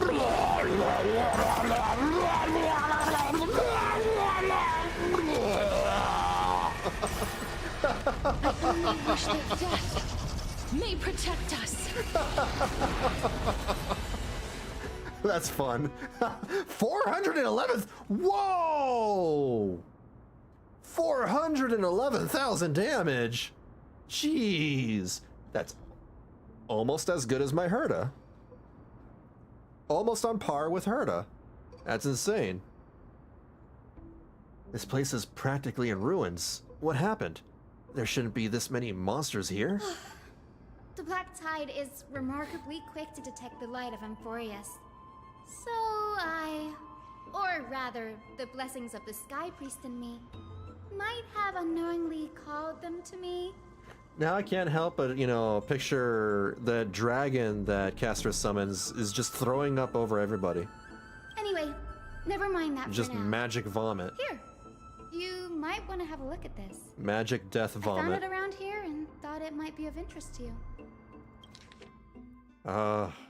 Excellent. More words. I love words. I love reading. Anaxa Goras. He's the scholar who fused himself with the core flame of reason. This is new. I didn't know Professor Anaxa was researching the sky. He's never mentioned anything about it. Finan said Anaxa might be opposed to the flame chase journey. Might is an understatement. Anaxa has never been one to venerate the gods, nor has he ever found it within himself to put any faith in the prophecy. People have come to think of him as a heretic, even in a place as liberal as the Grove. Her hair is so candy. Yet, it is also this very blasphemer that Cersei's favors. Fate sure works in mysterious ways. Her hair is so freaking candy. I want to eat her hair. Because it looks like candy. It looks like cotton candy. I know that sounds weird. I really need to build my Cass. I bet she's gonna be awesome with Sunday. Oh yeah. Yeah, Sunday, supposedly Sunday is one of her best supports as a buffer, and Jiao Cho might make the ult even stronger. Maybe? I don't know much about Jiao Cho. 400,000 is insanely low too. I've seen her hit over 2 million at E0S1? 2 million? Look, that sounds amazing, but for me, that's great. As a free-to-player who does not focus on pulling, you know, light cones and eidolons and everything, that's a lot to me. So, like, how do I say this? In reference to, you know, what I'm used to, that's a lot. I picked up a scroll on my way here. It looks like it may be related to the one you're holding. Oh? Let me have a look. Hyacine combines both records together. 2 million's a lot, though. Holy crap. By the looks of them, these scrolls are records of 2 conversations that took place in the same setting, one after the other. She may be my, she's probably on par with the Herda. Because that was just one instance of, you know, damage. So now the Herda, Castorice, and Acheron are the most powerful units in the game. There's still much I don't know about the Grove. Do you mind if I ask a few questions? Sure, go ahead. Who are the Venerationists? The Grove of Epiphany is home to 7 schools of thought. While all 7 schools are founded on the ideologies of Thalesis, the first scholar, each is unique in its own way. Among them, the Venerationists revere and worship the Titans the most. As the sage of the Venerationists, Euthyphro has always been at loggerheads with Anaxa. If we were to place the 7 sages on the scales of Talanton, Anaxa and Euthyphro would be placed on opposite sides to achieve balance. A very illustrative explanation. Thank you. Jiao Cho's ultimate places an area over the enemies that buffs other characters' ults. Oh, okay. So another nihility buffer. Was it a mistake to build the sky ships? Nearly everyone in Amphoreus has heard the story of the sky ships by now. Aquila's stature is loftier than the heavens, and their divine retribution is merciless. That's why it's no use building giant skyfaring ships. Oh, but I do wonder if a supercharged mini Treaty cannon could slip past their watch. That was a joke, right? What is Anaxa's field of study? Newsporists primarily study the application of alchemy in soul repair. Everyone considers Anaxa a blasphemer, but that has never stopped him from sharing his ideas, no matter how taboo. If you must say that he's hiding something, then it's likely what lies beneath his eye patch. Like a cheat sheet? Weird. I sorta stopped playing Star Rail for the most part. I don't blame you. I don't blame you at all. I'm just waiting for, you know, something else to play before I just start treating Star Rail like a visual novel. In my opinion, it's the worst modern Hoyo game and has some of the worst turn-based combat on the market. I don't know. Honkai Star Rail is the only gacha turn-based RPG that I've ever played, so I can't compare it to other games like Epic 7 or whatever. This is the only one that I've experienced. But what I can say, you know, when comparing it to normal turn-based RPGs like Persona, Final Fantasy, etc., it's pretty decent. I think it's really decent, you know, as it is. The problem is, you know, you barely get any combat when you're doing the story. And the actual combat it comes from just farming for materials, farming to level up your characters, and the occasional event that, you know, has combat in it. Oh, and I guess the weeklies. There is the simulated universe and all that. But man, it's just such a drag. So yeah, in that case, if we're talking about, you know, the balance between story pacing and combat and gameplay, it's definitely one of the worst. Absolutely. Mechanically speaking, it's fine. It's fine the way it is mechanically. I have waves of playing a lot and not playing almost at all. I haven't really, you know, genuinely enjoyed Honkai Star Rail since 2.5. And 2.5 had the tournament event during the whole Fei Xiao thing, right? That was the last time I truly enjoyed the game because there was a lot of, you know, combat right there. Feels bad. Once the novelty of the SP wears off every... Oh, the skill points. The skill points wears off every team is the same. 2 characters press... Yeah? Okay. Yeah, you're right. You're right. The game has gotten...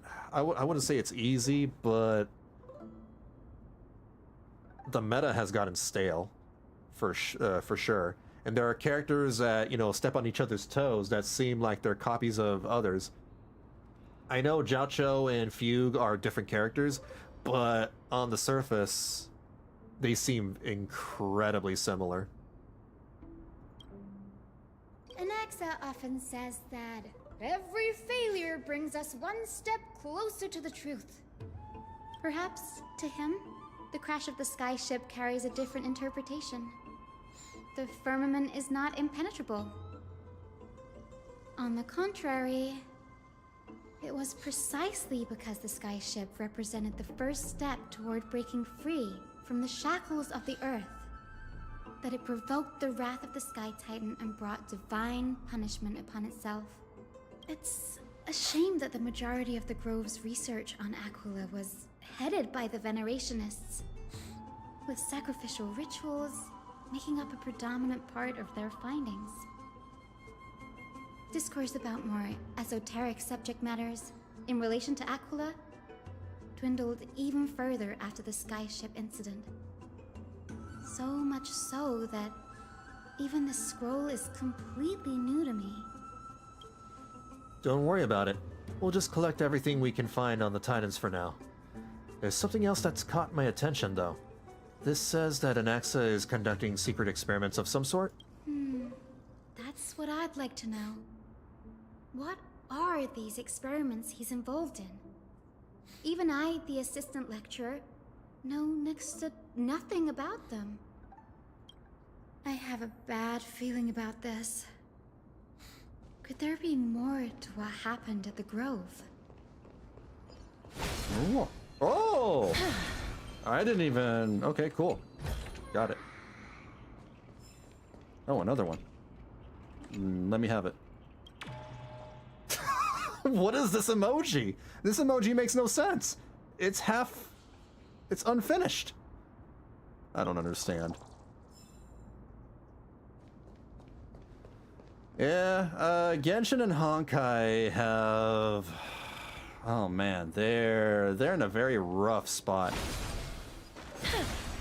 And And unfortunately for Honkai, they seem to be just as dismissive of feedback as the Genshin team is now. They're not improving on things that matter. They're insistent in continuing certain, aspects of the game, continue as the way they are. That being, the way they tell their story, the narrative presentation, and how they do their characters, how they release their characters and do their kits. The skill point system limits gameplay design so much, in my opinion. I think what they probably should do is introduce a new mechanic into the game. But then that would shake up the rest of the characters, all the old characters, in a very negative way. Unless they're willing to go back and do something about old characters. Which they could, because they're showing a willingness to buff up old characters that have gotten power crept, right? Other than books written by the 7 schools, you can also find philosophical texts, ballads, and religious writings from the Outlands here. Cities that desire to learn from the Grove were apparently expected to contribute knowledge of equal value to what they sought. They could, draw inspiration from other video games, other turn-based RPG games, maybe borrow mechanics from those. Maybe like Metaphor Refantasio, the front row, back row mechanic. Maybe they can do something similar. Or, I don't know. Skills that cost 2 SP that have cooldowns would be cool. Cooldowns. Cooldowns, different costs for... Yeah, you're absolutely right. They can have skills that cost different SP. Oh, yeah, they should. And that would make Sparkle more valuable. Because Sparkle has lost a lot of value since her debut, right? She's not very... I mean, she's fine. She's a decent character. But she has definitely fallen really low in terms of usefulness. If they create characters that, introduce new higher skill point costs, that could probably help out Sparkle as a more valued character, or more... I don't know what I'm... the word. I'm trying to think of the word. A more valued, a wanted character. We've had more than our fair share of hilarious episodes over the years. For instance, it's said that the Erythrocheramists once borrowed a manuscript from a certain author, but ended up returning a copy instead of the original. What's more, the original manuscript was supposedly then hidden here. That doesn't seem like a nice thing to do. Nice? No need to hold yourself back, Danny. You can just Danny. tell it like it is. Their behavior was no different from bandits. Well, if you don't mind, did the Grove ever rob Castrum Kremnos? You've got me there. Some said you couldn't even find a dictionary in Castrum Kremnos, so I guess they were spared. The word dictionary is not even in the dictionary of Kremnoans. There are too many books in the Library of Philia. Flipping through them all will take too long. Why don't we use the Biblioslate to search for the texts we need? We can bring them back to Akama for reading after that. Donde están la biblioteca? Agreed. This place isn't safe. We should leave as soon as we're done. There are still several more scrolls strewn all over the place. I'll gather them while you pull up those texts. This way. Nothing will be overlooked. Don Hung IL was a start, but he was an issue. If the nuke has no cooldown, you just want to spam it every turn. Yeah. Yeah, true. This game's not really hard. Outside of, probably... Well, I don't even know. The simulated universe has gotten a lot easier. It's gotten way, way easier. Have you noticed that, like, your decisions in the new simulated universe modes do not matter? They do not matter. I don't read them anymore. Every time I do my weekly universe thing, like, I just pick whatever. Because you win no matter what. It just doesn't matter.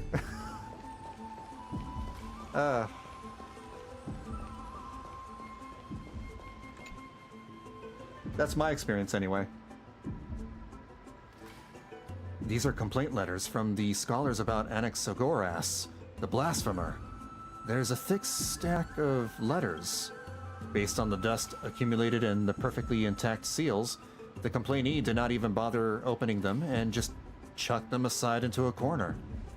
This is about Anaxa? I should read this. Hyacine, you should come have a look too. Ugh, it's so dusty in here.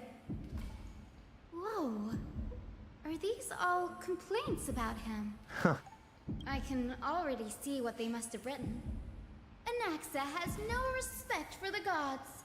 His very existence undermines order in our society. They're probably all things like that. It's tough being an atheist. If I gave more time to the character build, I might not have to go casual in boss fights during story. I think the last boss was one of the few I didn't have to casual. The Borisin? They are still the hardest enemy for me to deal with. The Borisin have a mechanic that lets them do extra damage, right? Yeah, they put a debuff on you or something. The Borisin were interesting. Yeah, I like the Borisin in 2.4 and 2.5. Does Anaxa hold that much influence? Why else would they call him the Great Performer? When Anaxa established his school of thought, the first thing he apparently did was read his own work to everyone. Yeah, the Borisin were probably one of the rare few moments they had an interesting mechanic introduced for the enemies in the game. Are the Titans truly an accurate reflection of what humans think gods should be? Worlds created by gods are indubitably perfect, but what of Amphoreus? Only foolishness and insensitivity everywhere you turn. Yeah, they hit like a truck. I like that. I like that they hit like a truck. I don't know what that means for more casual players that don't have time to level up their characters. But for me, as someone who is someone in the middle, I'm in the middle. I'm not a hardcore player, but neither am I like a super casual player. I'm mid-core. I put in just the right amount of effort into building a character, but I don't really care for like the most optimal build. So I found the Borisin, you know, just interesting enough. I'm good as long as my Locha is good and well, but the moment I lose him, I'm minced meat. Damn. An uncanny impersonation. What happened after? They marched him straight to the seat of judgment before he could finish. Though what he took on in the end was more of a debate than an actual trial. He had to address every one of the scholar's allegations, or face expulsion from the Grove. The first allegation was... Do you agree that since the Titans created the heavens and earth, so the mountains, rivers, and seas must likewise be their creations? Am I supposed to put myself in Anaxa's shoes and answer that? Sure, yes. As told in the myths, the seas, the skies, and the earth are all, beyond the shadow of a doubt, creations of the Titans. Anaxa would have probably been spared a lot of trouble if he had answered this way. Instead, he quoted past instances of the Flame Chase journey, and posited the humans have the potential to take over the divinity of Titans. Needless to say, his critics didn't take kindly to his answer, so they followed up with a second allegation. I keep trying to get gear for Sunday, I think, and I have to fight the Calyx with Borisin in it, and I internally cry every time I need to go there. You claim to be studying souls, yet you are, in fact, defiling them and committing acts condemned by the gods. Do you admit it? Maybe get some characters that have higher effect resistance. I forgot what exactly the Borosin put on you that allows them to do extra damage. But I don't know if it's a thing that can be alleviated through effect resistance or not. Or maybe like Condi Cleanse? Condi Cleanse? This isn't Guild Wars 2. But you understand what I mean. Condi Cleanse. That's a serious allegation. Did he really do that? Anaxa always wears an eye patch, never removing it, even when alone. Some say he used one of his eyes as an alchemical ingredient. Every being in the world owes their safekeeping to Kifili, and this is even more so for the Chrysos heirs who have divine blood coursing through them. If he has really done something of that nature, then it'd indeed be sacrilegious. Thankfully, they had no way to prove it, so it amounted to nothing more than an allegation in the end. One by one, Anaxa engaged in wars of words against those who would challenge him. Toward the end, a scholar asked him, "Anaxagoras, have you any respect for the gods?" Who is Hyacine's voice actress? Because every now and then she has this twinge of an accent that almost sounds like it's British, but I'm not sure. I could be wrong. Let me see. Hyacine VA HSR. It's loading. Hyacine. Yeah. Hey, there's a Reddit thread talking about Hyacine's accent. Yeah, where is her accent from? Like American English or something.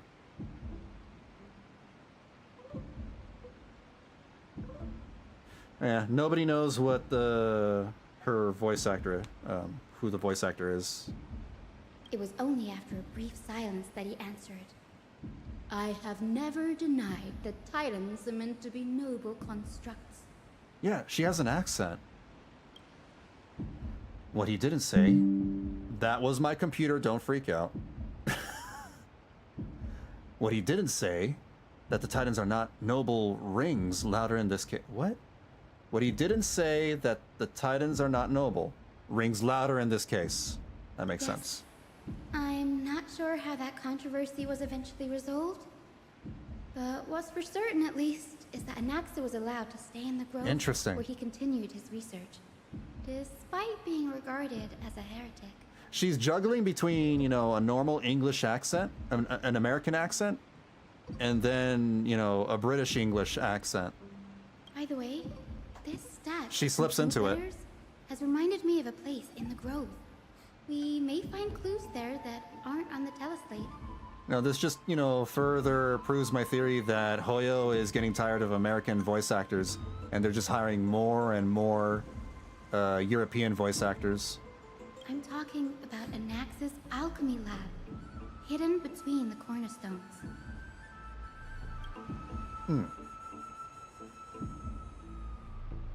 Given the Grove's meticulous approach to archiving, could there really be such an oversight right under their noses? It's a well-kept secret. Among the 7 sages, excluding the nominal chief sage, each has a private sanctuary where they can conduct research undisturbed in their free time. Even the administrators of the Library of Philia are restricted from accessing those places and documenting the sage's research. But with the grove in this state, I'm sure Anaxa won't be mad even if we sneak into the lab for a short while. Right? We'll see. Search for Anaxa's lab between the cornerstones. In this direction. I like having the diversity in accents. It also makes sense for people to sound different. This is space after all. Yeah, I agree with you. It's nice to have different accents. And they chose, you know, a really good time to have different European how do I say? This is a good time to experiment with different accents because this is Amphoreus after all. This is, you know, Rome, space Rome. Is that a... There's a nymph on this water wheel. Oh, for crying out loud. I gotta... Hold on, let me wait for it.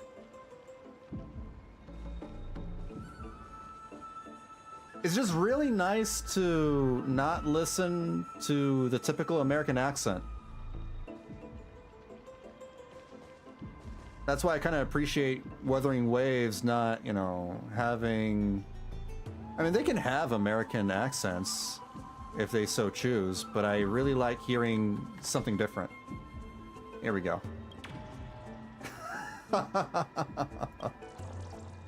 Variety is the spice of life. Okay.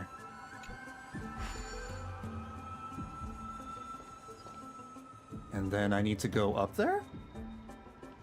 What do I do? Oh, here we go. Now we need Australian accents.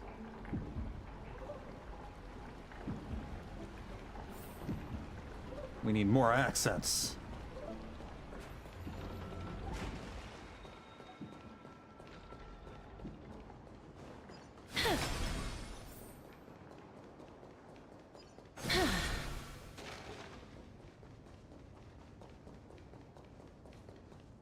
This is the place, but where is everything? Materials for alchemical experiments, matrix diagrams, and even the seal to the lab. They're all gone. Did the Black Tide destroy it all? No wonder we didn't see any defense mechanisms along the way. Have you ever been here before? No, not even close. Not only are alchemy experiments high-risk activities, but Professor Anaxa also has a penchant for using bizarre materials. Students often saw him walk in looking right as rain, but come out covered in soot with his hair singed. Naturally, no one dared to come near this place. Huh? That bookshelf over there seems to be the only thing still intact. She still looks out of place. Man, do I have a problem with, you know, some of the characters in Amphoreus and them looking thematically out of place. It's a very different story with, you know, the Amphoreus characters than the Natlan characters.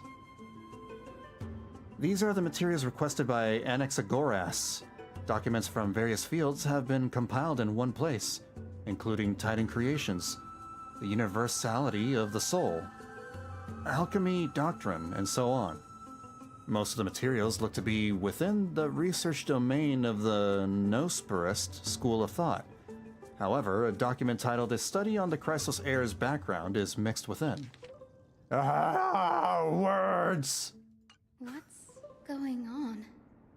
Anaxa is conducting research on our friends in Alchema and...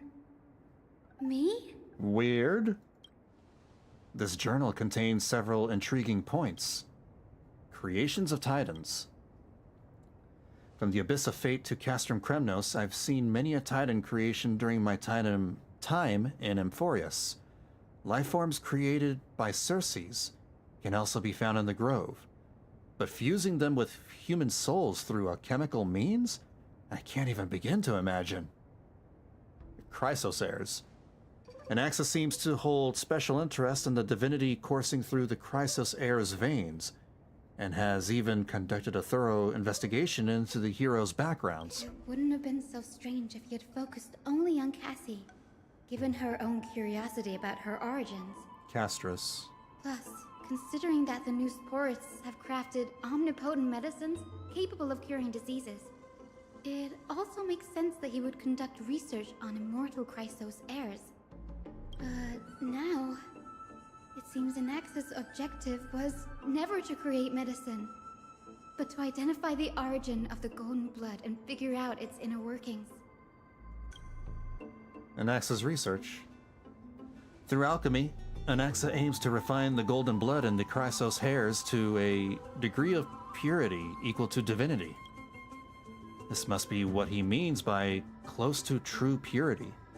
But treating both Titan creations and the human body as materials to be used in alchemy experiments? That's rather extreme.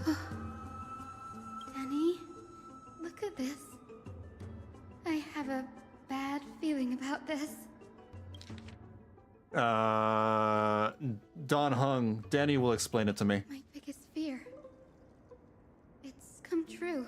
Hyacine will explain it to me. After going through his notes, I think I can piece it all together now. Anaxa was carrying out experiments on soul transmutation. Full Metal Alchemist reference. Do you mean he's trying to reconstruct human souls alchemically? Yes, this is what he was secretly conducting research on. Something he had to keep hidden from others.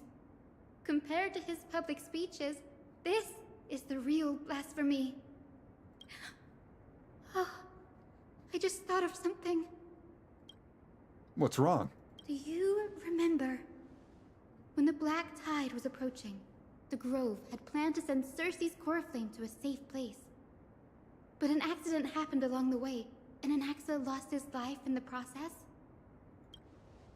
But Circe's took over his body and resurrected him, which led to the situation we're in now. That's right.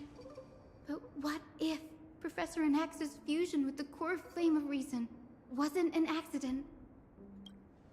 What do you mean? Put yourself in his shoes. Knowing that the Black Tide was closing in and your time was running out, what would you have done? Called Life Alert. I put my theories to the test, no matter what the cost. Exactly. When the Black Tide came, the true reason Anaxa headed to the Luminary Throne was to transmute and fuse himself with the Titan's core flame. Which he did. Did he? Yeah, he succeeded, yes. No. No? Judging from how he reacted after the event, the results came as a surprise. I thought he did. Maybe he failed to consider the possibility that Circe's would make a similar decision. The manuscripts detailing all the alchemical formulae have been taken away. His research is still ongoing. Could he have taken them for other purposes? Like what? There's only one Titan left in the world now. No. Carefully. No way. To conceive an entity of perfection, one must first understand the principles of creation. If Anaxa is in Alchema now, then that means... He's after Kefali. Yeah. Sir, this sky above us, it's not real, is it? Of course not. This is just an image from a projection device used for educational purposes. A simple trick. The day-night cycle has been lost to this world. So that students like you may still learn about the night sky, astronomers have harnessed the Titan's miraculous power to manipulate the light, projecting the nights of the past here for you. Much like how the sky above the Holy City is also illuminated by Kefali's dawn device. So, the skies of Akama are fake too. You mustn't conclude that, Anaxa. You should know that only a child would expose a trick and be proud of it. Often people know more than they let on. They simply choose to feign ignorance because they have no other choice. Then they're just deluding themselves. People believe in Kefali's tale of Genesis, accepting wholesale whatever the priests preach. But we're different. We've already walked out of the firelit cave of ignorance. Wasn't that like an actual story? We have already realized that we live in a like world an allegory where or something? Titans make the rules. Even when we look at the sky, we're only seeing what they allow us to see. Rather than gazing at this mockery. I remember from night learning about sky that in high fabricated school. by I just them forgot for what the it rest of was. my life. Why shouldn't I be the one to take control of the projection device instead? So much time has passed since you sowed the seeds of doubt in my heart, child. Many a night, I find myself penning down all my theories and wild ideas, only to burn them to ashes when I open my eyes in the day. Why? Because we'll face death by burning if word gets out? As a sage of the Venerationists, my soul has already become inextricably linked to the great tree. Every word I say and every move I make is certain to influence every leaf, every branch, even the tree itself. But above all else, my days are numbered. Instinctively, I have my doubts about the golden One blood second. and the human soul, yet I have no means of verifying them. The golden blood in my veins is woefully thin, and I am loath to waste what little time I have left obsessing over a hypothesis that cannot even be proven in the first place. I was just referring to what they said earlier about being stuck in a cave and getting out. Where was it? I'm looking for the line. Here it is. We've already walked out of the firelit cave of ignorance. And I remember reading that as either a story or some kind of allegory in high school. It was something about philosophy. I just forgot what that story was about. But I can, sir. I can do it for us. The time is right. Give me all that I need, and I shall accomplish this grand feat on your behalf. Something about a cave. Oh, Playdon? Was that what it was? I think it might have been that. You're right. Plato? Plato or Playdon? Plato? I shall do just that. In the next meeting of the sages, I will spare no efforts fighting for the rights you deserve. Go. Establish your own school of thought. Find out what we are. Become the one who conquers the ultimate truths of the world. Yeah, there it is. The allegory of the cave. Thank you. Yeah. Funny. Child of humanity. You didn't go to such lengths for an audience with Kefali. Just ask him a few questions, did you? So, you figured it out. If I were as foolish as a Dromus, perhaps I'd throw myself down and prostrate before their greatness, begging for the gods' prophetic wisdom. Well, sorry to disappoint, but I'm no Dromus. Alas, I am a human, standing tall on 2 feet, possessing both intellect and pride. His name is written a bit different in English, yeah. Oh. Before such power, does it make any difference whether you're a human or a Dromus? I'm sure you're familiar with the story of the Styxians. When the raging waves threatened to swallow them, they didn't just give up and become sitting ducks. No. They constructed a dam that kept the roaring tide at bay, chaining down the mad Fagusa. Fagusa? They call me a blasphemer, Xerxes. But that doesn't mean I deny the existence of gods. It's just, as I see it, Titans are simply a force that mankind has yet to find a way to tame. Oh? If power that rivals the Titans is what you crave, why not conform to the prophecy and brave the trial? Why stop at harnessing the power of the Titans when I can do so much more? The source of life is what I wish to grasp, to understand what makes up the soul, and to learn what we really are.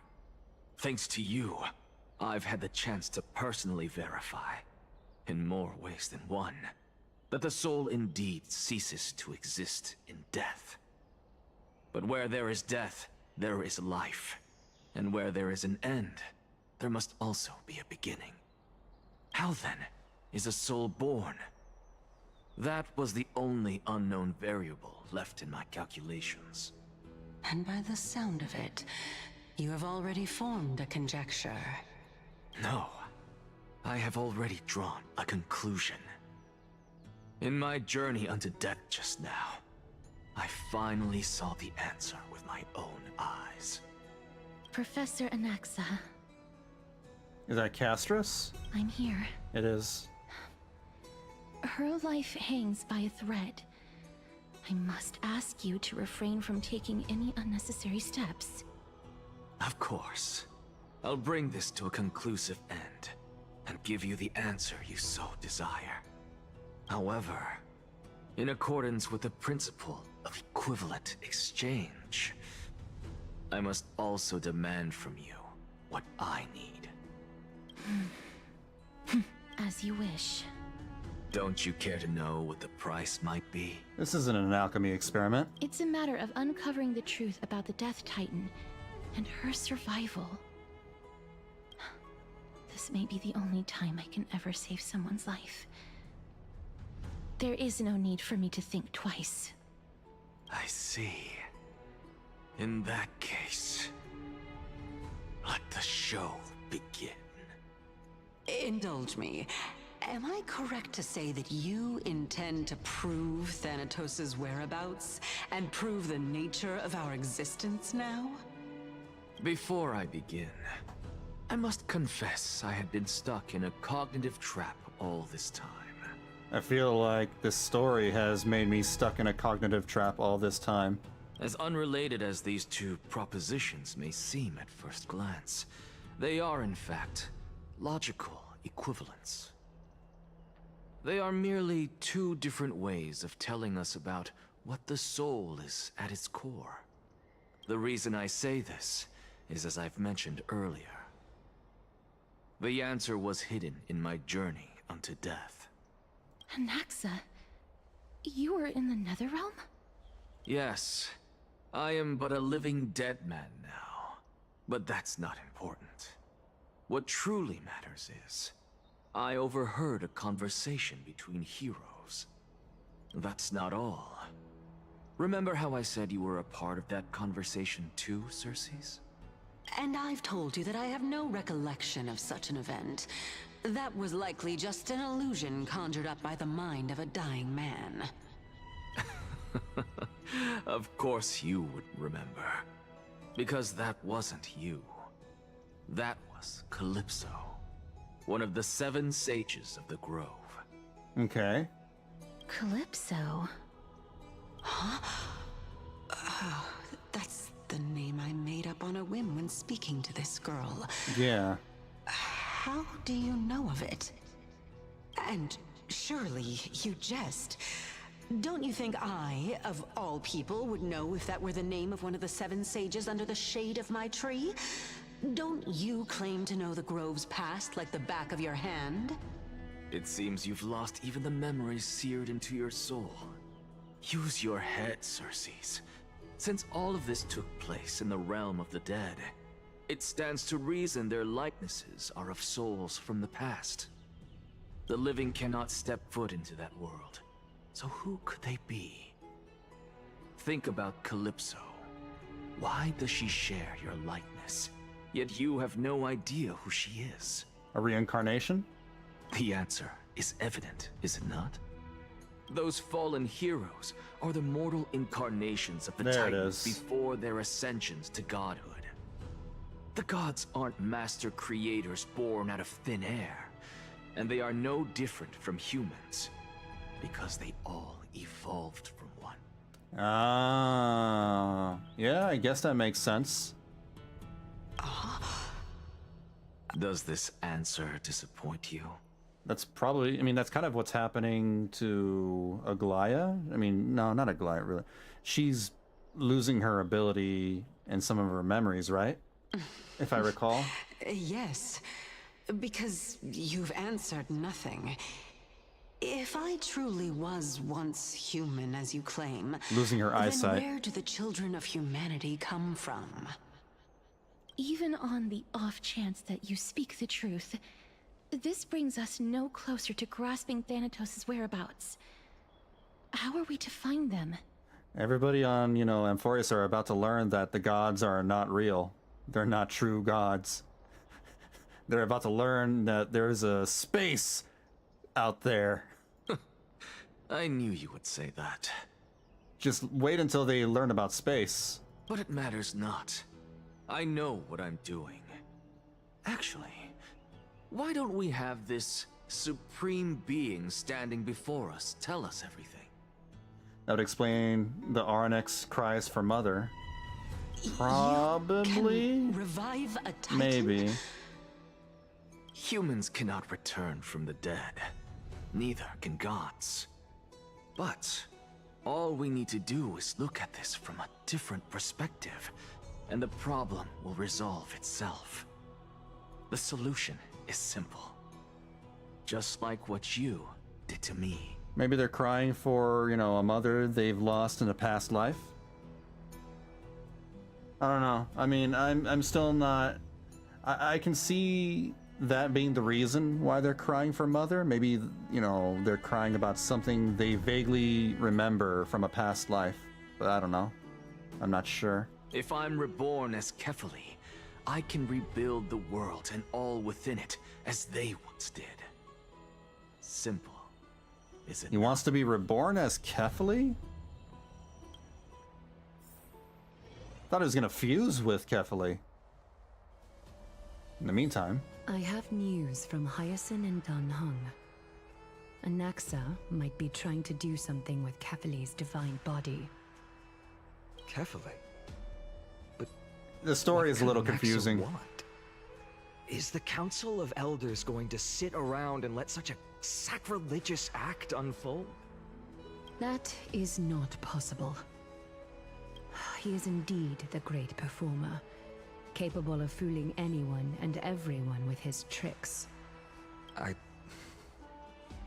I'm sorry. No need for guilt, for this is good news to us.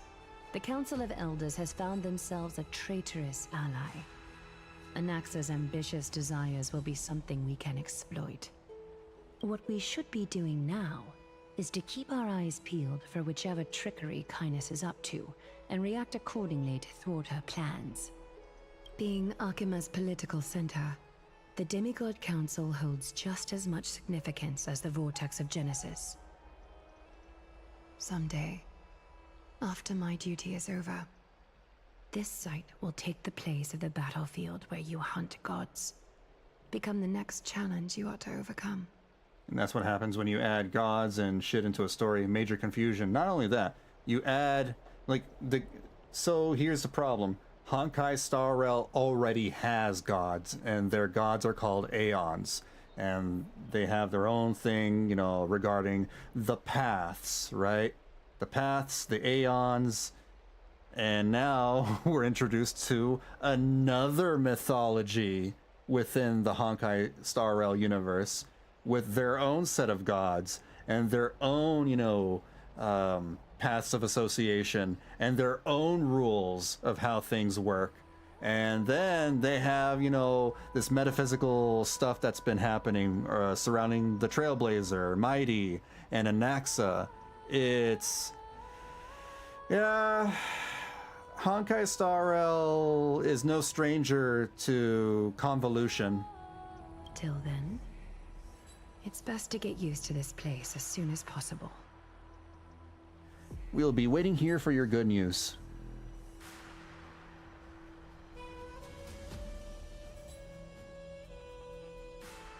Preposterous! The Christos only have their standing because of the Council of Elders. How dare they trample over it? Huh? Wow, these people are shooting daggers with their eyes. It's been a while. Thank goodness we're back to the Trailblazer. Hello, Oleg of Amphoreus. What is that supposed to mean? Is this really the sort of person that the young lord praised as a ferocious warrior? The Oleg of Amphoreus! Yeah, alright, that's pretty good. It has indeed been some time, Lord Crateros. What brings you here in such haste? Oh man, I miss the Trailblazer. It's sad that they're the most interesting character in this story. And they don't even talk. Shh, keep it down. Be more vigilant. See those duplicitous dogs over there? They do the dirty work for kindness. I've already ordered my people to hold them back, but we should still lay low. Unless you're itching for a bloody fight to get a workout in. My bad. So, did something happen? Did you hear thunderclaps last night? Hooray! It's Acheron! Someone's coming to save us! Hacker? What? The Trailblazer is such a moron. She's been through a lot lately. Please pardon her. Can you tell us more about these thunderclaps? Man. Thunderclaps are beacon signals of strife. They are a message from the young lord. He threw a spear bearing several words at Akama. Watch out. The Flame Reaver is back. Viva la Trash Panda. I guessed as much. We didn't actually kill them back at the Kremnos Arena. I figured this is something you would want to know. We Kremnoans never back down from a fight. So if you plan to take that thing down in a battle, reach out to me anytime. You have my gratitude. I will let Aglaya know about this right away. Remind her to be on her toes while you're at it. That vicious kindness has been unusually active lately. Those lackeys she keeps undercover have been going in and out of the city a lot more frequently these days. Some even seem to be getting Kremnoans to defect to the council.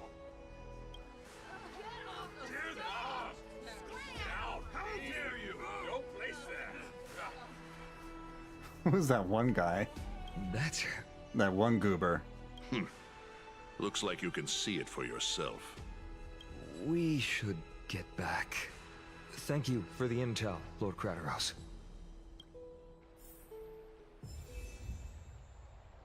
Okay.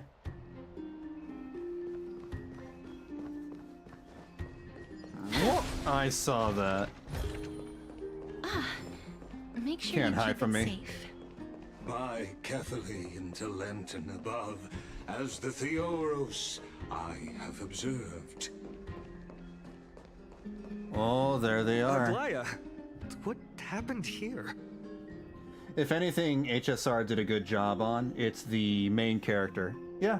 Same with Zenless Zone Zero. In both games, I actually care about the player character. Genshin, I'm okay with them. Genshin... no. I'm sorry, I can't. Genshin's main character is so useless. They haven't done anything cool since...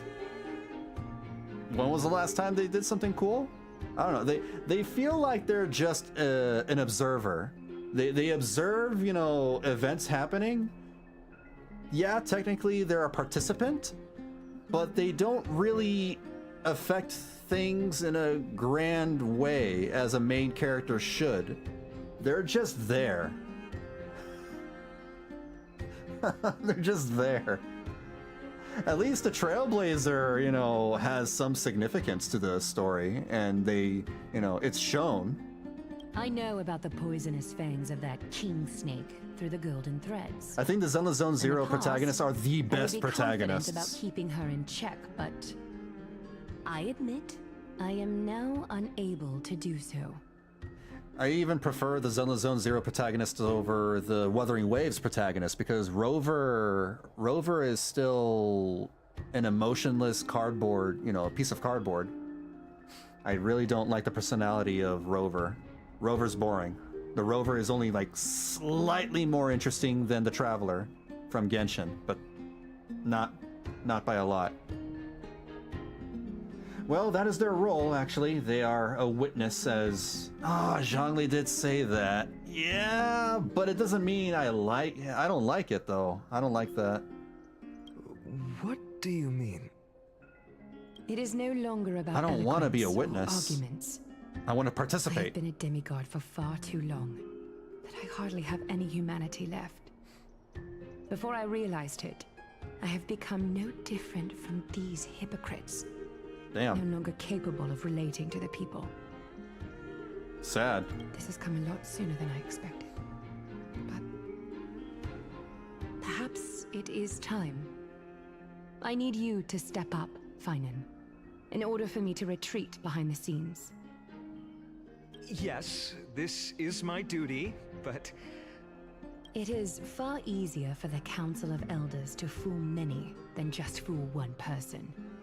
Their so-called more support is no more than a ruse to distribute power using words instead of lances.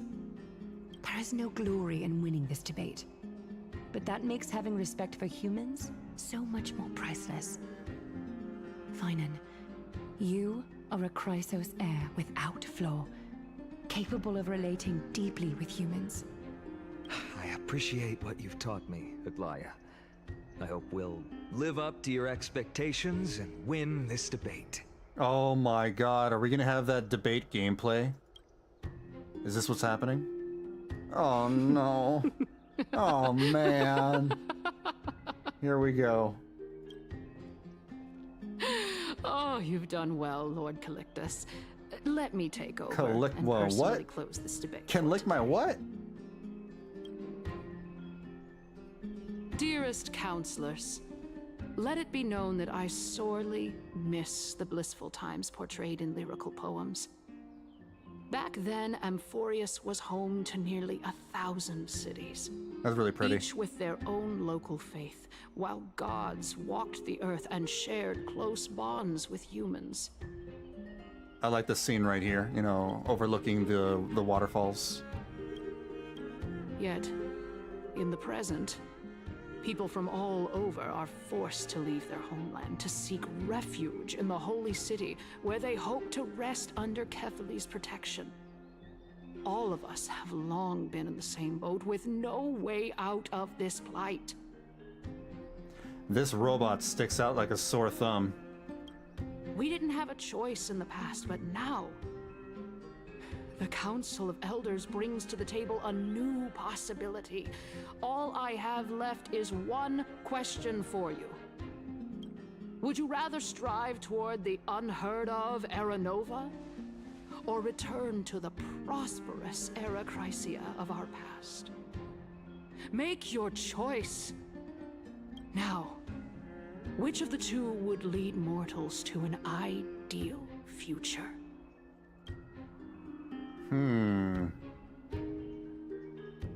No hesitation, I stand by Era Nova.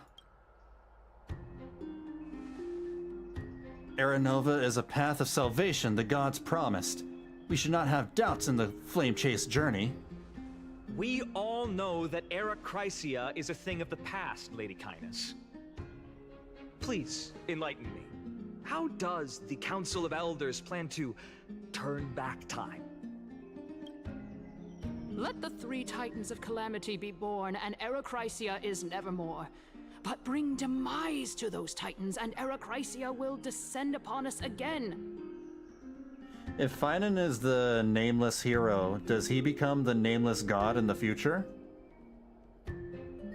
Are you referring to the nameless god from Genshin? Probably not. I mean, in terms of this game, maybe. Maybe he will be the nameless god. Know that the Council of Elders Promoted is from never nameless hero to one nameless make god. Empty promises. Look at who we have on our side. Uh-oh. Anaxagoras, one of the Grove's 7 sages, and Castorice, Idonia's goddess of death. Et tu, Castorice? With the help of these two heroes, I can promise all of you that Era Chrysia will exist once more. Aren't they Chrysos heirs? They're supporting the Council of Elders instead? It's clear from the so start how's that it going, these heroes Battle? do not get along well in their group. All the more Battle proof Wolf. that Aglaya isn't fit to speak on behalf of every Chrysos heir. I am in favor of Era Chrysia. Era Chrysia! Era Chrysia! Era Chrysia, yeah, go team, go!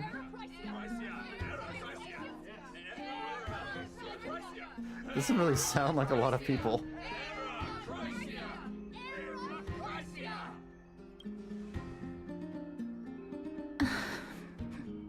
Aerocracia!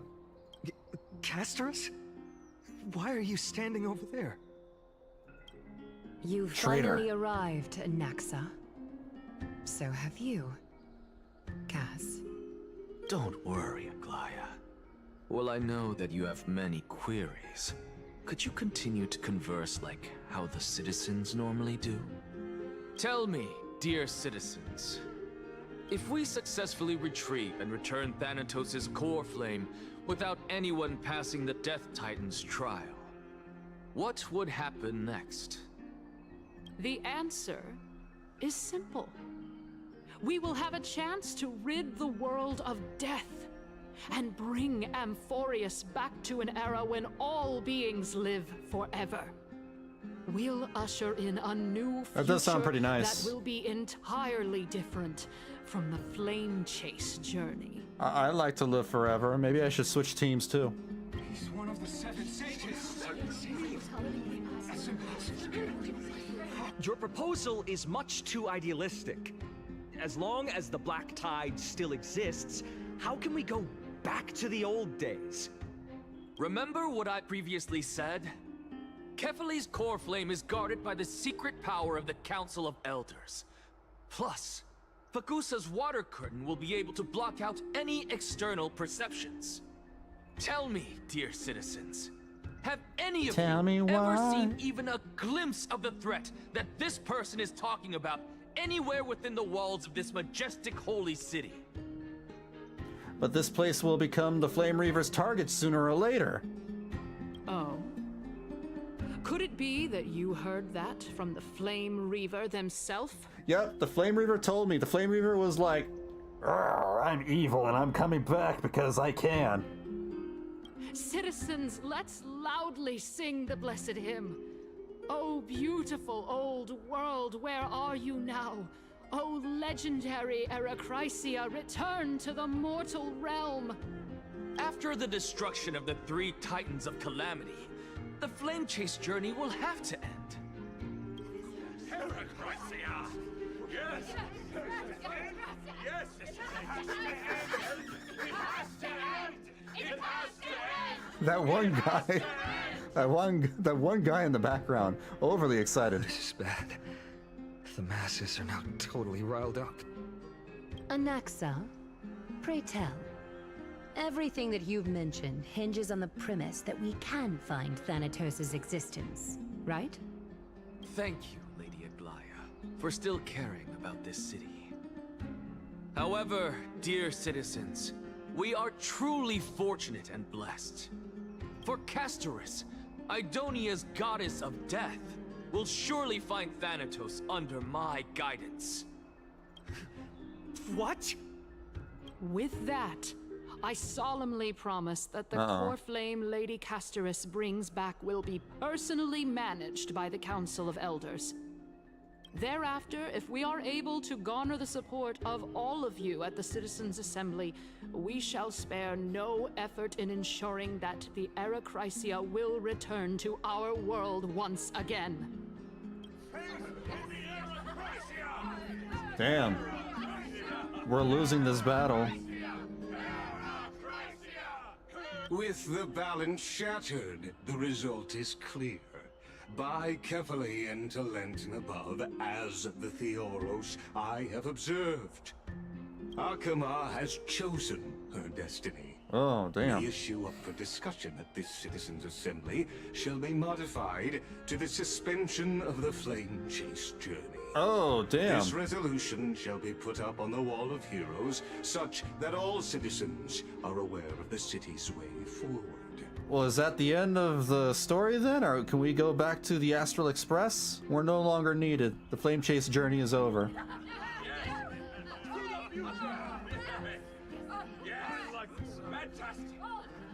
That one guy, he's like, yes, yes, I like this. Oh, fantastic. Ah. Aglaya, dear Aglaya. Up with that guy. What has caused your heart to soften? You also don't seem to be as quick-witted as before. Wag your tongue as much as you like. Since the flame chase journey has been preordained by the prophecy, our failure has never been on the cards. Well then, I guess we'll find out if that's true at the Citizens' Assembly.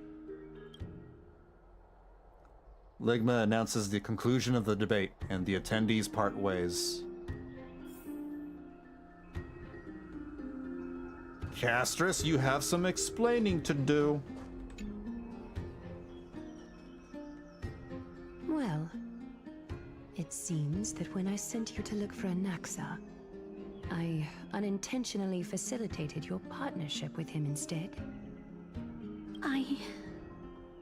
My apologies, everyone. I know that you have many questions to ask me. I will answer them to the best of my knowledge. In that case, please tell us as much as you can. What happened when you went to look for Anaxa? In actuality, he showed me a past that was both long and heavy. The reason I say this is as I've mentioned earlier. The answer was hidden in my journey unto death. Anaxa, you were in the Netherrealm? Yes, I am but a living dead man now, but that's not important.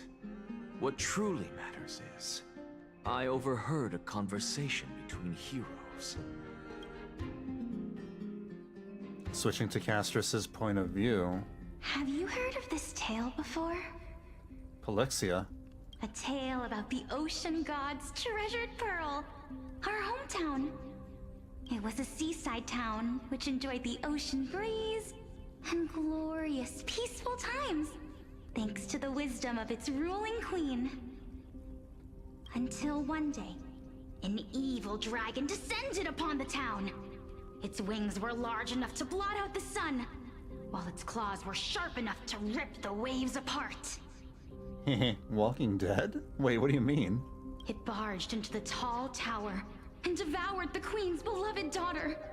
It even settled itself in her bedroom, like a tyrant king. Damn. The queen assembled 300 warriors who managed to subdue the evil dragon by chaining it up.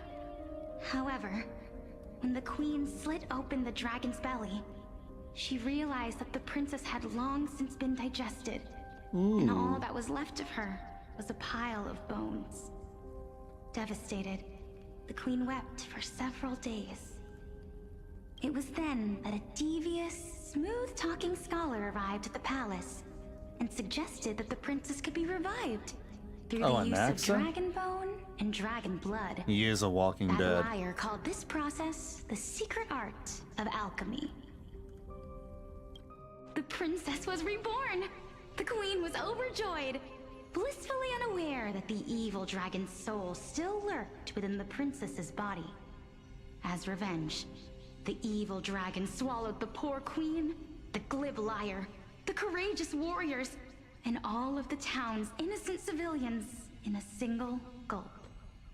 Do you think that in the distant future that Finan will take the role of Diamond, the leader of the Stonehearts as well? The role of Diamond? Oh, of the Stonehearts. I don't see why he would. The IPC don't even have knowledge of Amphoreus, right? Or rather, they've never even touched or been to Amphoreus. No one has been to Amphoreus until the Trailblazer has set foot. No, I don't think, Finan will join the Stonehearts at all. Worse still, the souls of the deceased refused entry. We'll find out who Diamond is later. Because they were filled It'll with be regret. way later, probably in Forced to roam the mortal realm. 4 point something. These resentful souls ultimately converged into a river of souls that 4.0, would not retreat 4.1. for a long time. The terrifying death had consumed all. Thereafter, our hometown fell into ruin as well. Until... Until? Until? Actually, I don't know what happened next either.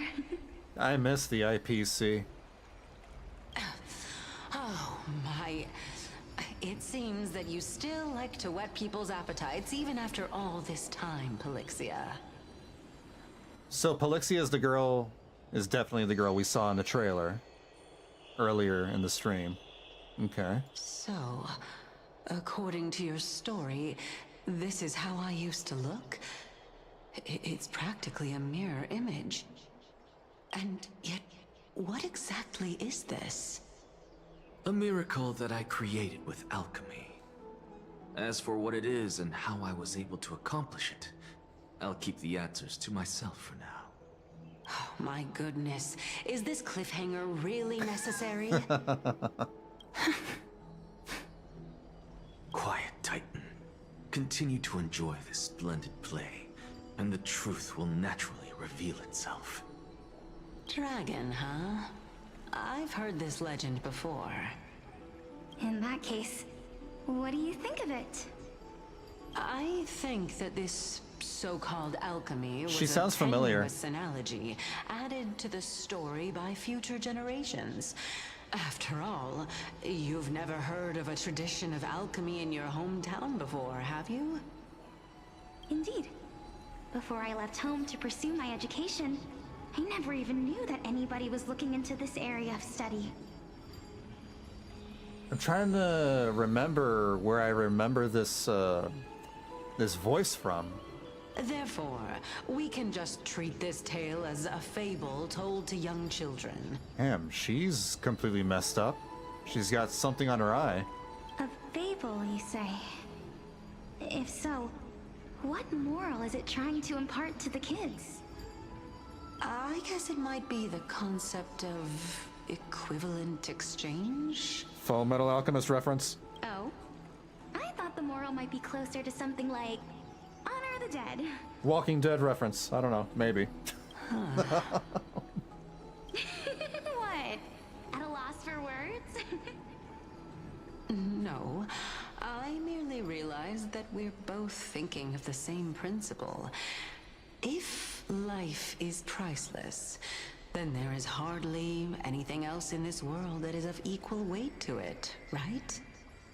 Try telling that to Jade. Indeed. As expected of the wisest scholar in the land. You flatter me. Why don't I ask you a question as well, as a form of equivalent exchange? Of course. What is your question? If I imparted my knowledge of the art of alchemy to you, would you use it to resurrect someone you loved? What? What kind of strange question is this? I got it. You're just trying to get me to tell you whether I like anyone, right? What the hell? What? Let's just leave it at that. That was rude of me. Weird? Yes, I would. Oh? Death is inevitable. In the days to come, I'm certain that someone whom I cherish deeply will leave me for good.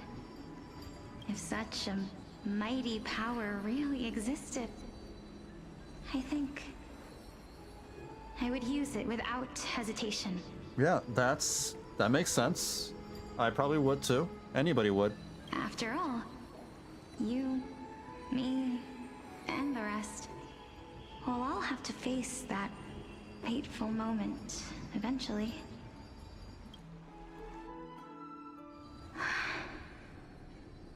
My time is finally here. However, perhaps because of my firm belief in the immeasurable value of life, I am unable to complete the trial. You shall wither, and through that, the dead will sprout again from the remains, and be reborn with the dead flame. It is a pity that fate is such a cruel mistress. Is there no other way of interpreting those words? I'm afraid that the meaning is clear.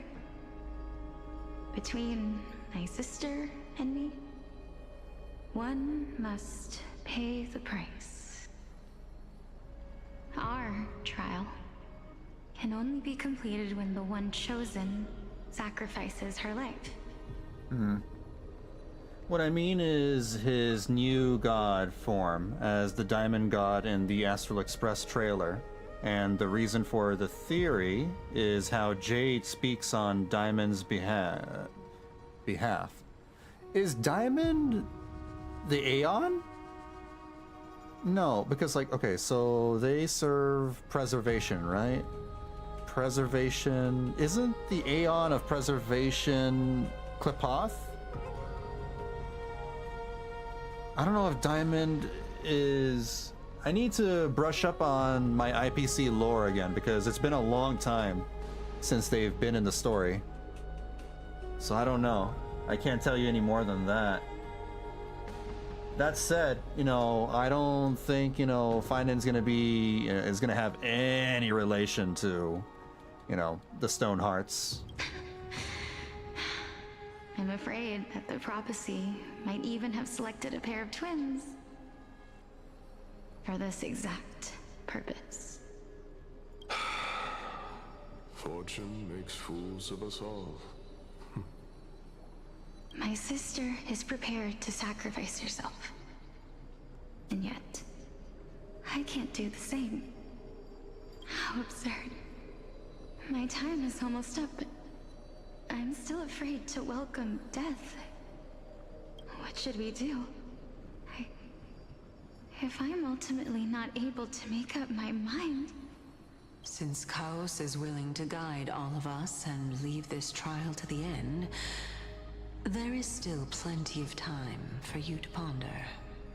Apparently the Kafka versus Firefly choice in 3.0 was a popularity contest that's going to dictate who gets more screen time. Wait, let me read that again. Apparently the Kafka versus Firefly choice in... Oh! But they didn't even let me choose Silverwolf! What kind of BS is that?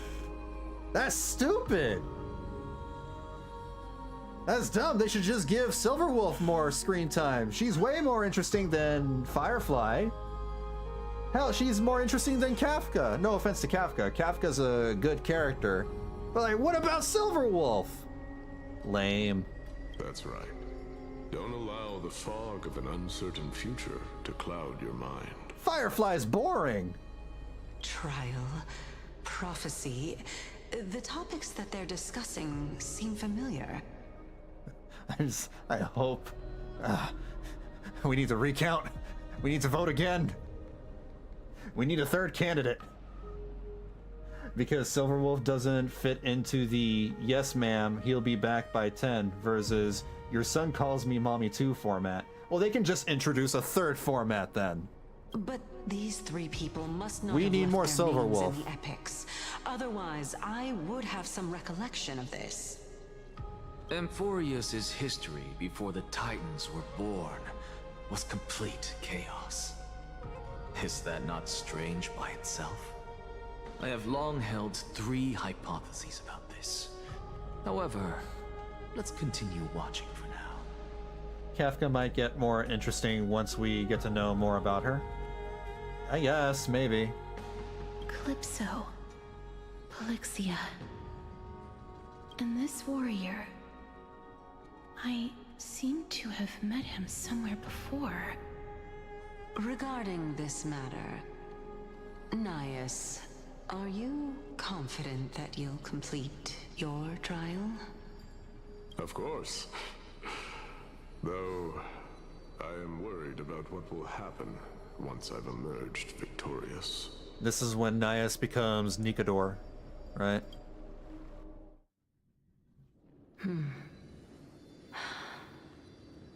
It looks like you have made up your mind. And Calypso becomes Cersei's. Yes, This is the safest course of action. Silverwolf would probably be in something like, "Your son is safe. I have more important shit to do." Completely separating courage, honor, tenacity, sacrifice, and reason. I invited your son over for video games. You really know how to make things difficult. Please, young lady, witness my fall and demise. Lady Calypso, you shall host the soul-rending ceremony. I do not understand. Why would you dare to sacrifice yourself for a future that you won't get to witness? Because this is our destiny. The power that resides within me is so intense that I will one day be engulfed by it. Furthermore, a valorous death before glory's return has always been the path I chose to walk. A journey I began long ago. If your sister or Chaos were in my position, I believe they would make the same choice as well. A date? What are you talking about? It's raid night. We're gonna clear Last Wish on Master.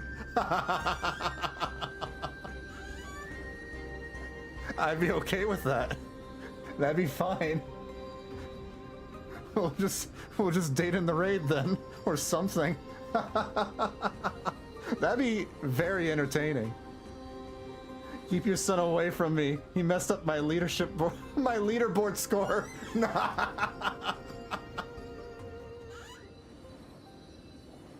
Wow, skill issue.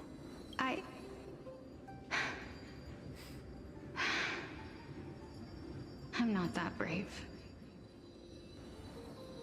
I don't know how I'm supposed to face such a serious affair. Despite being Death's chosen one, it seems you still don't know how to face it. Let's chat, young lady. Perhaps I shouldn't end my journey so hastily. Since there's still time, I'm not worried about letting fate wait a little longer. Of course. This warrior is Lord Anias. As the embodiment of Nikador's divinity, he entrusted his life to us and allowed humankind to end his madness. That means that what I'm currently seeing before my eyes is, in fact... Looks like one hypothesis of mine has already been proven true. These heroes are the true forms of the Titans, before they attained their divinity. Before they got buffed. If so, the chosen one of death that he speaks of is actually... Polixia? Is the previous form of Thanatos? That surprised me. Appearance... Joe Ryan Salazar, thank you for the follow. Thank you for the subscribe. How's it going?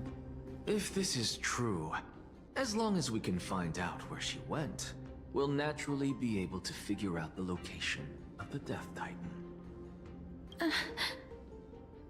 But before that, we first need to witness what ultimately happened to Lord Anias.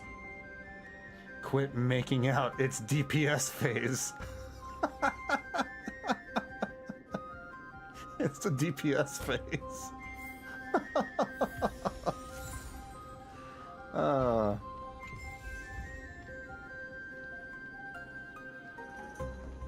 I feel like Silver Wolf was, you know, it should have been the easiest option. I don't know why we didn't get to choose Silver Wolf. Kafka didn't really call us a buddy. Firefly didn't call us buddy. Silver Wolf was the only one that called us, hey, buddy. I feel like Silver Wolf and the Trailblazer must have been best friends before Trailblazer lost their memories. They have to have been. Courage, tenacity, sacrifice. And finally, the only thing that remains is reason. Cheer up, young lady. There is no need to shed tears over a glorious death. All farewells in this world are sorrowful, Lord Nias. No, young lady. As a warrior, I have witnessed too many bitter deaths. But now, all I feel is peace.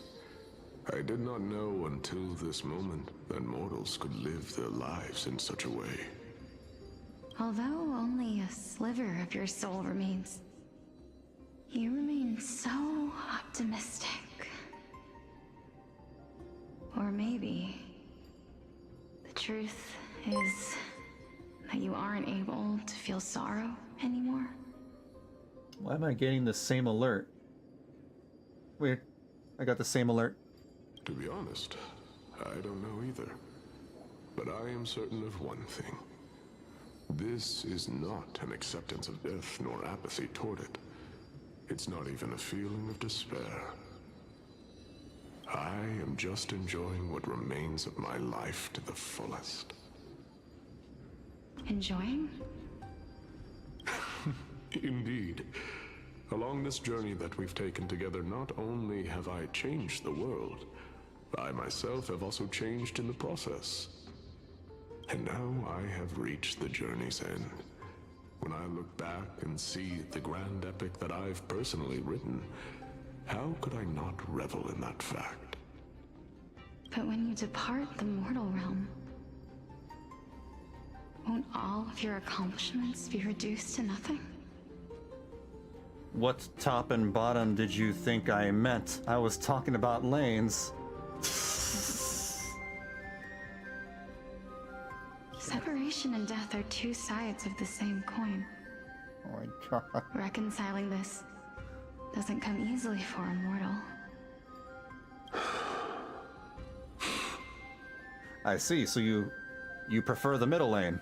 Finally, let me recount to you a story of mine, young lady.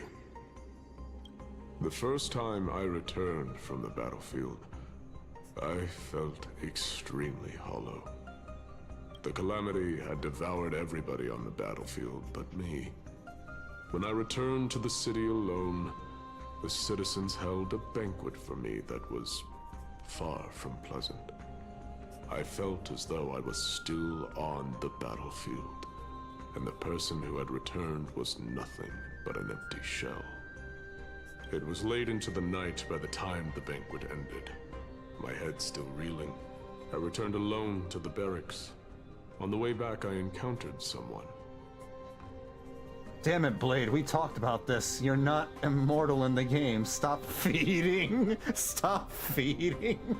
Now we're just imagining a situation where the Stellaron hunters are just playing games together. It was a crazed scholar looking at the night sky and muttering to himself by the side of the road. Although I tripped over him and fell, I wasn't angry in the slightest. And maybe because I saw myself in him, I inexplicably asked him a question. Do you think that it'd be better if we just died on the roadside like a couple of stray dogs? To my surprise, he shrugged his shoulders and sighed. To someone who is currently experiencing death, dying and living afford the same amount of bliss. Now please go away and don't block my starlight. Are you trying to say that there is no difference between living and dying? For they are both journeys that lead toward death? There's a very big, stark difference between living and dying. That's exactly what life is, and death is, but a scale to measure how valuable the journey was. Journeys and epics are only glorious and magnificent because all things eventually fade to dust. Therefore, young lady, don't detest your fate.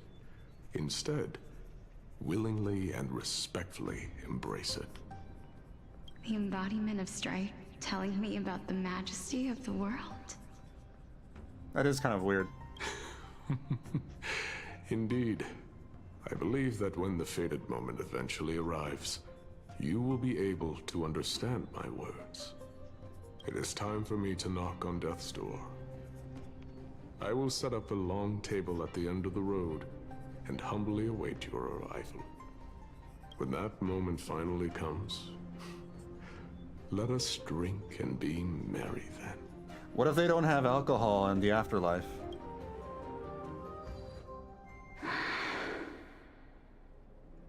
I knew this day would eventually come.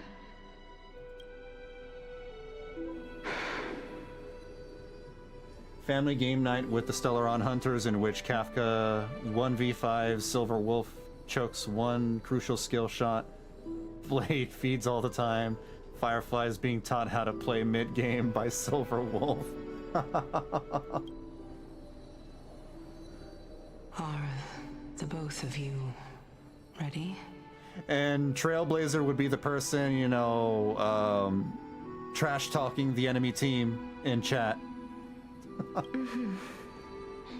Polixia. I'm here. Castorice? What? This... That's you. This is quite interesting indeed. What if the Trailblazer is the long-lost god Akavili of the Trailblaze? Now that would be interesting. That would be interesting. Possible? Akavili is... we have a picture of Akavili already, right? That dark-skinned character, but with, like, silver hair. That has, like, pieces of their body all messed up or whatever. And they look somewhat similar to... at least the male Trailblazer. They look pretty similar. They also have golden eyes. That'd be cool. If they have, you know, that kind of relation. If, you know, they're related to the god or they are the god themselves. Trailblazer bush camps because it's the closest thing to a trash can. Oh my god. Yeah. The Trailblazer would be a Garen main too. Demacia! Is this... Polixia's sister? Is it... me? Wait, so does Castorice not remember Polixia? Now, it's time for us to fulfill our promises. Are you afraid? What are you afraid of? That I won't be able to do it. You shall wither, and through that, the dead will sprout again from the remains, and be reborn with the dead flame. As foretold in the prophecy, and according to our vows, once it all ends, we must face our fated moment head-on. This is the third Farina in a month. I mean... Even if it was prophesized, do we have no say in the matter? I don't think she got split off from It's so unfair. another entity, though, did Why she? are we the only ones who are forced into mutual destruction? Let me do it, sister. Let me be death's sacrifice. I was never long for this world anyway. But you're different. I was the one who wasted your life after all. You're wrong, Polixia. She got split off in the womb. I mean... are they twins? They're probably twins. I don't think that my life was wasted. Just the opposite. She got split off in the When womb. I finally arrived at this destination so stupid. and looked back at the journey I took, I discovered that flowers had long since bloomed along the path I walked. It was you who sowed the seeds for this sea of flowers. One that is more beautiful than the promised land at the end of the world. Besides, I have lived a fulfilling life, Even though I was fated for sacrifice, none of the things that I've experienced will dissipate. Instead, they'll forever live on as memories inside your head. Will they not? How could my memories of you ever compare to the actual you? Well then, tell me, what exactly are we?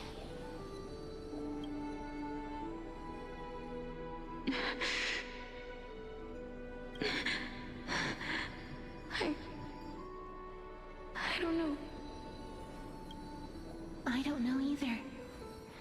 But regardless of what the answer is, regardless of how we're shaped by others, or even by this world, ever since we were born, the fact that we existed was predestined, and nothing could erase it. This is why I will always, always be by your side. We're twins, after all. Okay, that settles it. They're twins.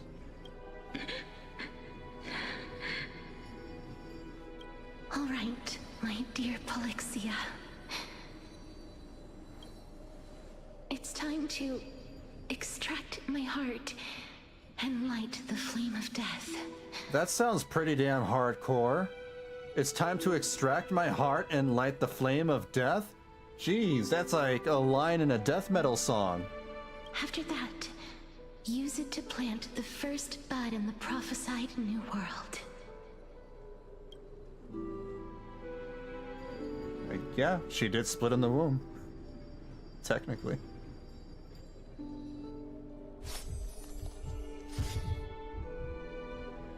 If I imparted my knowledge of the art of alchemy to you, would you use it to resurrect someone you loved? Death is inevitable.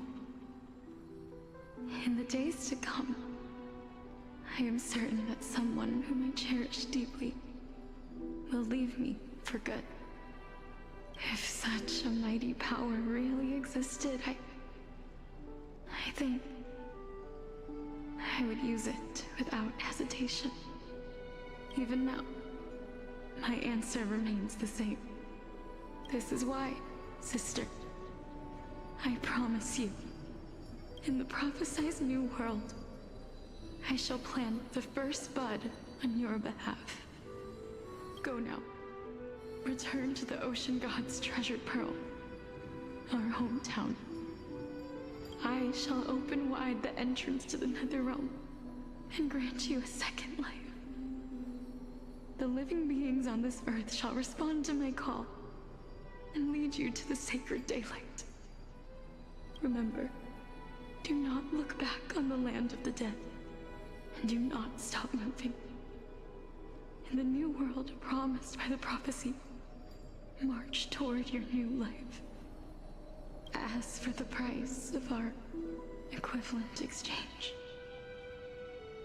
let me be the one to pay it. Everybody, we've come to the end. Unfortunately, I am not compatible with the Supreme Being, so I was unable to completely fuse their soul into my own body. However, being able to glean all this from them is exciting enough. I'm certain of this now. Before the Titans that we are well acquainted with were born, a group of heroes roamed the land. These heroes followed a prophecy and took possession of divine authorities one by one, until they eventually became the pantheon of the new world. Just like the flame chase journey of today, Amphoreus' history is cyclical in nature. Huh. What a startling revelation. This means that the demigods, who bear the core flames, will also become the new Titans at the world's end. Basically. Thereby shaping a new world? Also, I got a little confused in, realizing where or who or what time period this is taking place. This is not with the Trailblazer right now. This is when Castorice switched sides. Heading to bed now. Have a good night, VB. All right. Take care, Drowena. I'll catch you later. Stay safe and sleep well. Thanks for hanging out. This is the truth behind the Era Nova, as mentioned in the prophecy. This is utterly unbelievable. Besides, those twins in the past, even if they really are Thanatos, their whereabouts are still unknown even today. Are their whereabouts truly unknown? Didn't Polixia mention that seaside town? The birthplace of alchemy and the tale of the dragon. In our world, there exists a city which perfectly matches that description. Styxia. But the people there worship Vagusa and bear no relation to Thanatos.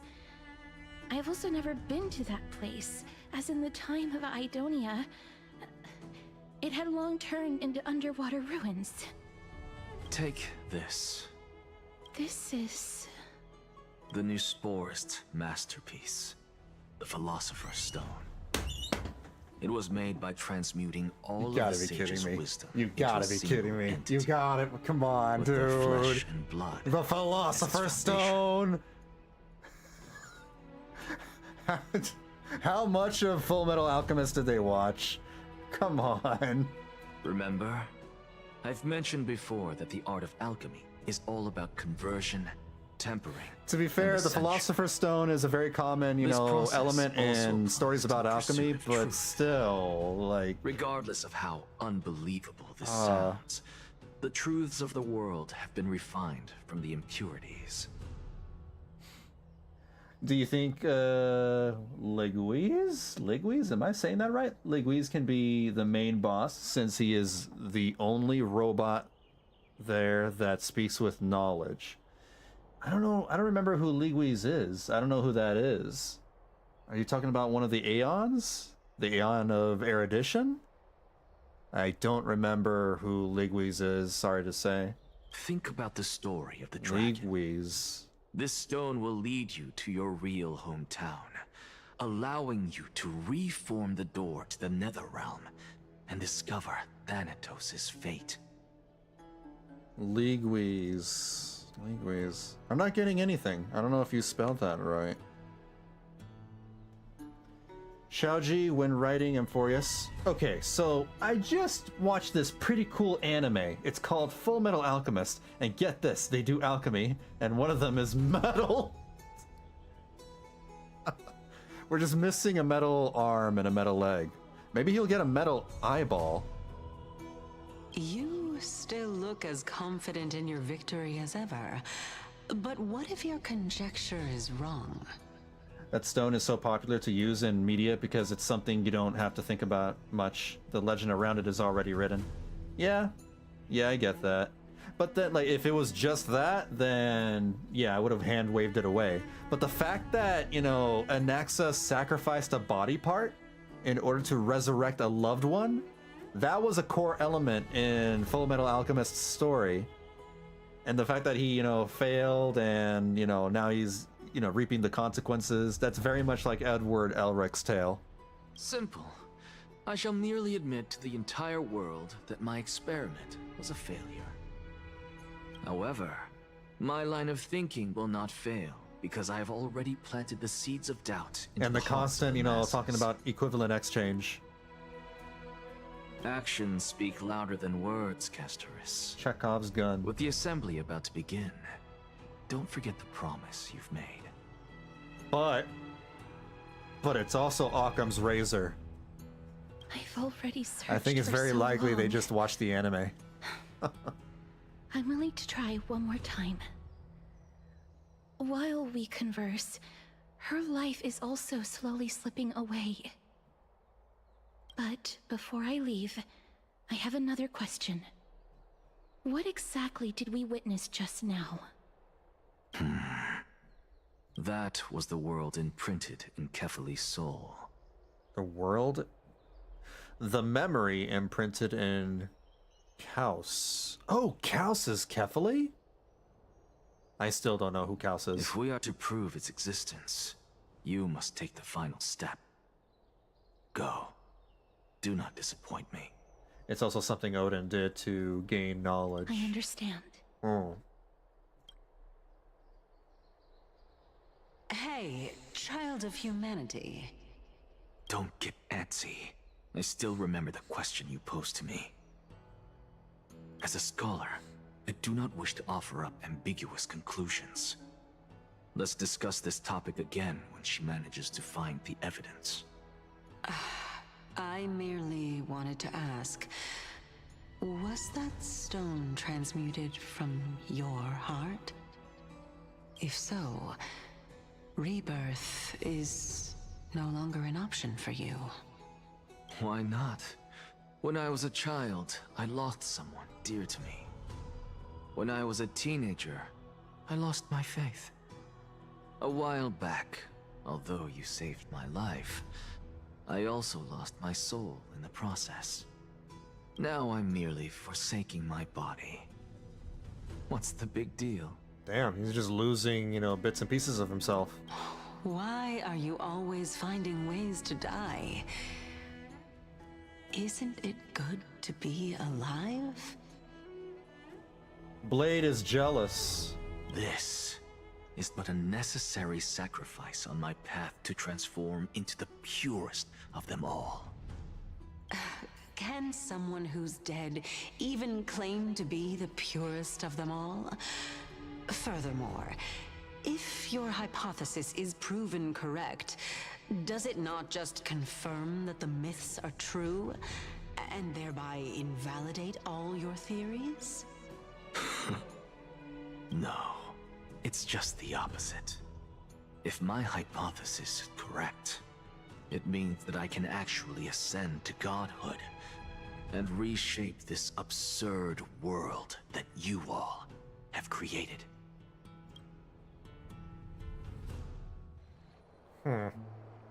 Currently. That's a lot to take in at once. I'm with Finan.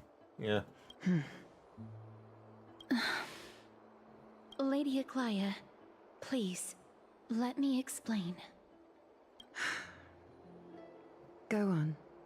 You know that the core flame of death has always been the greatest unknown regarding the Era Nova, which is why both you and Kindness desire to gain the power to control that core flame in the approaching Citizens' Assembly. Professor Anaxa has come to a consensus with Kindness. They want to suspend the trial once Thanatos' core flame is reclaimed, hoping thus to eradicate death from this world. If they're successful, then the flame chase journey will cease, and Akama can enjoy everlasting peace. But I know this runs counter to your wishes. So long as we do not usher in Era Nova, the Black Tide will never be eradicated. Even with Lord Mighty on the front line, and the Black Tide not posing an immediate risk, the danger nevertheless remains. Honestly, it's difficult for me to assess the pros and cons in this decision. But someone must bring the core flame before we can begin negotiations over it. The Titan could be very near. I cannot let this chance slip by. Besides, someone has to make this trip to bring back Mrs. Soul. Well said. You already had every reason to seek an audience with Thanatos. It's that great performer who has weaponized your wishes and placed There us it is in this again, the difficult great situation. performer. A world without death. Do you desire that too? If fate It would be dictates nice. that my path must oppose yours, I will do all I can to resist it and protect what I aspire to achieve. Lord Mighty showed me that without taking the first step, all talk of what follows is moot.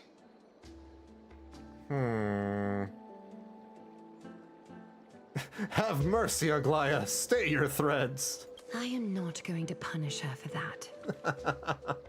I have always hoped to hear you speak your mind, Cass. And I am glad to have heard your true thoughts. Styxia, I visited that place in the past. Though it is now an island surrounded by the river of Souls torrents, it's not hard to see its former splendor. Go. I will not stand in your way. As for you, you are someone who has cheated death. I believe you have more than enough reason to make the trip with Castorice and meet the god of death himself. I'm about to cheat death twice. Castorice, I too look forward to your journey. I wonder what kinds of new interpretations your completed story will bring to the Flame Chase journey. Thank you, Lady Aclaya. I hate to put a damper on this heartwarming moment, but if Styxia is now an island surrounded by the River of Souls torrents, then how do we find a way in? Lady Trebe is probably... The answer is quite simple. In the myths, Zagreus once made the domain of the dead their treasure vault. The trickery that is to titan. say, they could enter and leave the nether realm as they pleased. Once made the domain of the dead their treasure vault. And if they could do that, then it follows that the demigod who inherited their divinity must be capable of the same. Hence, where Cipher comes in. I'll see you at Memorial Palace at Action Hour tomorrow. Cipher shall be your guide to finding that ancient city. Hey, alright. How funny would it be if Anaxa and Circe's dynamic was more like a farmer trying to keep a quail chicks from dying? Wait, what do you mean by that? I don't understand that part, the last part. The tumultuous day finally comes to an end. Everyone disperses, each lost in their own thoughts. Okay.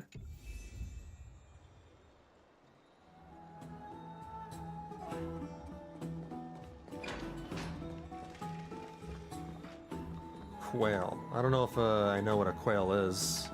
Oh, wrong one. Hey, friend! Is the debate finally over? Did you win? I don't like this mem. Mem, go back to speaking mem. I hate the English speaking mem. Oh, they are famously suicidal? Is that like a bird? A bird? These birds that are famously suicidal? That's crazy. I don't know what they... I've never heard of them, I think. We managed to win ourselves a glorious defeat. Won a glorious defeat? You sure know how to look on the bright side. Well, moving on. I was hard at work even while you were at the debate. I borrowed a mountain of books from Cass to see if I could find a way to solve your problem. Let's see. I still have... She was a lot more unique when she just said memmy mem, mem mem mem memmy mem mem mem. Only 32 books to go. It's okay, mem. We found a way. Really? Oh, that's fantastic news.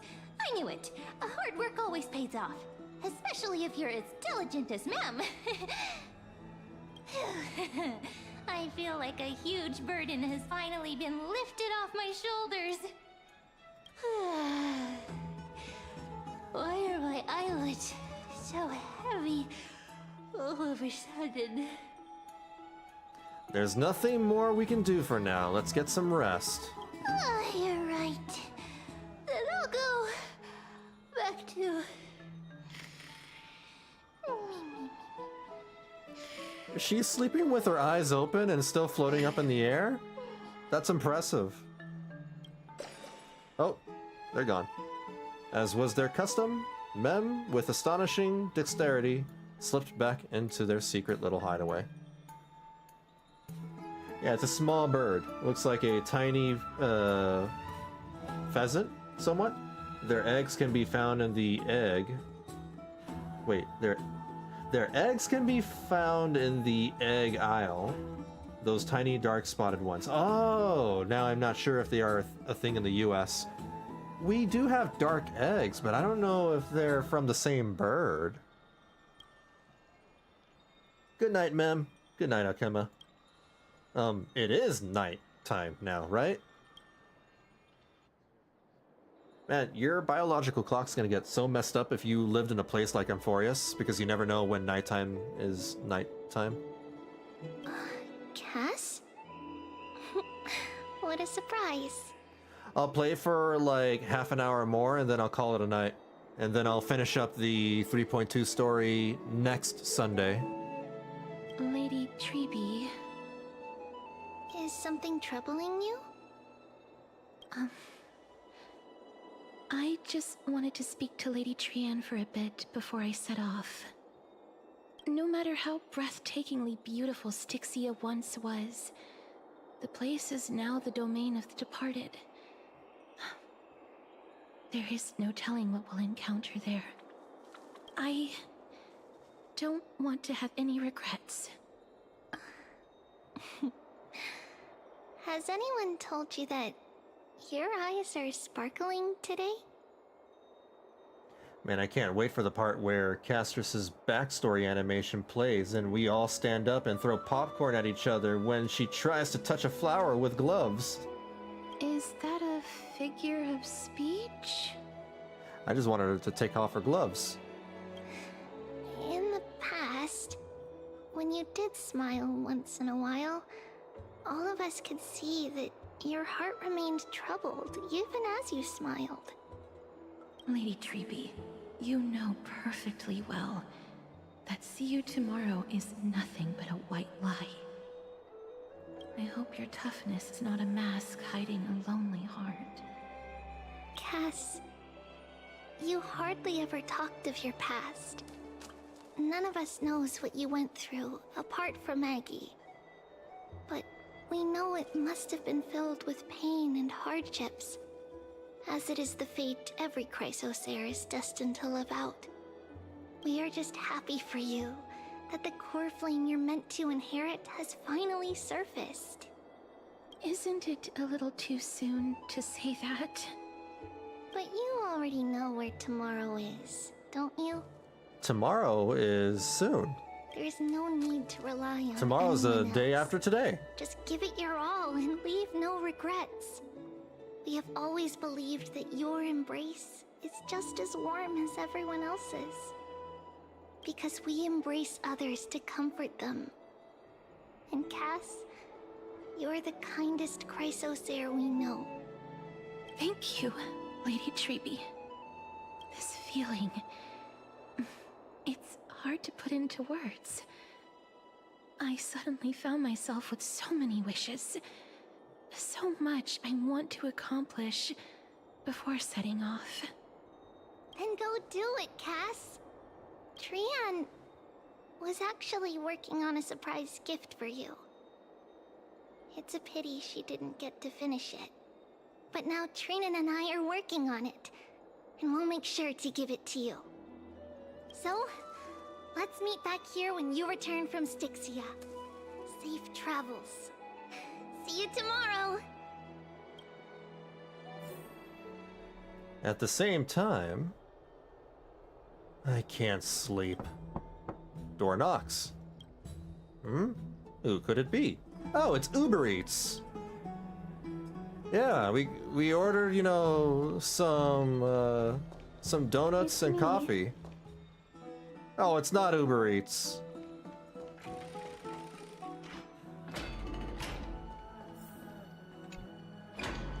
I hope I didn't wake you. It's fine, I'm still waiting on my Uber Eats. Is it another mission from Aglaya? Huh? No. No.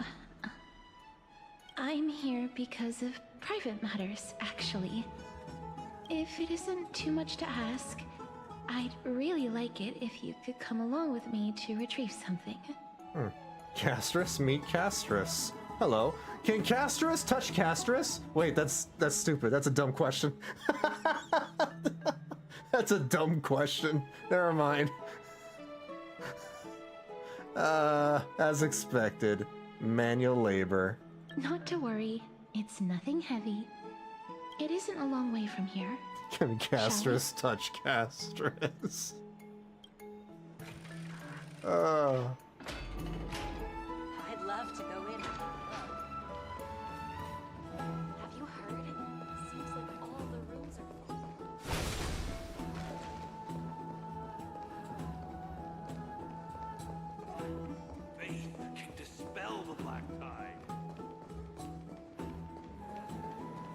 streets are packed.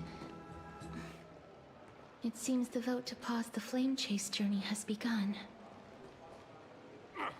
I want to vote! Tell me how I can vote! We gotta go register. Take your ceramic shard engraved with the Kephili rune, select the Council of Elders in your heart, and pray silently until the shard registers your choice.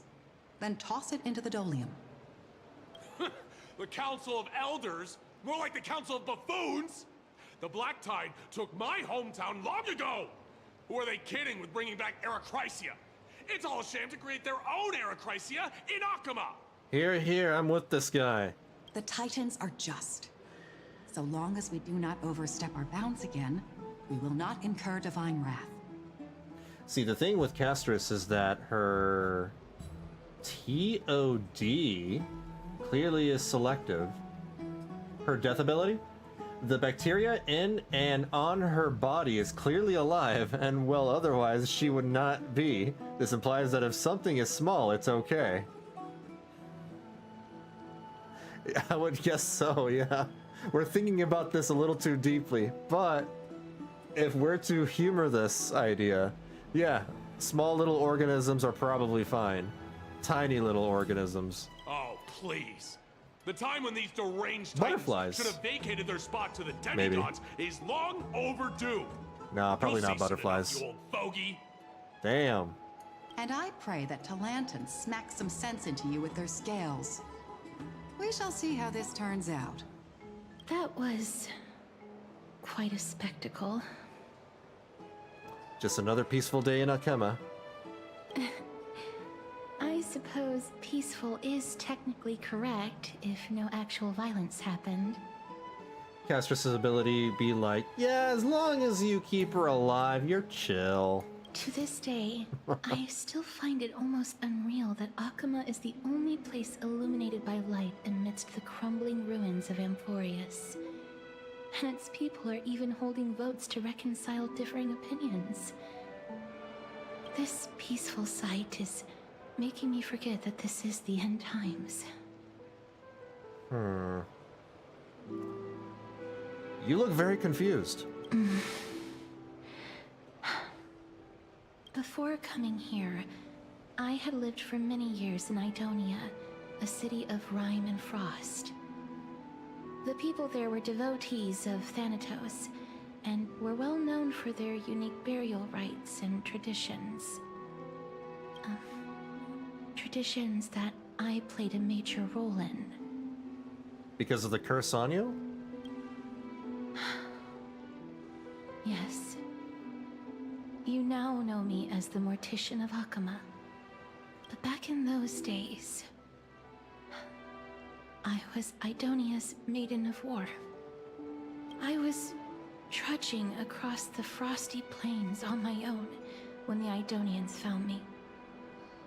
They saw the curse in me as a blessing from Thanatos, and believed that my hands could correct the Arachrysia's mistake and lead them to meet the great god of death. They provided me shelter, but in return, I was expected to grant merciful deaths to war captives, prisoners bound for execution, and heroes alike. Is that some sort of end-of-life care? Is that how you see it too? But They just made her into an executioner. no matter how kind or cruel the means, nothing can change the essence of death. Taking away someone's life is never worthy of religious worship. Yeah. I can't do it. Their voices, they pierce my ears. The pleading, the thanks. Ah, I know that feeling, child. I was once as lost as you are now. God, man, we're back to the plain-looking NPCs again. God, I wish they would improve, the NPCs and their facial expressions. How is it that, you just gotta put more facial expressions on the NPCs? Look at that blank look on their face. Like, she looks dead.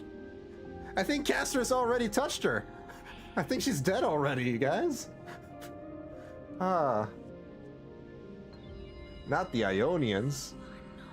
Damn, those voices be giving her free piercings. But oh, you whoa. must respect those walking towards death. Just like how you should respect Dude, look at her yourself face. as the Holy Maiden granting humans glory and liberation. This is why I appreciate Wuthering Waves so much for even going so far as to putting effort into, like, making the NPCs expressive. What you're asking me to do is no better than the task of an executioner. And yet you want me to respect myself. No matter the titles, I am still taking away human lives. This won't be the first time that Edonia's fanatical nether warriors have faced death. This is On the just sad. contrary, recruits new to the battlefield often run away from their first fight. Death is the mightiest and gravest power in this world. The fact that you can wield it means you are deserving of respect. That's such a twisted reason. Then let me tell you a story. In Idonia, the great swords commonly used by executioners are called Draconian, in memory of Drakon, an elderly executioner. The sword has 3 air holes along its body. If the sword is swung down swiftly and accurately, the holes would make no sound, and the executed would also depart this world quickly and painlessly. What the heck? But should the executioner have any hesitation, the holes would produce a piercing whistle. On that cue, the screams of the executed are sure to follow. That's crazy. Every executioner after Drakon is to hone their sword skills every day in preparation of future executions. Every swing of their blade must be more resolute than the last, for failing to do so will bring pain. Now we have D&D in this. Who, Drakon? Pain for the dying. Draconians? As well as pain for themselves. No. I can never get used to this. You misunderstand, child. I am not telling you to get used to it. I'm asking you to consider the source of the dead's suffering and use that knowledge to fortify your future touches with more and more determination. Go, walk with the dead and love them as you love life. Then you'll no longer hear those noises. That's messed up. Please, don't kill me. Death row prisoner. I don't want to die. Huh? Huh? Should I do it? Interesting. I have a red choice. I have a red choice. We haven't had one of these since Acheron here. Oh. Oh. A gentle touch. No!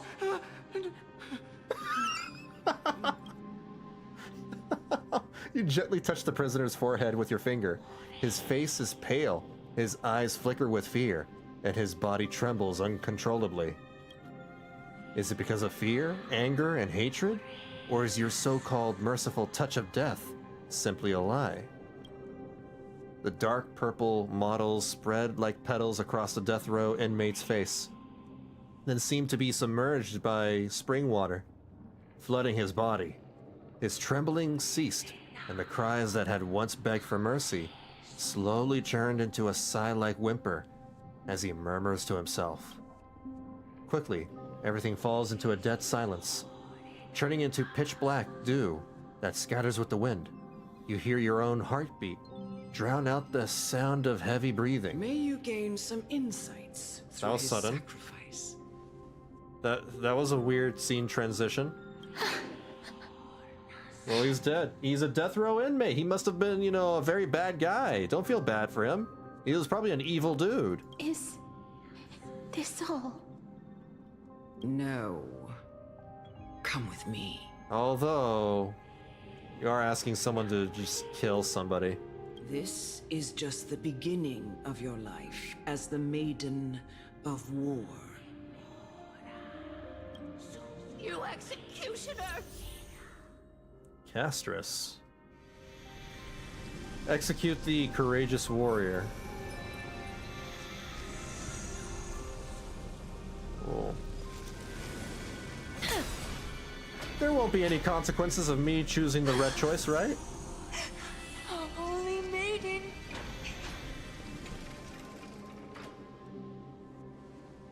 Oh! I touch her boob and she dies. Damn. Thank you. Do it then, executioner. You heard him.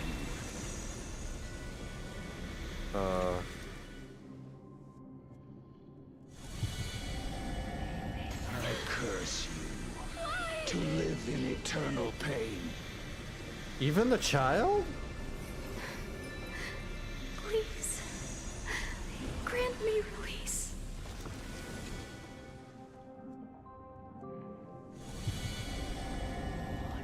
When will this ever end? I'm surprised that she still has it, you know, kept together. This would, you know, mentally traumatize some people. Or maybe this is why, you know, she was so emotionally distant in the beginning of the story. Come. Fulfill your duty. Even the Elder? What? Even her? What are you trying to do with me? I have aged. The time has come for me to heed the summons of Thanatos and journey to their domain. The final resting place of every Idonian. You're not that old yet. You still have many, many years ahead of you. Yeah, you look like you're probably 60. No. I'm already dead. No, you're not. You're speaking. For I have come to fear my declining health and impending death. Ah, Castorice. Will you give me one last chance to charge towards fear and prove that I am no coward? I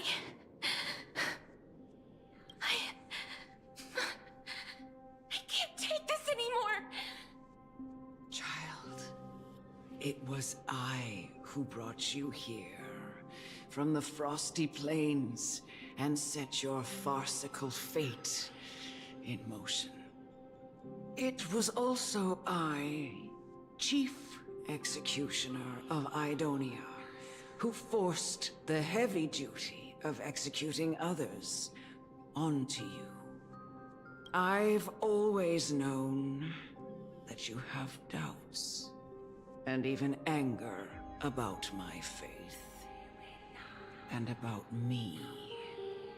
I never had a choice. Indeed. We essentially abducted you. Pretty much. Yet you can end any sinful life with just a touch of your fingers. Shouldn't it be easy for you to escape from here? I'll never do that. It doesn't matter how lightly the Idonians take death, or how readily they accept it. I simply can't do it. I knew I was right about you. What do you mean? I've taught you and cared for you as my own daughter all this time because of this blessing that's been with you since your birth. I know no one else in the world would understand the weight of life and death more than you do. In the eyes of an Idonian, death is the end of all life. A destination we will all eventually reach. Humans should not resist it, but learn how to face it. You can only live your life to the These damn fullest Ionians. after understanding this principle. And when you do, even if you eventually leave Idonia's protection, even if you must carry the curse forever, you can live with your head held high, like everyone else. No! How can I? Come now. It's time. I've already taught you all that I know. Show me that you are a fitting holy maiden. Or at least, that you possess the resolve to become one. Come now. It's time. I've already taught you all that I know. Show me that you are a fitting holy maiden. Or at least, that you possess the resolve to become one. Defeat Fury Praetor? I have to fight this thing? What? Okay, alright. Finally, some combat.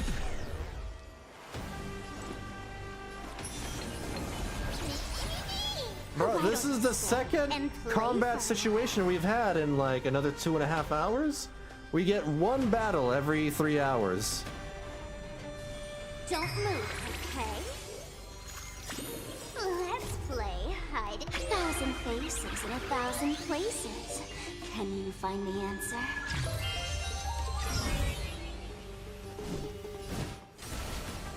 I grant you this, as you wish. So, you in the mood for another beating?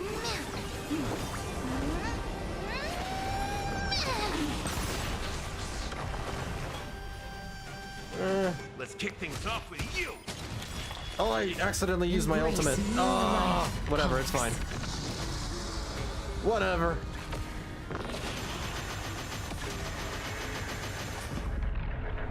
That's it. I don't want to use anymore. How do I stop? How do I stop? I don't want to use all my things. Oh, I guess we keep going. I guess we keep going. I only wish that death may protect us.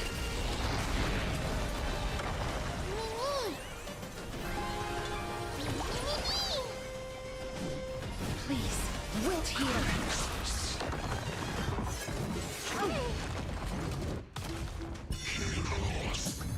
Oh.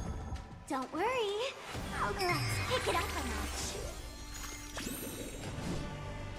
I grant you this, as you wish. Yeah, do that.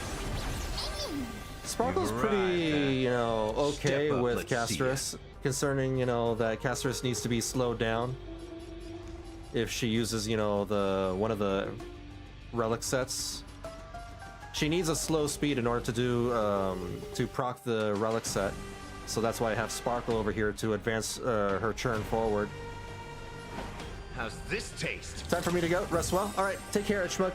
I will catch you later. Good luck with work. I'm gonna end it probably after this fight over here, this battle. Why don't you stay and play for? Don't move, okay? I'm gonna use this right now. Like a good brew, my friend. Indulge yourself.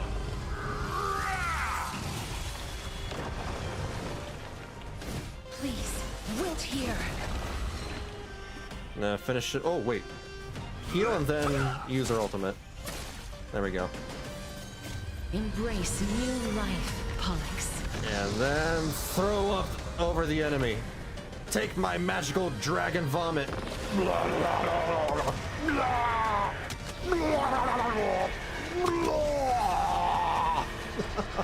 I only wish that death may protect us. There we go.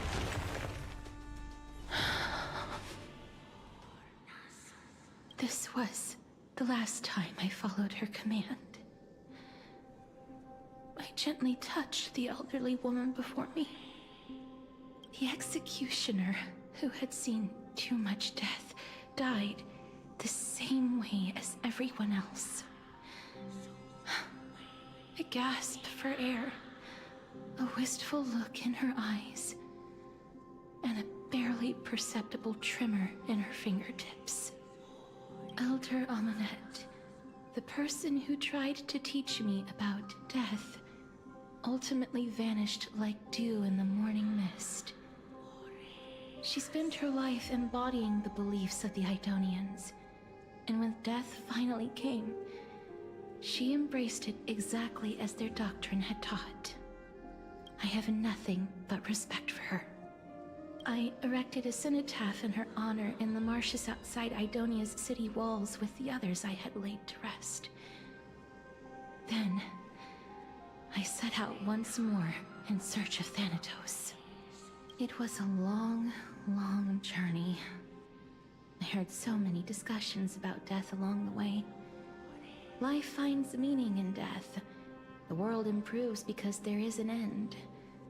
I don't like that logic. It seems the most terrible darkness in this world. Everyone talks about its heavy weight. Some resist it, some worship it, and some even revere it. How did a disappeared titan become the deepest fear of humankind? And why do they haunt my dreams? I continued my travels to seek an answer. Initially, I was running away. Then, I started searching for it. And now, at the end, I just want to know if my touch, if my embrace, can do more than taking things away. Can I make anything? Can I leave anything behind? I don't want to die. Please. What the hell? This is a 2D animation? Please. I don't want mercy like this. Oh, this is the trailer from their YouTube channel. That's right, so they've started doing this now.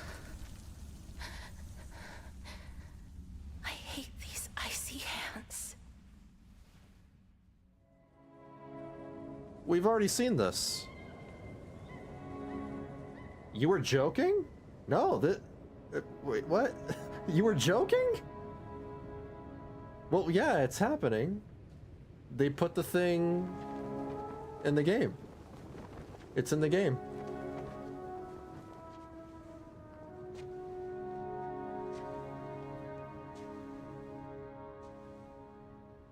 Makes me think if I should even bother watching those, you know, trailers on their YouTube channel at all. But I'm afraid of just, you know, missing something. So I'll continue watching them.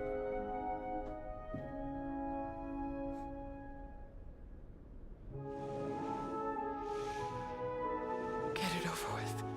End its suffering.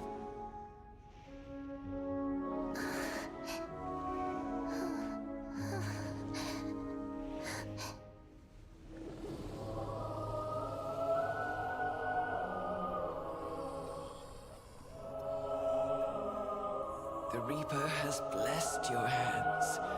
Only you can grant them peace.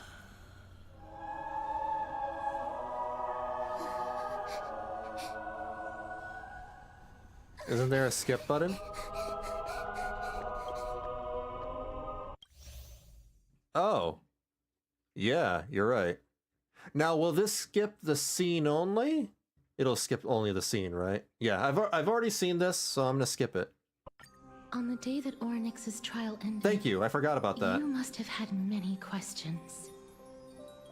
Yeah, I've already seen the video on the YouTube channel, so I don't need to see it again. I felt It's really just sad, as though. confused. Really, really sad. Why, as someone from beyond the sky, were you so cruelly dragged into Amphoreus' fate? What the hell? They have a skip button? Interesting. They have a skip button for the animated cutscene, but they don't have a skip button for the majority of the story of the game. So they can implement it, they just choose not to. I wished I could take action, but no matter how hard I try, I cannot simply interact with the living as ordinary people do. Even when we brushed against each other unintentionally in the grove,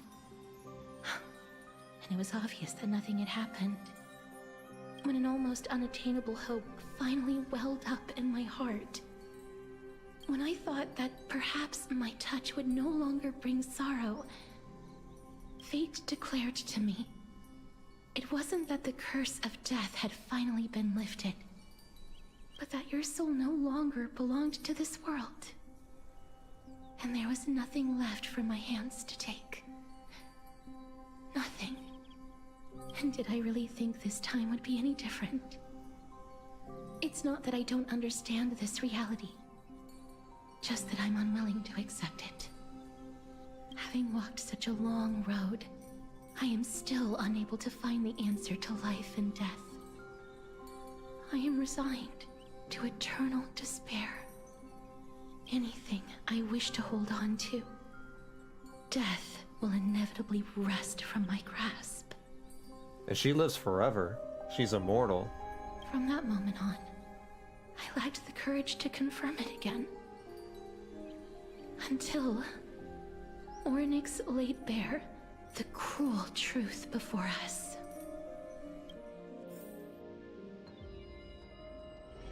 But now, perhaps I might have one last chance.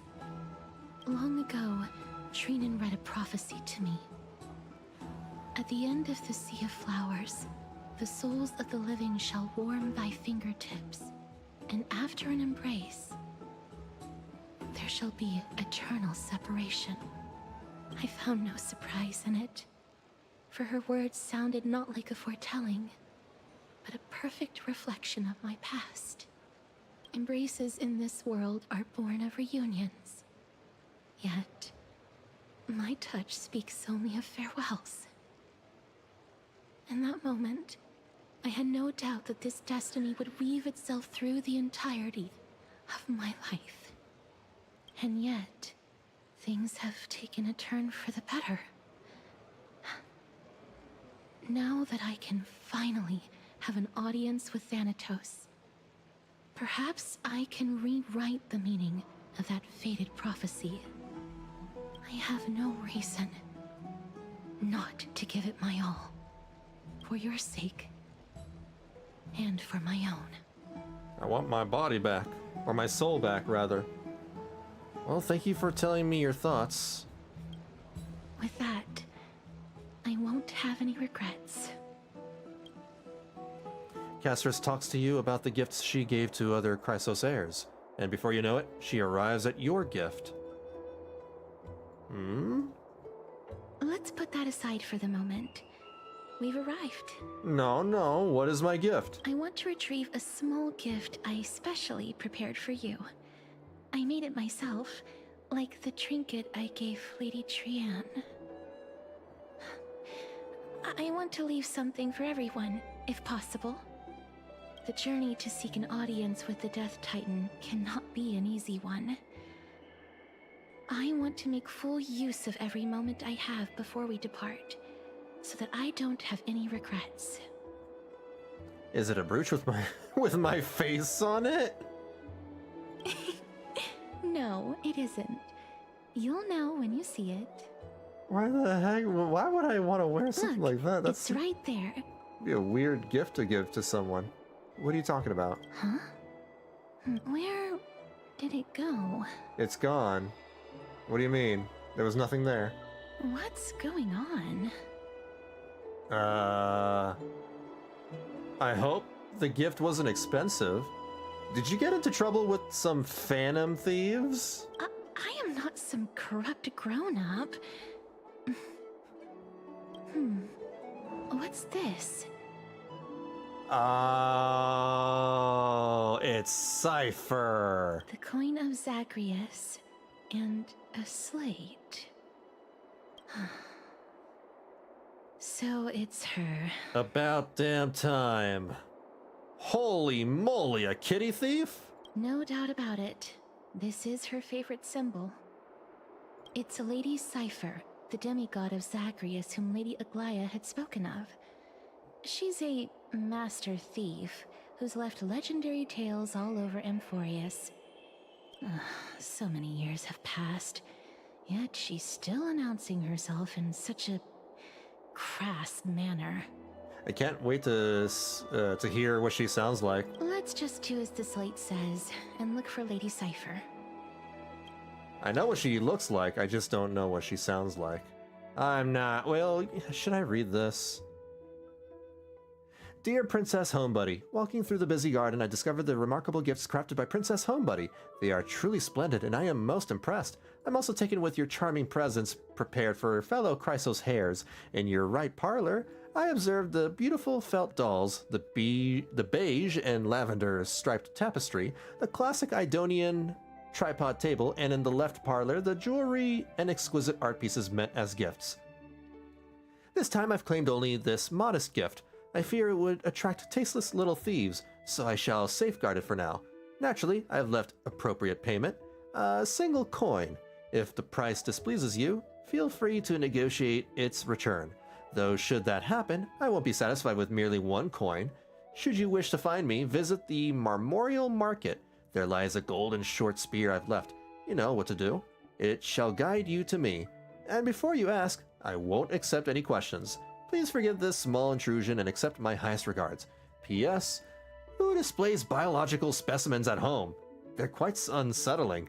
You might want to store them away when entertaining guests. P.P.S.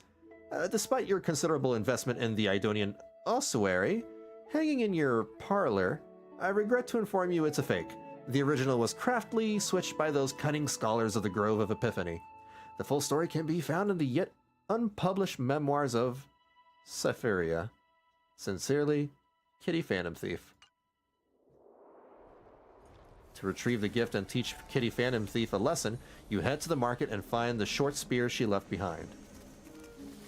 Look, it's right there.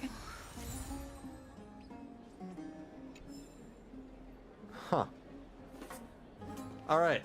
I'm afraid of going into another long cutscene if I do this right here. So this is a good stopping point. I will continue the story next Sunday, next week. Next Sunday at 6 p.m. Pacific time, I will continue and finish the 3.2 Honkai Star Rail story. We'll have to meet Cipher then. But yeah, I am pooped. It's almost midnight. Ugh. As usual, you guys can, check up on my stream schedule on twitch.tv/Vanillabean117/schedule. I usually plan out all my streams there, whether, I always plan out what games I'll be streaming, what days I'll be streaming on, and what platform I'll be streaming on. I stream on YouTube whenever I stream my gacha games, and I stream on Twitch whenever I stream anything else. On Tuesday, I'll be playing and streaming Final Fantasy XVI on the Twitch channel. Thursday, Guild Wars 2 on the Twitch channel. Next Sunday, I'll be finishing off the Honkai Star Rail story on the YouTube channel. That's about it. Yeah, if you guys, are new to the channel, I usually make YouTube shorts of, these games. I also like to make some reaction videos. You can just check out my channel page to see what I'm all about. I have everything organized by game. I have playlists. I have the live tab, I have the shorts tab, you know where to look. That's it. Cat lady. Yeah, I'll have to meet the cat lady next week. I'm really interested in the cat lady. Alright, you guys take care of yourselves. Stay safe and be kind to each other. I will catch y'all later. It's been chill. Until then.